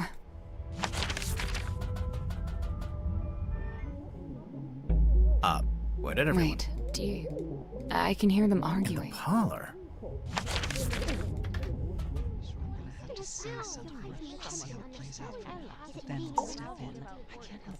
Look, I know this isn't ideal, but this is just how it needs to be until we can... Cynthia, you have visitors? Hi. Hey. We're back. What's going on? Cynthia's decided to lock us in. I've just locked the foredeck access, just for the time being. Who do I think did it? Genuinely don't know. Could still kind of be anyone and not surprise me. I know the doctor stole the mermaid's mask. That feels too easy and too singular to be the reason he would be the killer. My meta gut says the engineer. I don't have a good reason for that. How come? She may have gone mad. We're still assessing. She's worried the culprit will attempt to escape as soon as they're named. I'm also curious why Cynthia is doing this. Like, did she just get threatened? Why did she ask us to leave? Did she figure Sim is the killer? Like, why is she doing this? Oh, we're naming the culprit. Lovely. Been looking forward to this. We're still doing that? I thought Cynthia fired the detective dudes. She didn't fire us. On the contrary, we've been pretty busy. Oh? Doing what? Why do you know that she fired us? Did you tell her to? What else? Solving the mystery.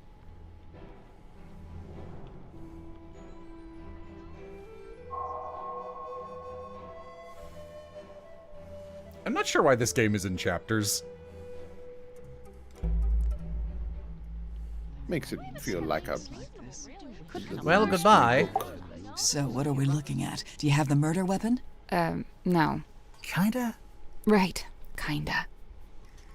Cynthia, maybe you should have fired them. No, look, listen to me.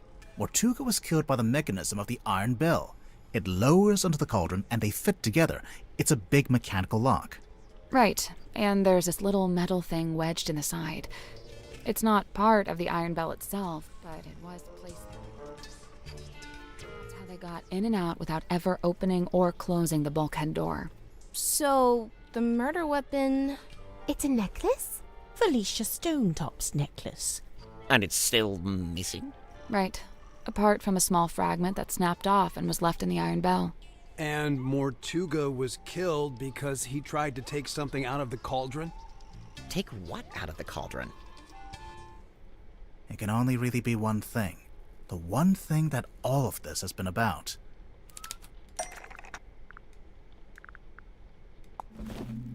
The mermaid's tongue.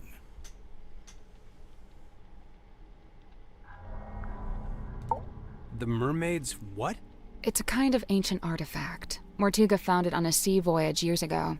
Right. The same voyage captured on this film reel and depicted in this bottle. Captain Felicia Stonetop and her helmsman, Magnus Mortuga. They went off into the ocean on a ship named the Dearest Selena. And came back with a mermaid's tongue. And that's what Mortuga kept in the cauldron? But it was empty. It's been empty since we discovered the murder. Quite right. If this mermaid's tongue came out of the cauldron, where's it been this whole time? Well, we found it in Dr. Zephyr's cabinet of curiosity. Did you? Fascinating. But what is it? What does it do? Oh, I don't know. It makes you crazy.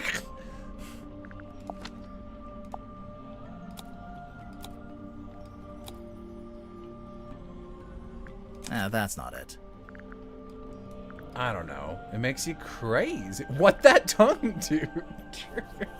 It's the pamphlet. Ew.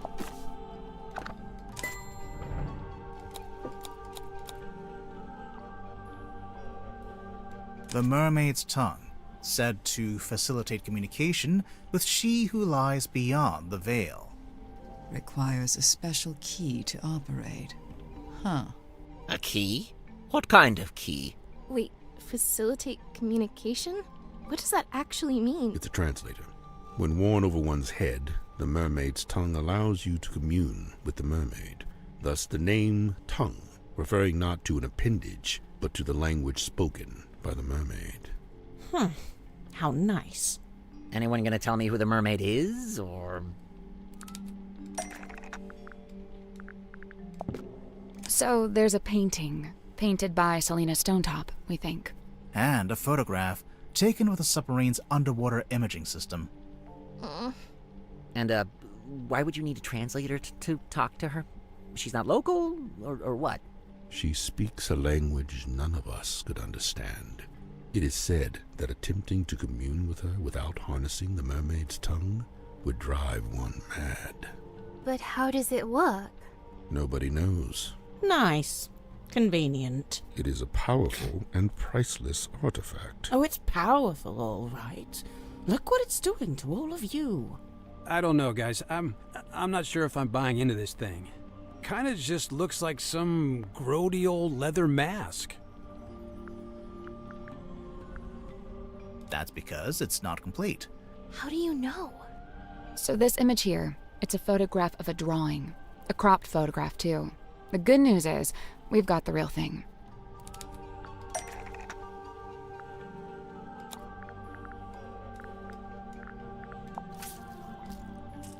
That's not it. Oh, come on, it's right there.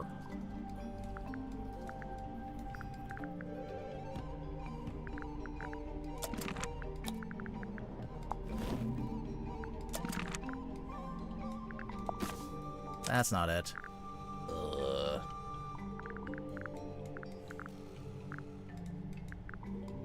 Oh. Well, that's not right. My X button disappeared, I think. Oh. Oh, I'm putting the scroll together. Okay.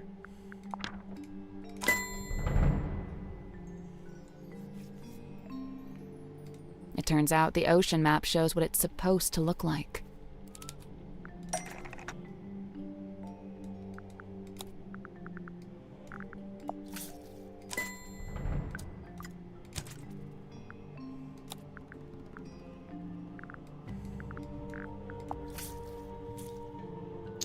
Not looking good for Madam Tadpole. No! Oh, sure. Just help yourself to the stuff in my personal treasure chest. I don't mind. That antenna. Is that coral? It looks sharp. It is, and it's hard, like crystal. I'm pretty sure it explains the scratch marks in the cauldron. But why did Mortuga keep it locked in the cauldron?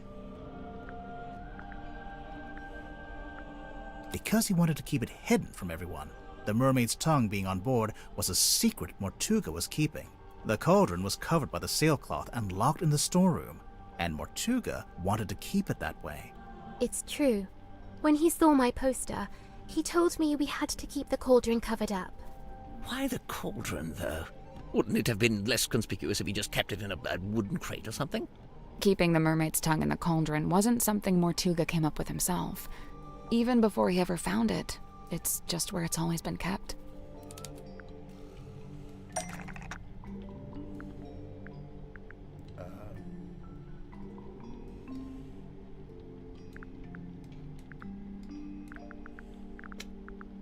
Isn't it the map again? Like the bottom half of the map, it's just in it. Right there, right? Yar. There it is. See? In the cauldron, beneath the iron bell, beneath the wooden buoy.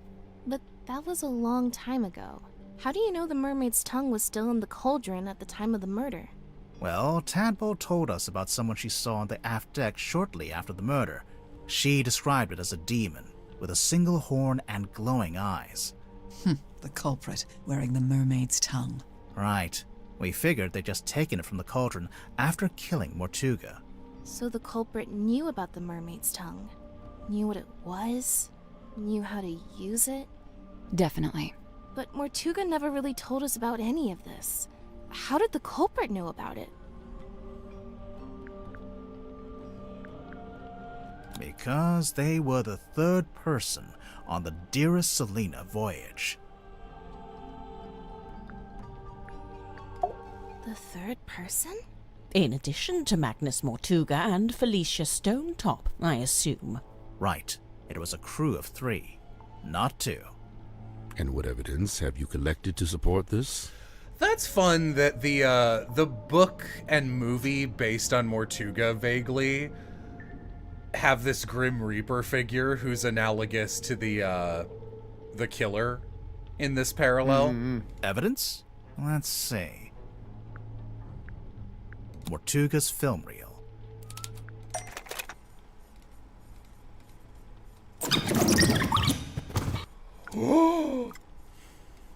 The Peepers! Oh yeah, look at that. Spooky. Let's see. The ship in a bottle. Oh.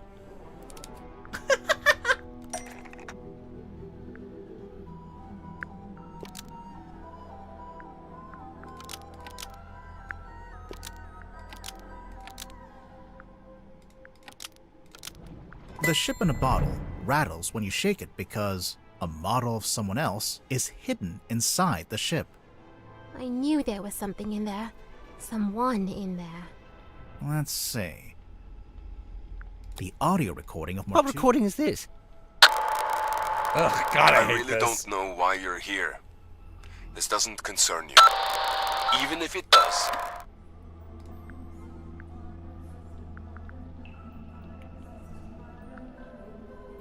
Mortuga is talking to the third person from the voyage. Is he? I only hear the one voice. What explains the curious nature? I don't know. Wasn't it like in glass? Or no? No, it's the audio's fucked up, but What's Her Nuts just like got rid of it. The radio? Oh, she heard this in the control room.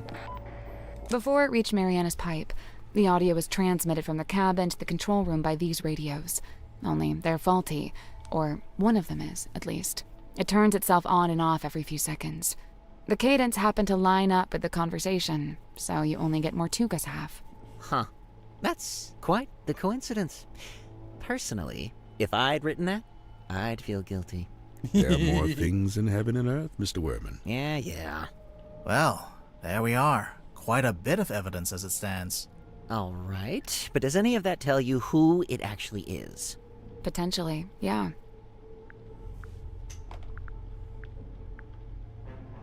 The ship in a bottle rattling when you shake it. Wait, the model person inside the ship? There's a way to work out who it is? I can think of a way. Let's do it with logic and reasoning, shall we? First, we'll compare the ship in a bottle with Mortuga's other wooden model. I was wondering if we were going to do this. Where is it? Little model town? Where did you go? There it is.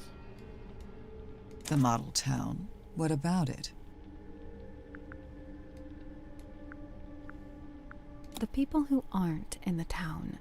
What do you mean? Mortuga and Felicia aren't in the town because they're on the ship. Selena Yeah, too, I suppose, since she's I'm the locking figurehead. I'm locking in Air Balloon Man. I don't think they're who she's talking about. It's important to remember that the model town is specific to Mortuga's life. When adding the model figures, he only included people he had dealings with. And he only detailed the buildings he was familiar with. The rest are just generic blocks. With this in mind, there's someone else who should be here, but isn't. Mortuga made a detailed model of Grip's shop. It's not a generic cube like everything else, which means there should be a model of Grip himself. But it's not there.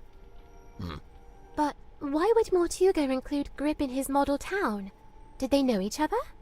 And if they did, how did Grip end up going along on Mortuga's ship?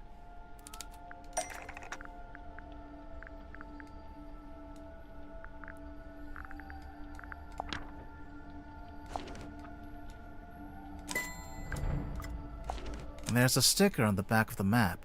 It's a service record from Grip's shop. Mortuga hired Grip to interpret the ocean map, which he did. But Grip didn't ask for payment in money. Instead, he asked to come on the voyage. This isn't proof. Not really. Well, there is one thing we could... Do it. If you don't, I will.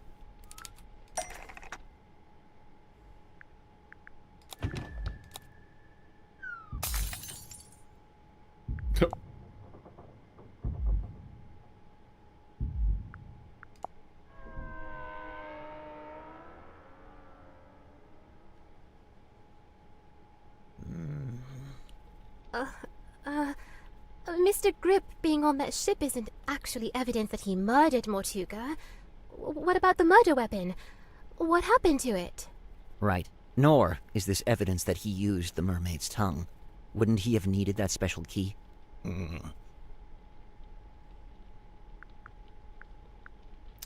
Oh, it says, is it the stick? Grip still has both the murder weapon and the key.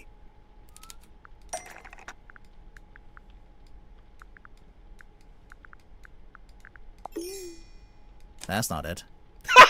Can you imagine, though? Can you imagine him?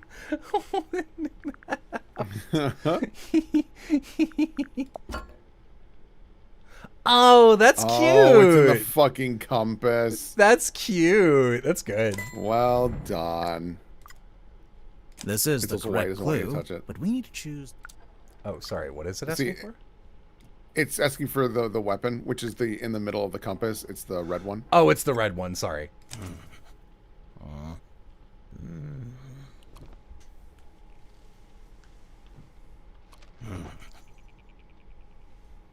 I guess this is it.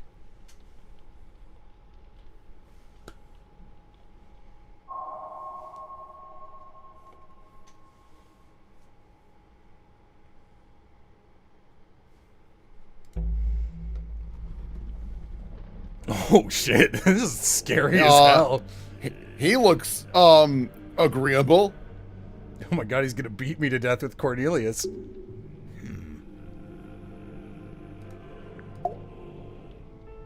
Plot the unplottable, chart the unchartable, measure the unmeasurable. A hollow promise. Such feats. Talk to everyone first. Chat, if you want me to do something, you gotta be 30 seconds faster than you I think. began in earnest to yearn for it myself. A quiet desire to journey into the unknown, to quantify it. A lifelong coward, I could never convince myself to act on it. I tell myself as an excuse that I never had any kind of opportunity to act on it. Until one day, I did. The little shake was really good. Mortuga sought out my services. Not because we were friends, but simply because I was the one with the skills to interpret that inscrutable map of his. Sensing an opportunity at long last, I refused financial payment for the work. Instead, I asked to be brought along on the ensuing voyage. Mortuga was surprised by the request, but he ultimately agreed to my terms. Such was his desire to interpret the map. The work was done, and so we went. Despite my bold intentions, I mostly found myself sheltering within Felicia's cabin during the voyage. All the while, she and Mortuga stood around on deck looking windswept and heroic, far more at home on the sea than I. Regret reared its head. Regret over inviting myself into their world. From within the cabin, I sat and listened to their conversation. Felicia was telling Mortuga what they were looking for, what they were hoping to find.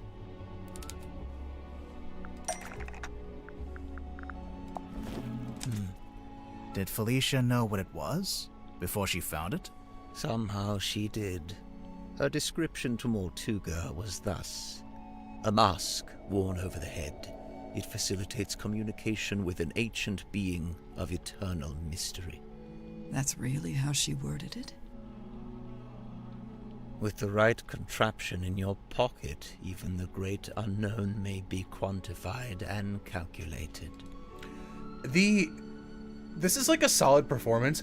The performance paired with this artwork and visual acting is like dynamite. That's really good. Yeah. And here it was. Not a map, not a compass, but a communication device. A translator. Besides knowing what it was, Felicia also knew how to find it. How its location in the ocean would be marked with a wooden buoy that glows with green light. We waited. Night fell. But before long we were indeed signaled by this very light, and the buoy was sighted. Mortuga hauled it up, pulled it all up, right onto the deck. It was heavy, but he was strong.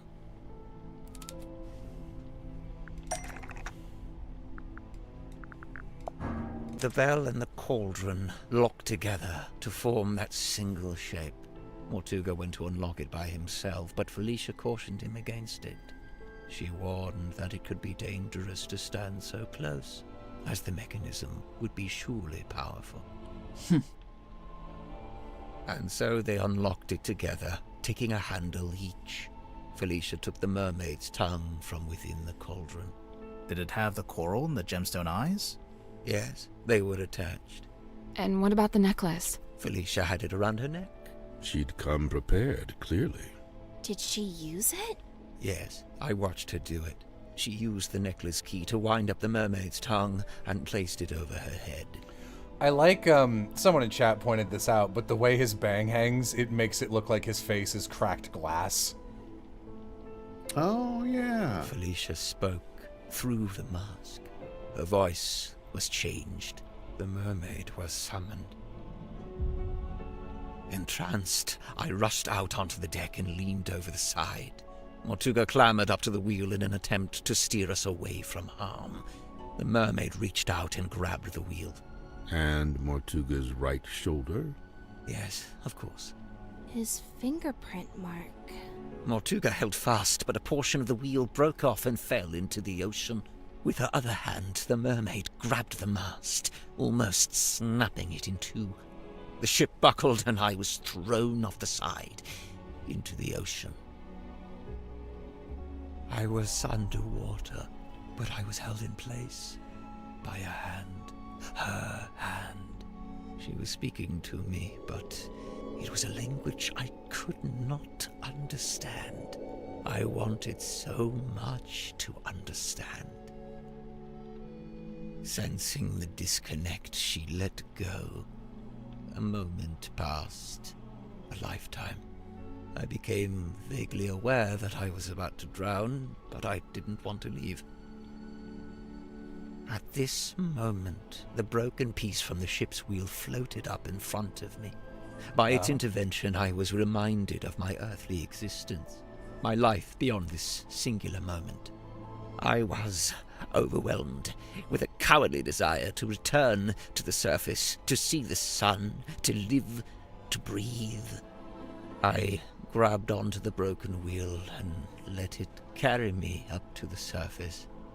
The mermaid was nowhere to be seen. Neither was the dearest Selena.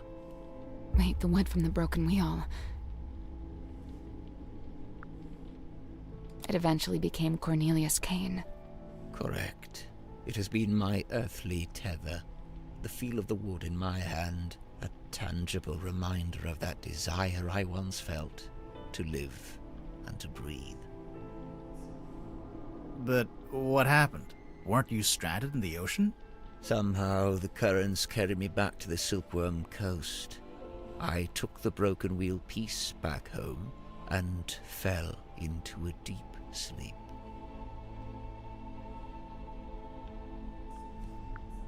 This art fucking rules. This is so scary. Yeah. Do we want to talk You to get people? 10 Yeah. minutes. Then it's my turn. What are you going to do? Actually, it might be better if you don't answer that. His countenance shifted. The mask dropped and truth stands bare revealed. He looks terrified. He stands exposed at last, and witnessed by no less than a full court of his peers. Yeah, well, we kind of backed him into a corner. Literally. I wonder, is it bravery or surrender? accepting that your world will render. Hmm? Nothing. Fascinating, but not wholly unexpected. Oh no? You had it sussed out?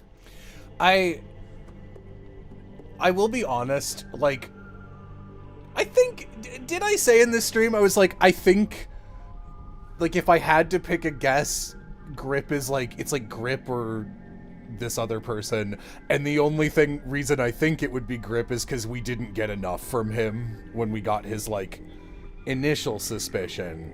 The only piece of actual, like, information that I would be like, yeah, Grip makes sense there was the third piece of that I clocked. I'm not saying it's, like, coming out of nowhere.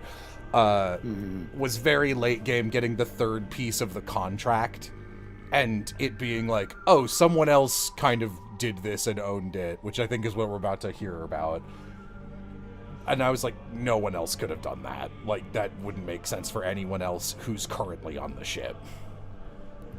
I'm still really curious who the fucking werewolf guy is. To a certain extent. You could have told us. Saved us some time. And what if I'd been wrong? What do we do? What do I do? Should I put him in the brig? As a brig? I was thinking maybe we could use one of the bunk rooms. We could lock it from the outside. Let's cross that brig when we come to it. Sally! Sorry.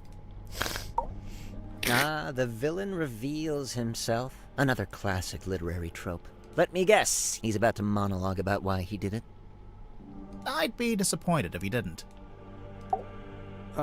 What happens now? We call the cops or what? With what? Well, the oh, yeah, no signal, huh?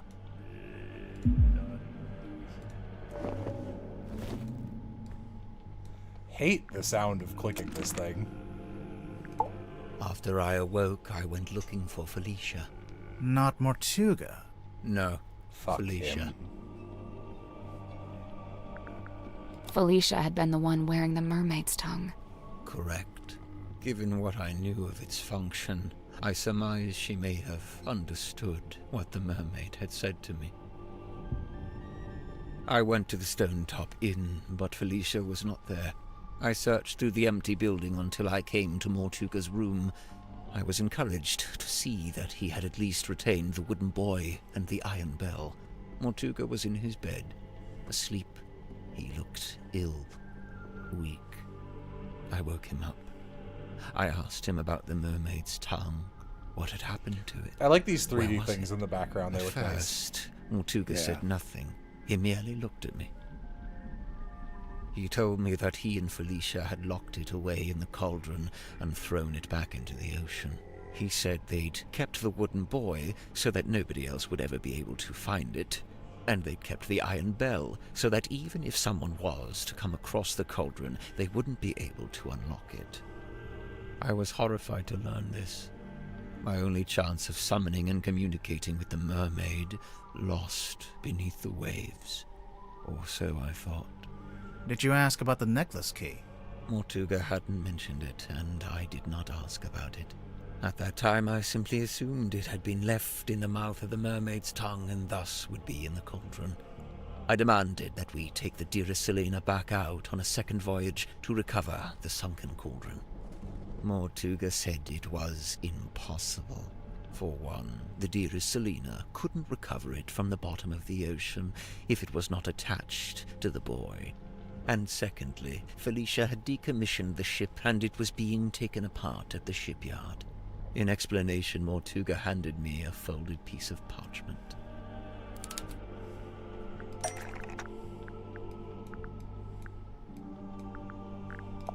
It had inscribed a note from Felicia. She was to be leaving town immediately. She did not say where she was going. Mortuga told me he had slept through Felicia's parting visit. He was distraught over it, heartbroken. With a desperate look, he asked me if Felicia had also come to visit me on her way out of town. I told him yes, she had. Mortuga's eyes opened wide. Did she say where she was going? I must know. I have to know. I told him yes. Yes, She told me where she was going, and she'd given me the address. His eyes widened further. Give it to me. I need to know. I'll go after her. I told him I would, in exchange for the mermaid's tongue. Ortuga told me again how it was impossible. There's no way. It's lost. You need to let it go. I didn't want to hear it. I left the inn still clutching the deeds. I went down to the shipyard and spoke with Donovan Drummond. He had begun taking apart the dearest Selina. I inquired about purchasing Drummond's unused submarine, the Seafoam submarine. He told me he would be willing to part with it, but it had never been finished. In order for it to be seaworthy, it would need several new parts that would take a long time to build. However, I was determined to find a solution.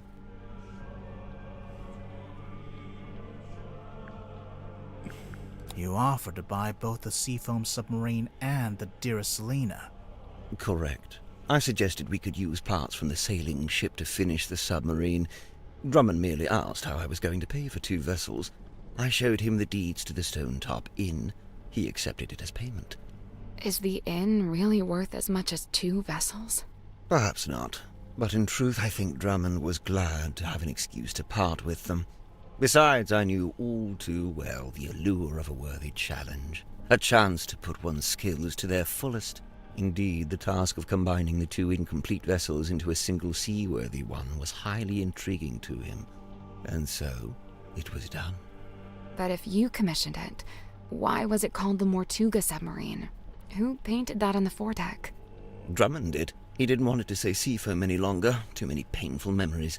But why Mortuga and not Grip?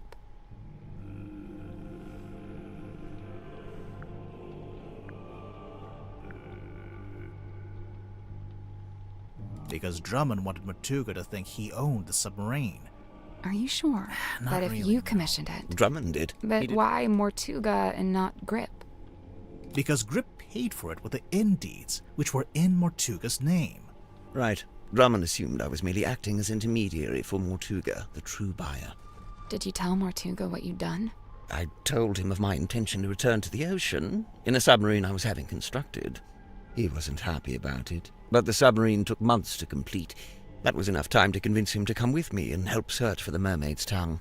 He only came with you because you were pretending to know where Felicia had gone, and you were withholding it from him. Correct. What were you going to do if and when Mortuga realized you'd been lying to him?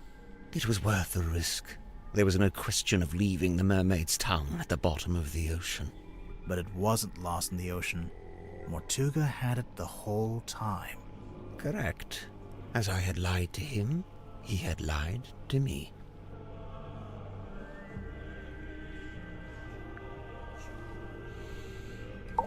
Mortuga smuggled the mermaid's tongue onto the submarine before we left. He didn't want to leave it behind, but he didn't want me to know he had it. Smuggled? How?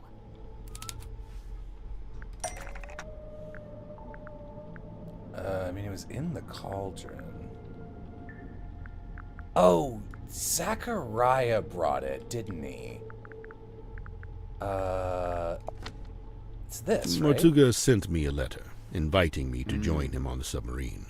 Grib, did you know he'd done that? Mortuga told me he was going to bring somebody else on board.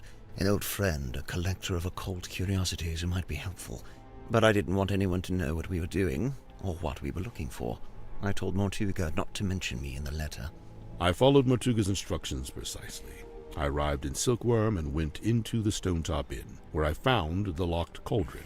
I placed it among my possessions and ventured onto the submarine waiting in the harbor. We departed. Zephyr thought he and Mortuga were the only 2 souls on the ship. I stayed hidden for a week, before staging a balloon crash and pretending that Mortuga had rescued me from the ocean. That way I was free to move around the submarine in view of Zephyr, but he could dismiss me as a hapless traveler picked up along the way. So to begin with, it was just you 3. Why? But it didn't stay like that for long. It didn't.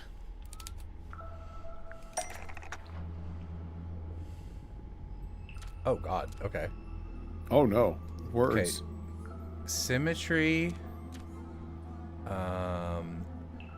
was asked by Mortuga.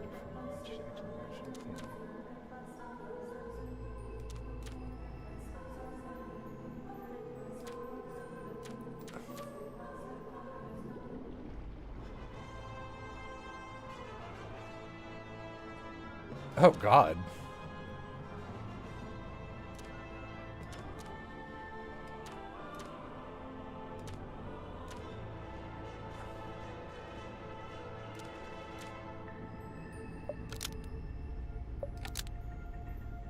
You can flip them? Oh, God. Flip that. Fuck. Oh, boy. Well, how about you do this and I'm gonna make a sandwich. That sounds good. Yeah, like, again, it's not that these puzzles don't have what you're supposed to do at the top. It's just that you look at all the shit and go, ah, I will engage. And you start touching shit and you just ignore this.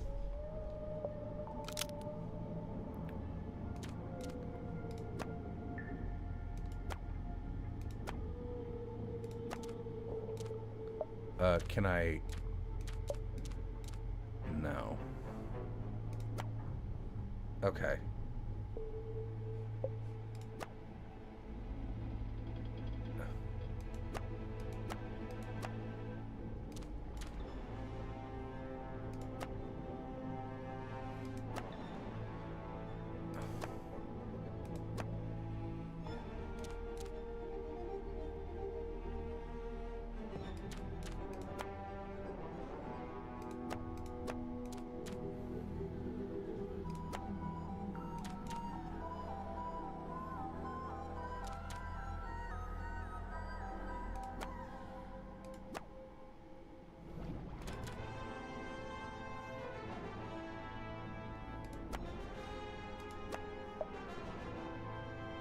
I think that's right.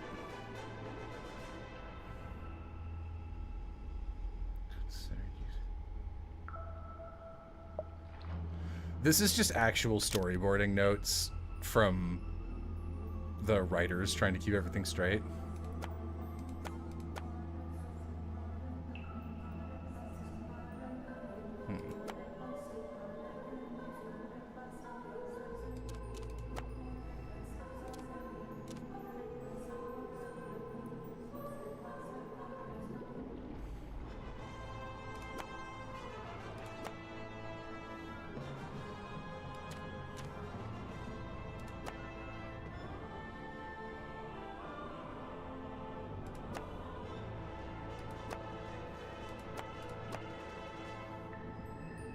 Nope.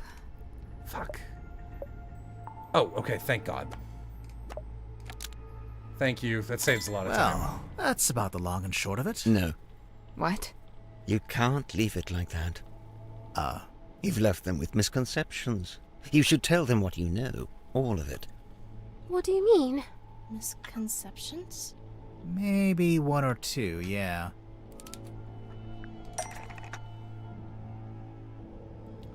Even though he did wish to leave the submarine, Mortuga could not accept... What is this? Like to switch... No, let's go one by one. Even though he did wish to leave the submarine, Mortuga could not accept Tadpole's offer to give up his captaincy to her. Before Mortuga could leave the submarine, he needed... Godric Grip to reveal the location of Felicia Stonetop. He always did think he would make the best captain, and he did want to leave. But he couldn't. Not without the information he so desired. Not just that. Since it turned out he had the Mermaid's tongue on board the entire time, I don't think he wanted to leave me on the submarine with it. He didn't want me anywhere near it. He was trying to protect you. I'm aware.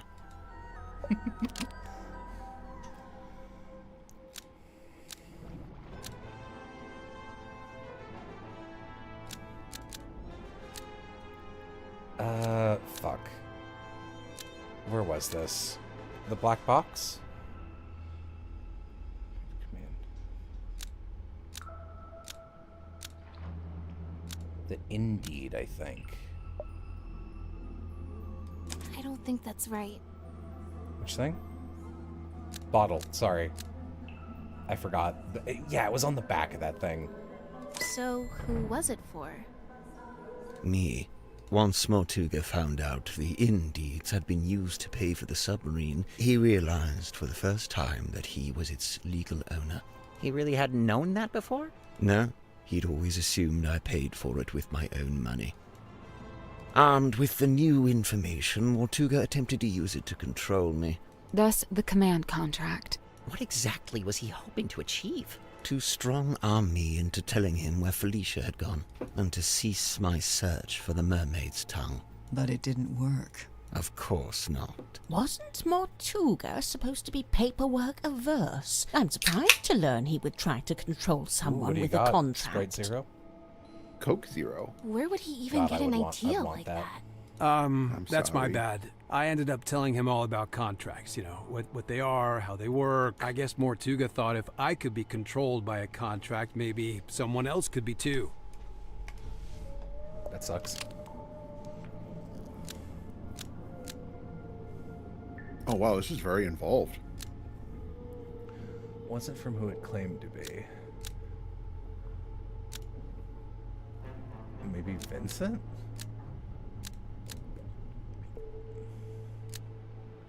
Oh, okay.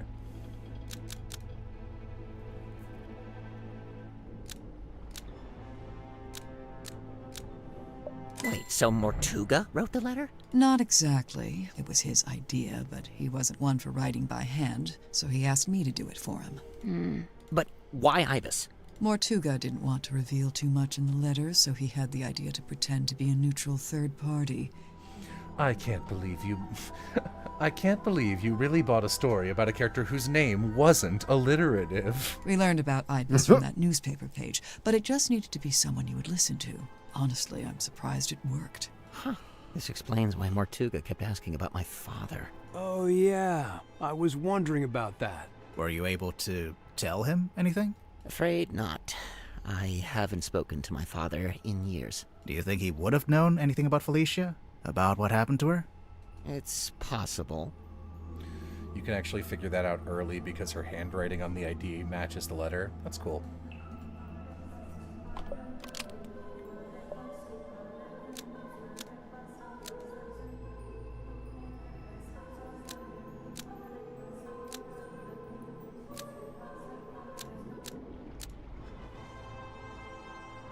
See? I told you. You didn't make him sad.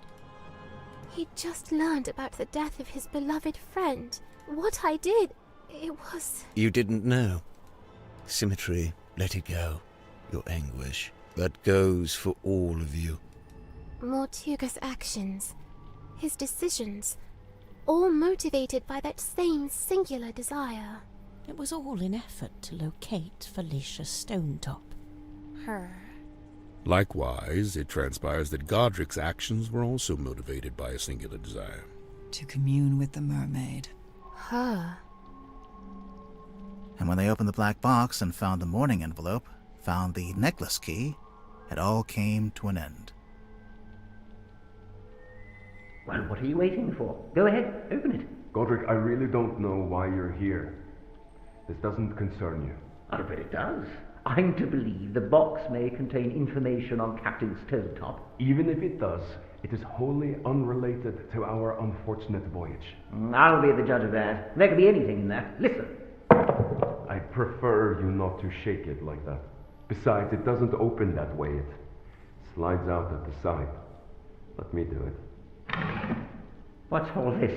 A scroll? An envelope? There's something inside. Wait. What's this?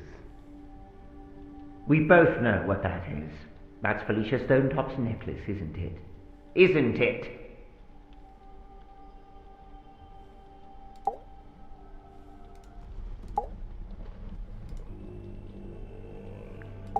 Our discovery of the necklace precipitated two important conclusions. One, we now possess the key necessary to operate the mermaid's tongue. In my complacency, I had not even known it was missing, simply assuming it lay within the cauldron.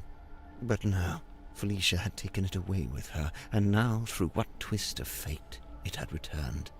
Which brings me to conclusion 2. The fact that her necklace had been sent to her parents in a black-rimmed envelope attested to us that Felicia Stonetop had died. Even through his burgeoning grief, Mortuga could see in my eyes how I wished to make use of the key. Fearing what ruin might follow should I act, he did what he had always done. He lied.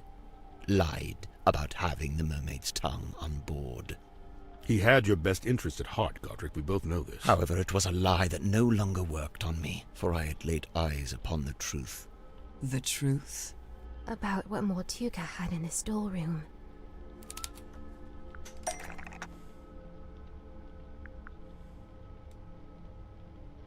I don't know.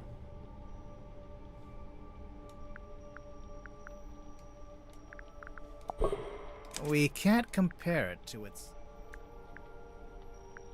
poster.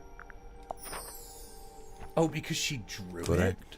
I had seen Symmetry's drawing of the cauldron. He asked me to change it. I was going to change it. So now you had everything you needed. The key, the bell, and the mermaid's tongue itself, albeit locked in the cauldron.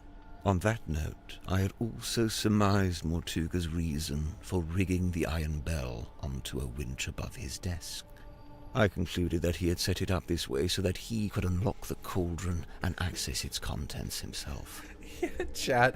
And it was all Sim's fault. Arrest her. If this were Danganronpa, we'd spend an hour talking about that. You think he wanted to use the mermaid's tongue? You'd like to suggest Mortuga would be immune from such things? Actually, if it were Danganronpa, it would take 15 minutes. If it were Ace Attorney, it would be an entire case. Correct. I concede it may have been an alluring prospect, but actually choosing to act, it displays a dangerous hubris. Well, maybe he just wanted to be able to get to it, but not actually use it, you know? Grip, did you actually accuse Mortuga of wanting to open the cauldron? Of wanting to use the mermaid's tongue? I did, and he flatly denied it, which caused an argument. Truth be told, we were both sick of each other. The last vestiges of our mutual decorum fell away. He attempted to shut me down with cold logic, insisting that it was not possible for one man to simultaneously turn both dials on the iron bell. Wait, is that true? Kinda. Depends how big you are, how wide your arms are. I knew Mortuga would be capable of it, and I could see in his eyes that he intended to do it. Well, Not to side with Grip here, but he was right. Mortuga did open the cauldron, didn't he? Perhaps his intention was simply to move the mermaid's tongue to a newly contrived hiding place. Maybe he was just gonna destroy it. That he should have done years hence, I might add. Grimoire, what do you think? I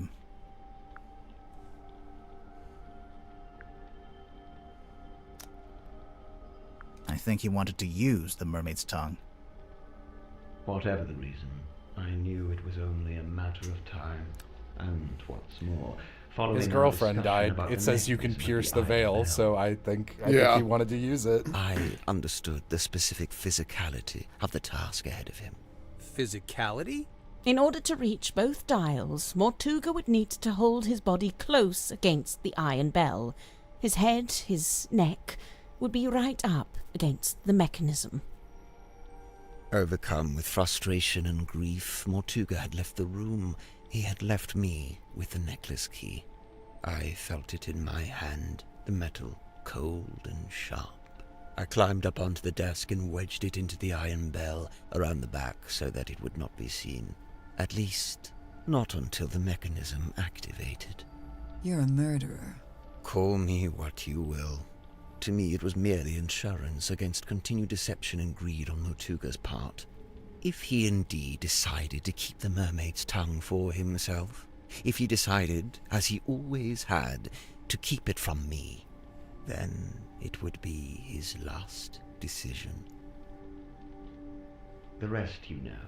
Having first locked himself in the room, Mortuga unlocked the cauldron and was killed by the blade of the necklace key. I tilted the submarine in order to claim the eyeball key, which granted me access to the captain's cabin and a path into the storeroom from above.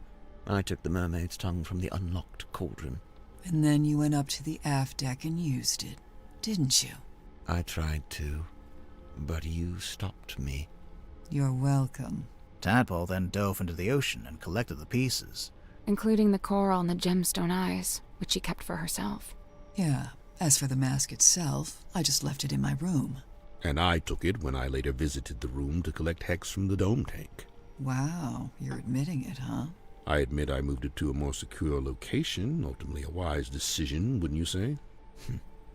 Except it's not there anymore, is it? It's right here.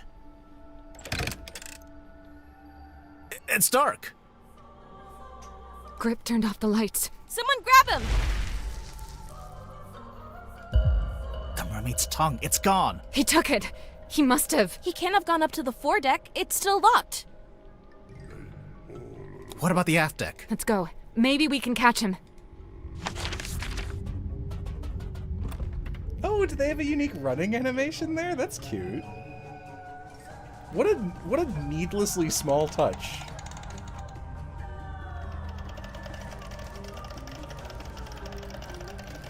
God, this thing's awful.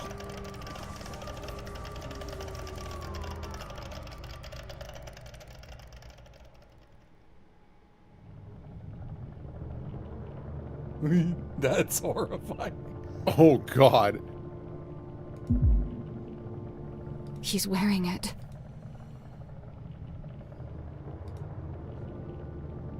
Are we too late?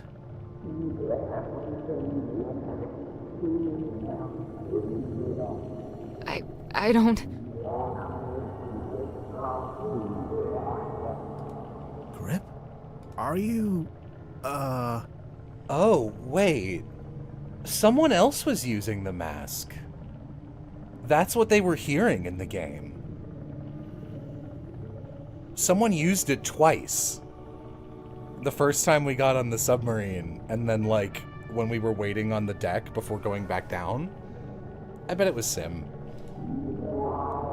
No, that was the mermaid? Okay, fair enough. What?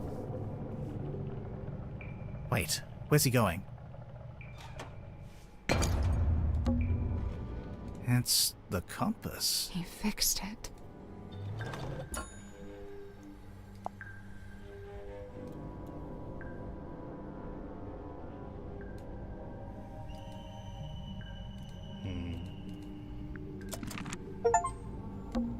What's he gonna do?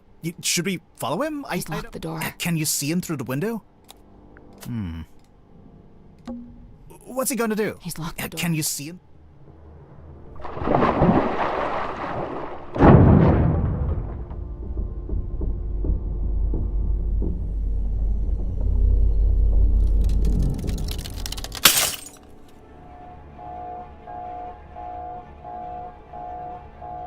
This is bad. The pressure change is too sudden. The submarine's not... Wait, what's that? What do we do? The radios. It's fine, just stick. It was too fast. It must be coming from the control room. Let's go. We're being held down. We need to resurface. The submarine can't take it. The controls are going crazy. Wait.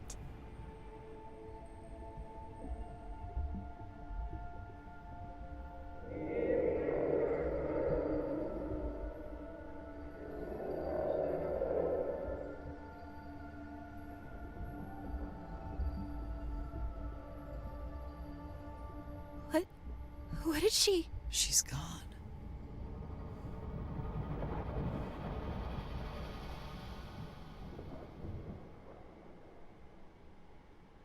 She let us go.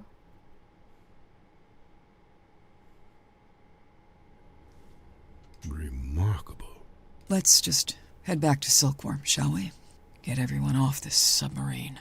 And, Silkworm would be which way? We got moved. I don't know where we are. No stars, no moon. I don't know where... I don't know which way north is.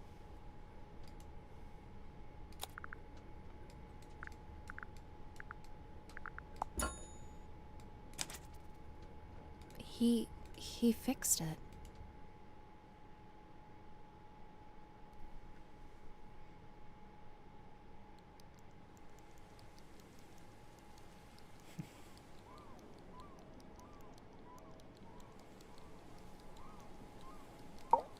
I don't know about you, but I thought that was all very interesting.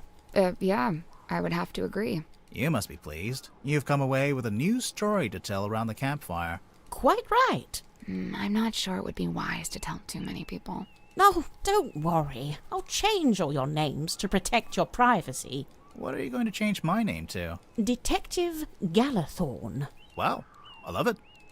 I'm almost afraid to ask. Sybil. Yep, this conversation is over. Sibyl's a cute name. Yeah. You okay, Cynthia? She's still processing. Of course. We all are. That, and we've just been to tell her stepfather that we're leaving Silkworm. Oh? Where are you headed? I like that she's dropped the voice. We, haven't worked that out yet. I know a place you could go. Really? Yeah, I've got a couple friends you could stay with. I'll write down the address for you. Oh, thank you. Sally's really cute. Yeah. Are you okay? Yeah. You? Somehow, yeah.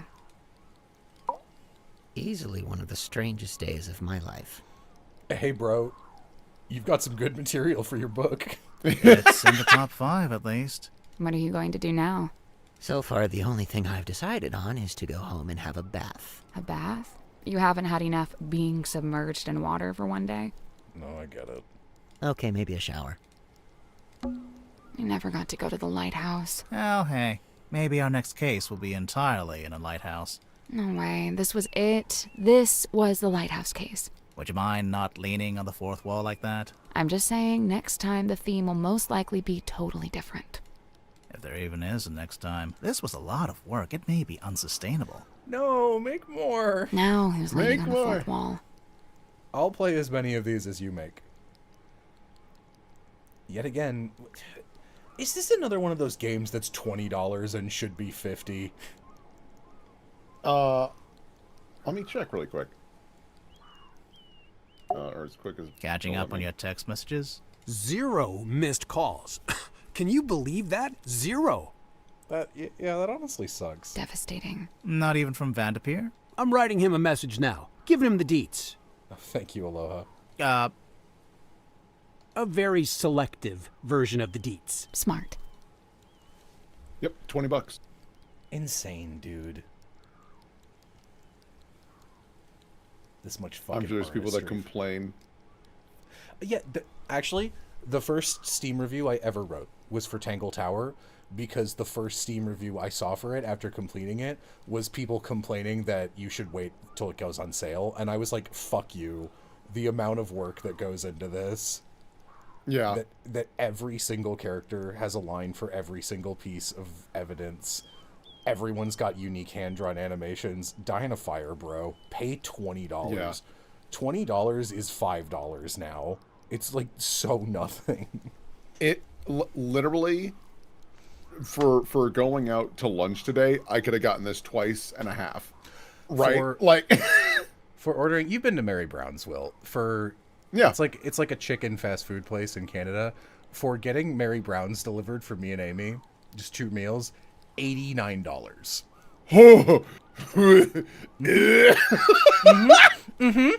It's Canadian. It's Canadian, so it's closer to like 65, but it's like $65? It's too much, right? It's too much. Right. Or you could get Halo Campaign Evolved, which is a total mockery of a fantastic game and fucks up everything it ever did for $80. So your choice. The weirdest submarine I've And the last? And the last. Is everyone okay? I guess so, huh? Fit as a fiddle. Oh, sure. Just had my human perspective permanently and irrevocably shifted, but hey, what's new? But what about Grip? Did he die or what?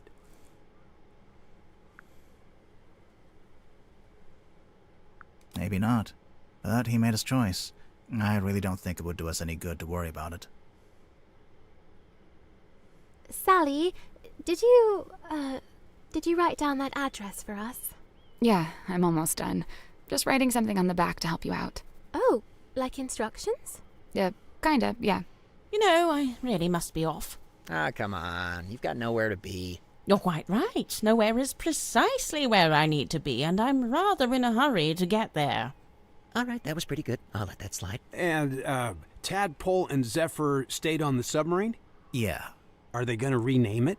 Of course not. You've got to keep the Mortuga name. It's like his fingerprint on history. You say that, but by all accounts, he actually didn't like the submarine very much. That's true. It wasn't his choice to be there. He spent all his time trying to work out how to leave. Well, yes, all right. I can see that. I'd say his fingerprint is right here. It's all of you. It's Symmetry, it's Cynthia, Tadpole, Zephyr, everyone he was kind to, everyone he helped. Dude, that's real. But what about the mermaid's tongue? What about it? Well, we still don't really know anything about it. How it works, who made it. Good. What? It's good that we don't know. It's right. The mermaid's tongue is a shameless shortcut, a trap for the impatient and the dissolute. But you don't want to know what the mermaid said? Oh, I want to know. But as I stand before you now, I can't know. You understand? That's just the way it's meant to be.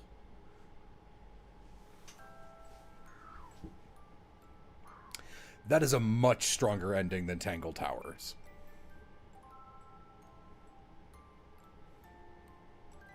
That's a cool game. Yeah. Yeah, I want to see these actors because, like, good God, everyone was on fire. Yeah, Tara.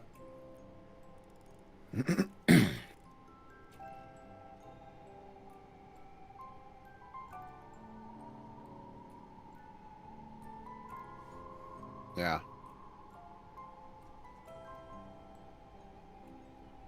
You're sure this is the address Sally wrote down? Yeah, it must be. She wrote something on the back, too. Oh yeah, what was that? Instructions? It's a little poem. You should read it. Me? You're the poet. No, you read it. Okay. Eavesdrop what the stars are saying, earthly tethers slowly fraying, floating, helpless from the worst of jealous hunger, selfish thirst. Take a moment, kneel and meet the flowers growing at your feet.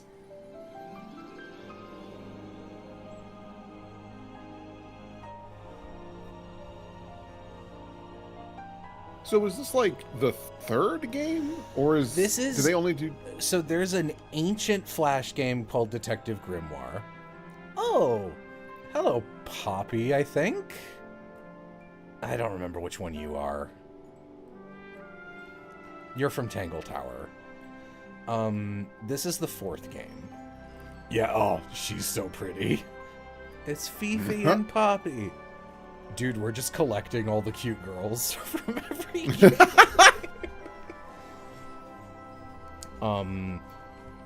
The first two games are both called Detective Grimoire. I think that, I suspect, I don't actually know, I haven't played either of the first two. I suspect the second one is kind of a remake of the first. And that's where he meets Sally. And then there's Tangle Tower, and then there's this. Got it. Okay. Cool. Yes, absolutely, the art gallery. Yes, please. Oh my god. Oh.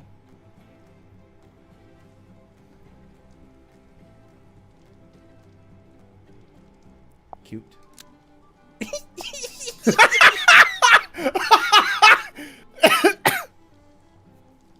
Oh, I love that. Her hair evoking someone raising their hand in the classroom. It's fucking That's rules. so funny. Ooh.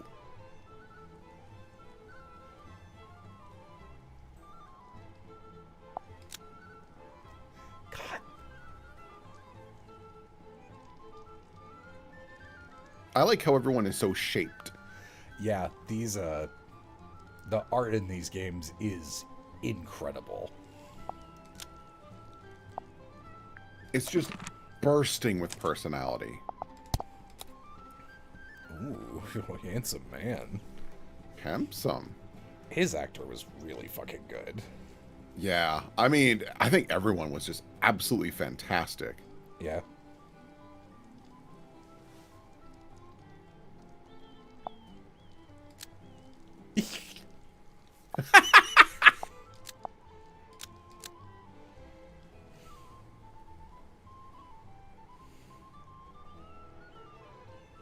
Next to the very small Sim. Sim.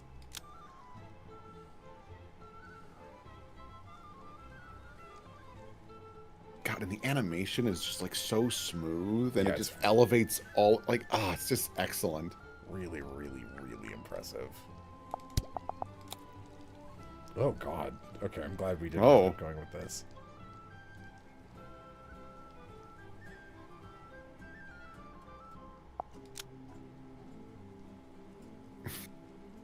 Adventure Time looking motherfucker.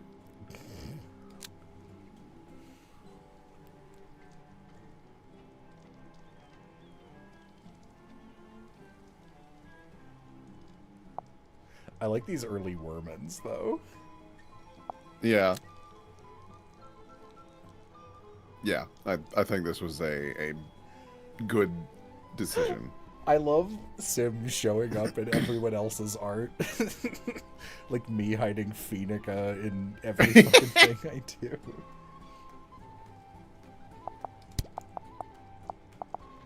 I'm gonna save that for last as a treat. That's fair. Oh.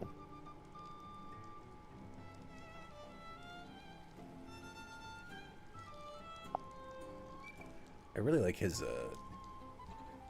like, the burn mark fingerprint is just very cool. Yeah. Oh yeah, I guess he doesn't. I do like. Really get Yeah. animated. Oh, so I keep doing. I do like the. No, it's fine. I do like the interpretation that like the mermaid is instead like an eldritch giant creature. I think that's fun.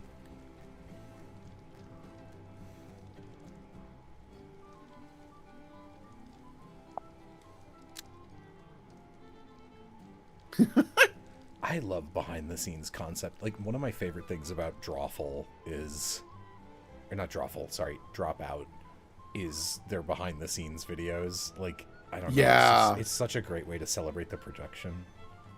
Well, it's also just interesting. Once we shrunk down a version of the hat for Cornelius Kane to where we knew we found our grip.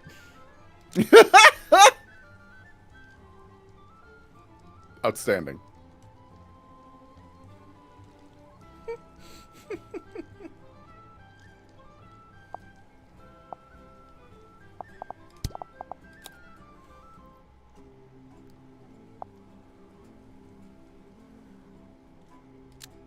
Kind of looking like a guy you'd talk to in Disco Elysium. Yeah, a little bit.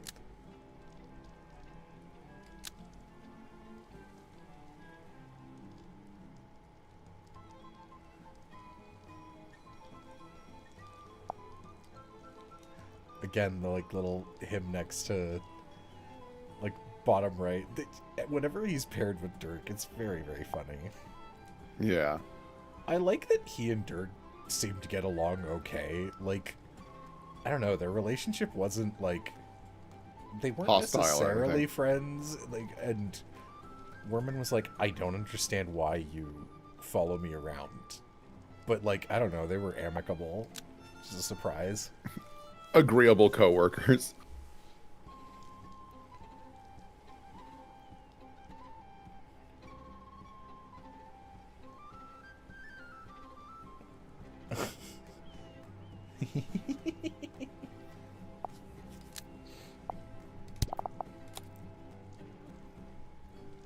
Oh, if she looked like this, I would have been way more into her.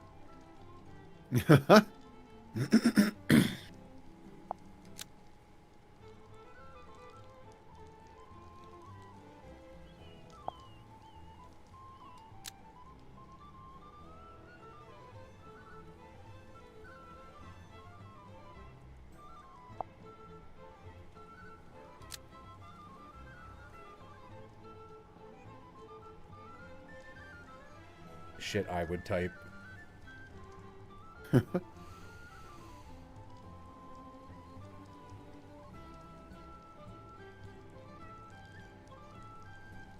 Cute.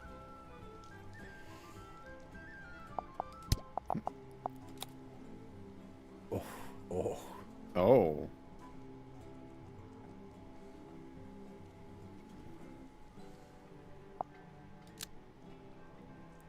Whoa, hello, okay, Adam, I see where you put your time in.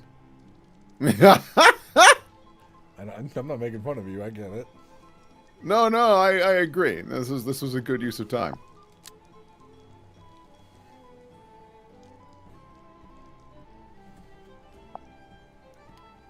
Tara's so good. That expression on the left.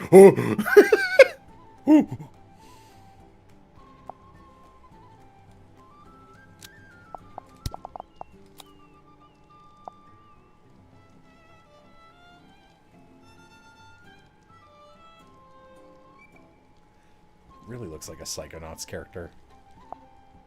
Yeah.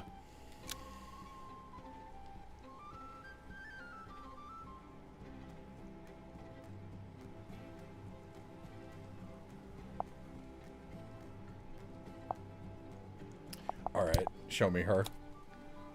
She's so scary. Oh my god.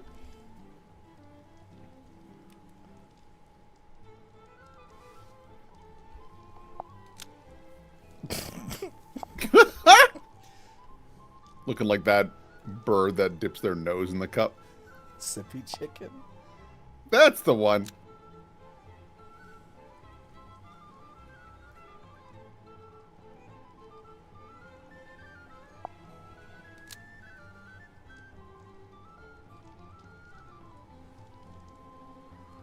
I bet the voice actor had a blast with this character. She was so fucking good. I love Symmetry Silkmoth, dude. Symmetry Silkmoth, you could never make me hate you. Oh, I haven't been so tickled by a character since Partitio, and before then, nothing. There was nothing.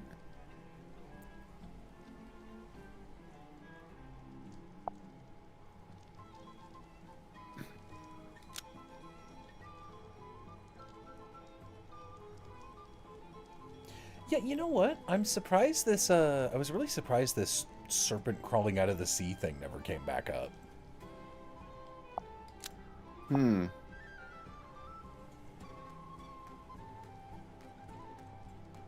I must have missed that part.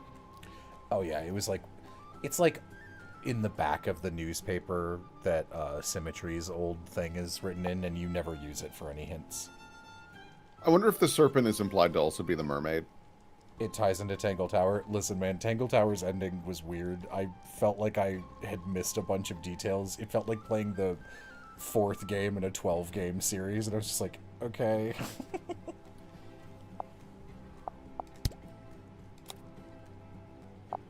I'm just gonna look at the clues. There's a lot here. I don't want to...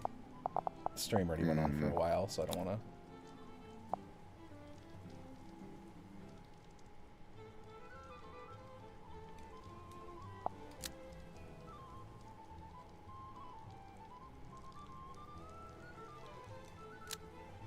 I love this painting. This is really beautiful.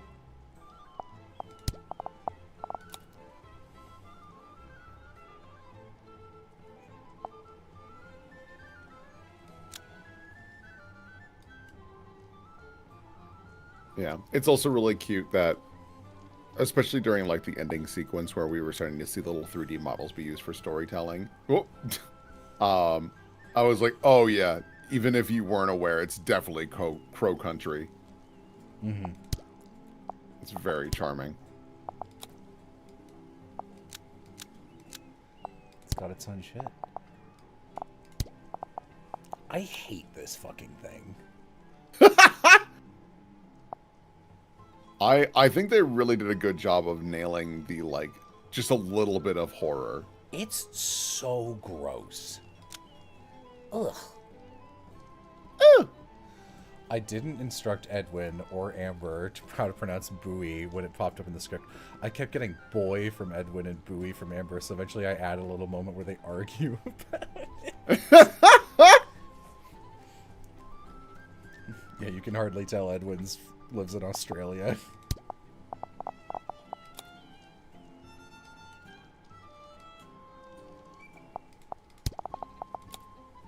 Oh. Little creature.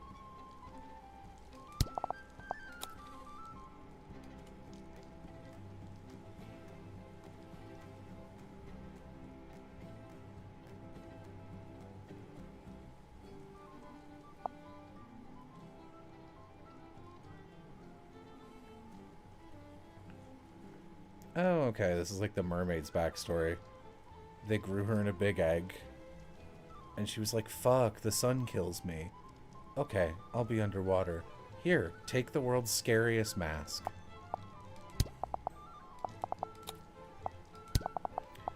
Have a good one. I love this stuff so much. I love looking at like sketches and draws. Just seeing how it started and where it went. Like, there's just something about like this stuff, the angularity of the paper, and like you see it in like theme park concept art. It's just like really beautiful to me. Mm-hmm. I'll look one more time at neat stuff.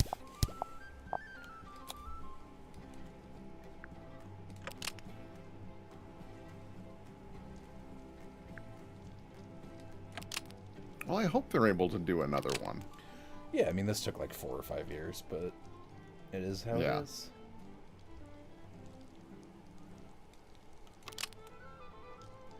Oh, I love symmetry. She is a little baby.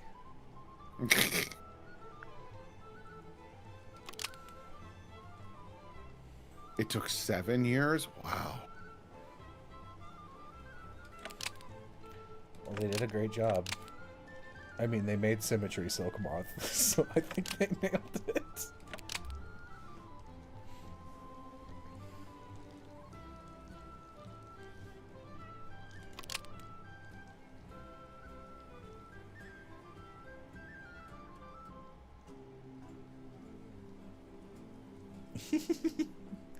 Little Cornelius.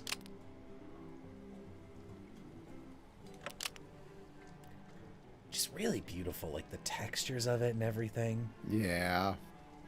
God, yeah, if I ever like make a game, I gotta like reach out to some of these names and be like, hello, concept artists are really good.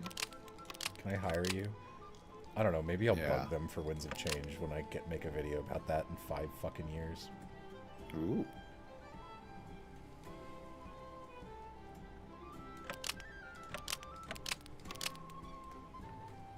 Huh.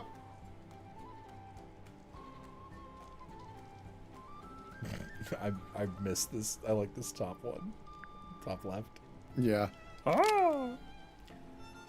Very cute.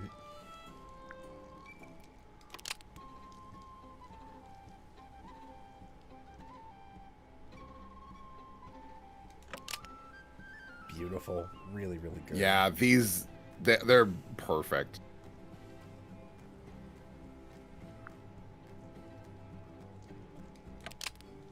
Wait.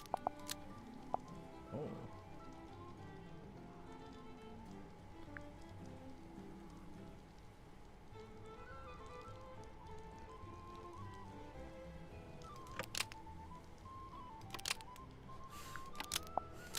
God, I hate that thing.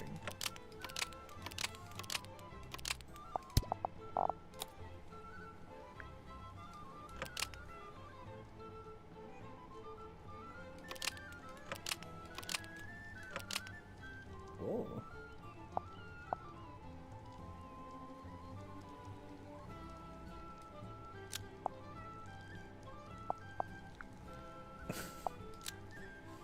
Wow.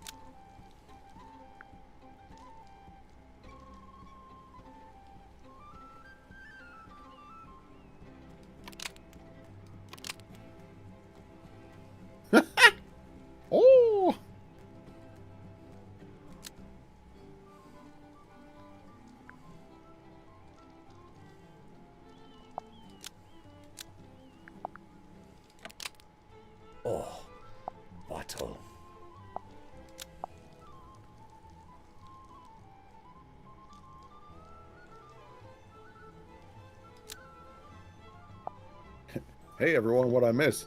The game. You know, I have to apologize. There really isn't a great story reason for why Wheelman steals the story page in a bottle and throws it into the ocean. Yeah, I was just like, what? That's why when chat was like, it's the bottle. I was like, why would he throw that into the ocean? You know what? It's nice to see the admission. Book. I respect that. Just like this looks so good. Like it looks so tactile. I feel like I could pick it up. Yeah. Ugh. Oh.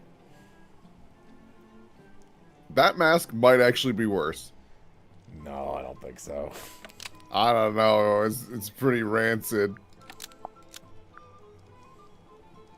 Diamonds and emeralds.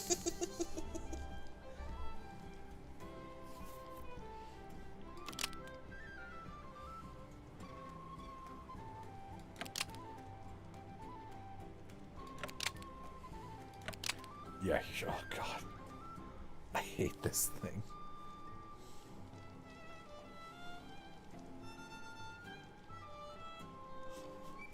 This thing's terrible.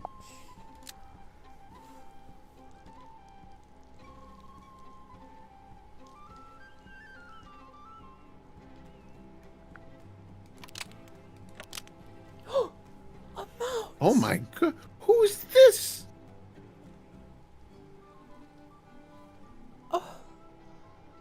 A mouse. Okay, that is all of them.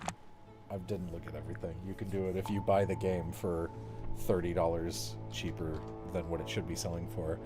That was a great game. I thought Tangle Tower was very good, and I thought this was better than Tangle Tower. Yeah, I know nothing about Tangle Tower, so I might poke my nose into that. Yeah, it's about half the length of this game. Oh, cool. All right, good night, everyone. Thanks for being here. Bye.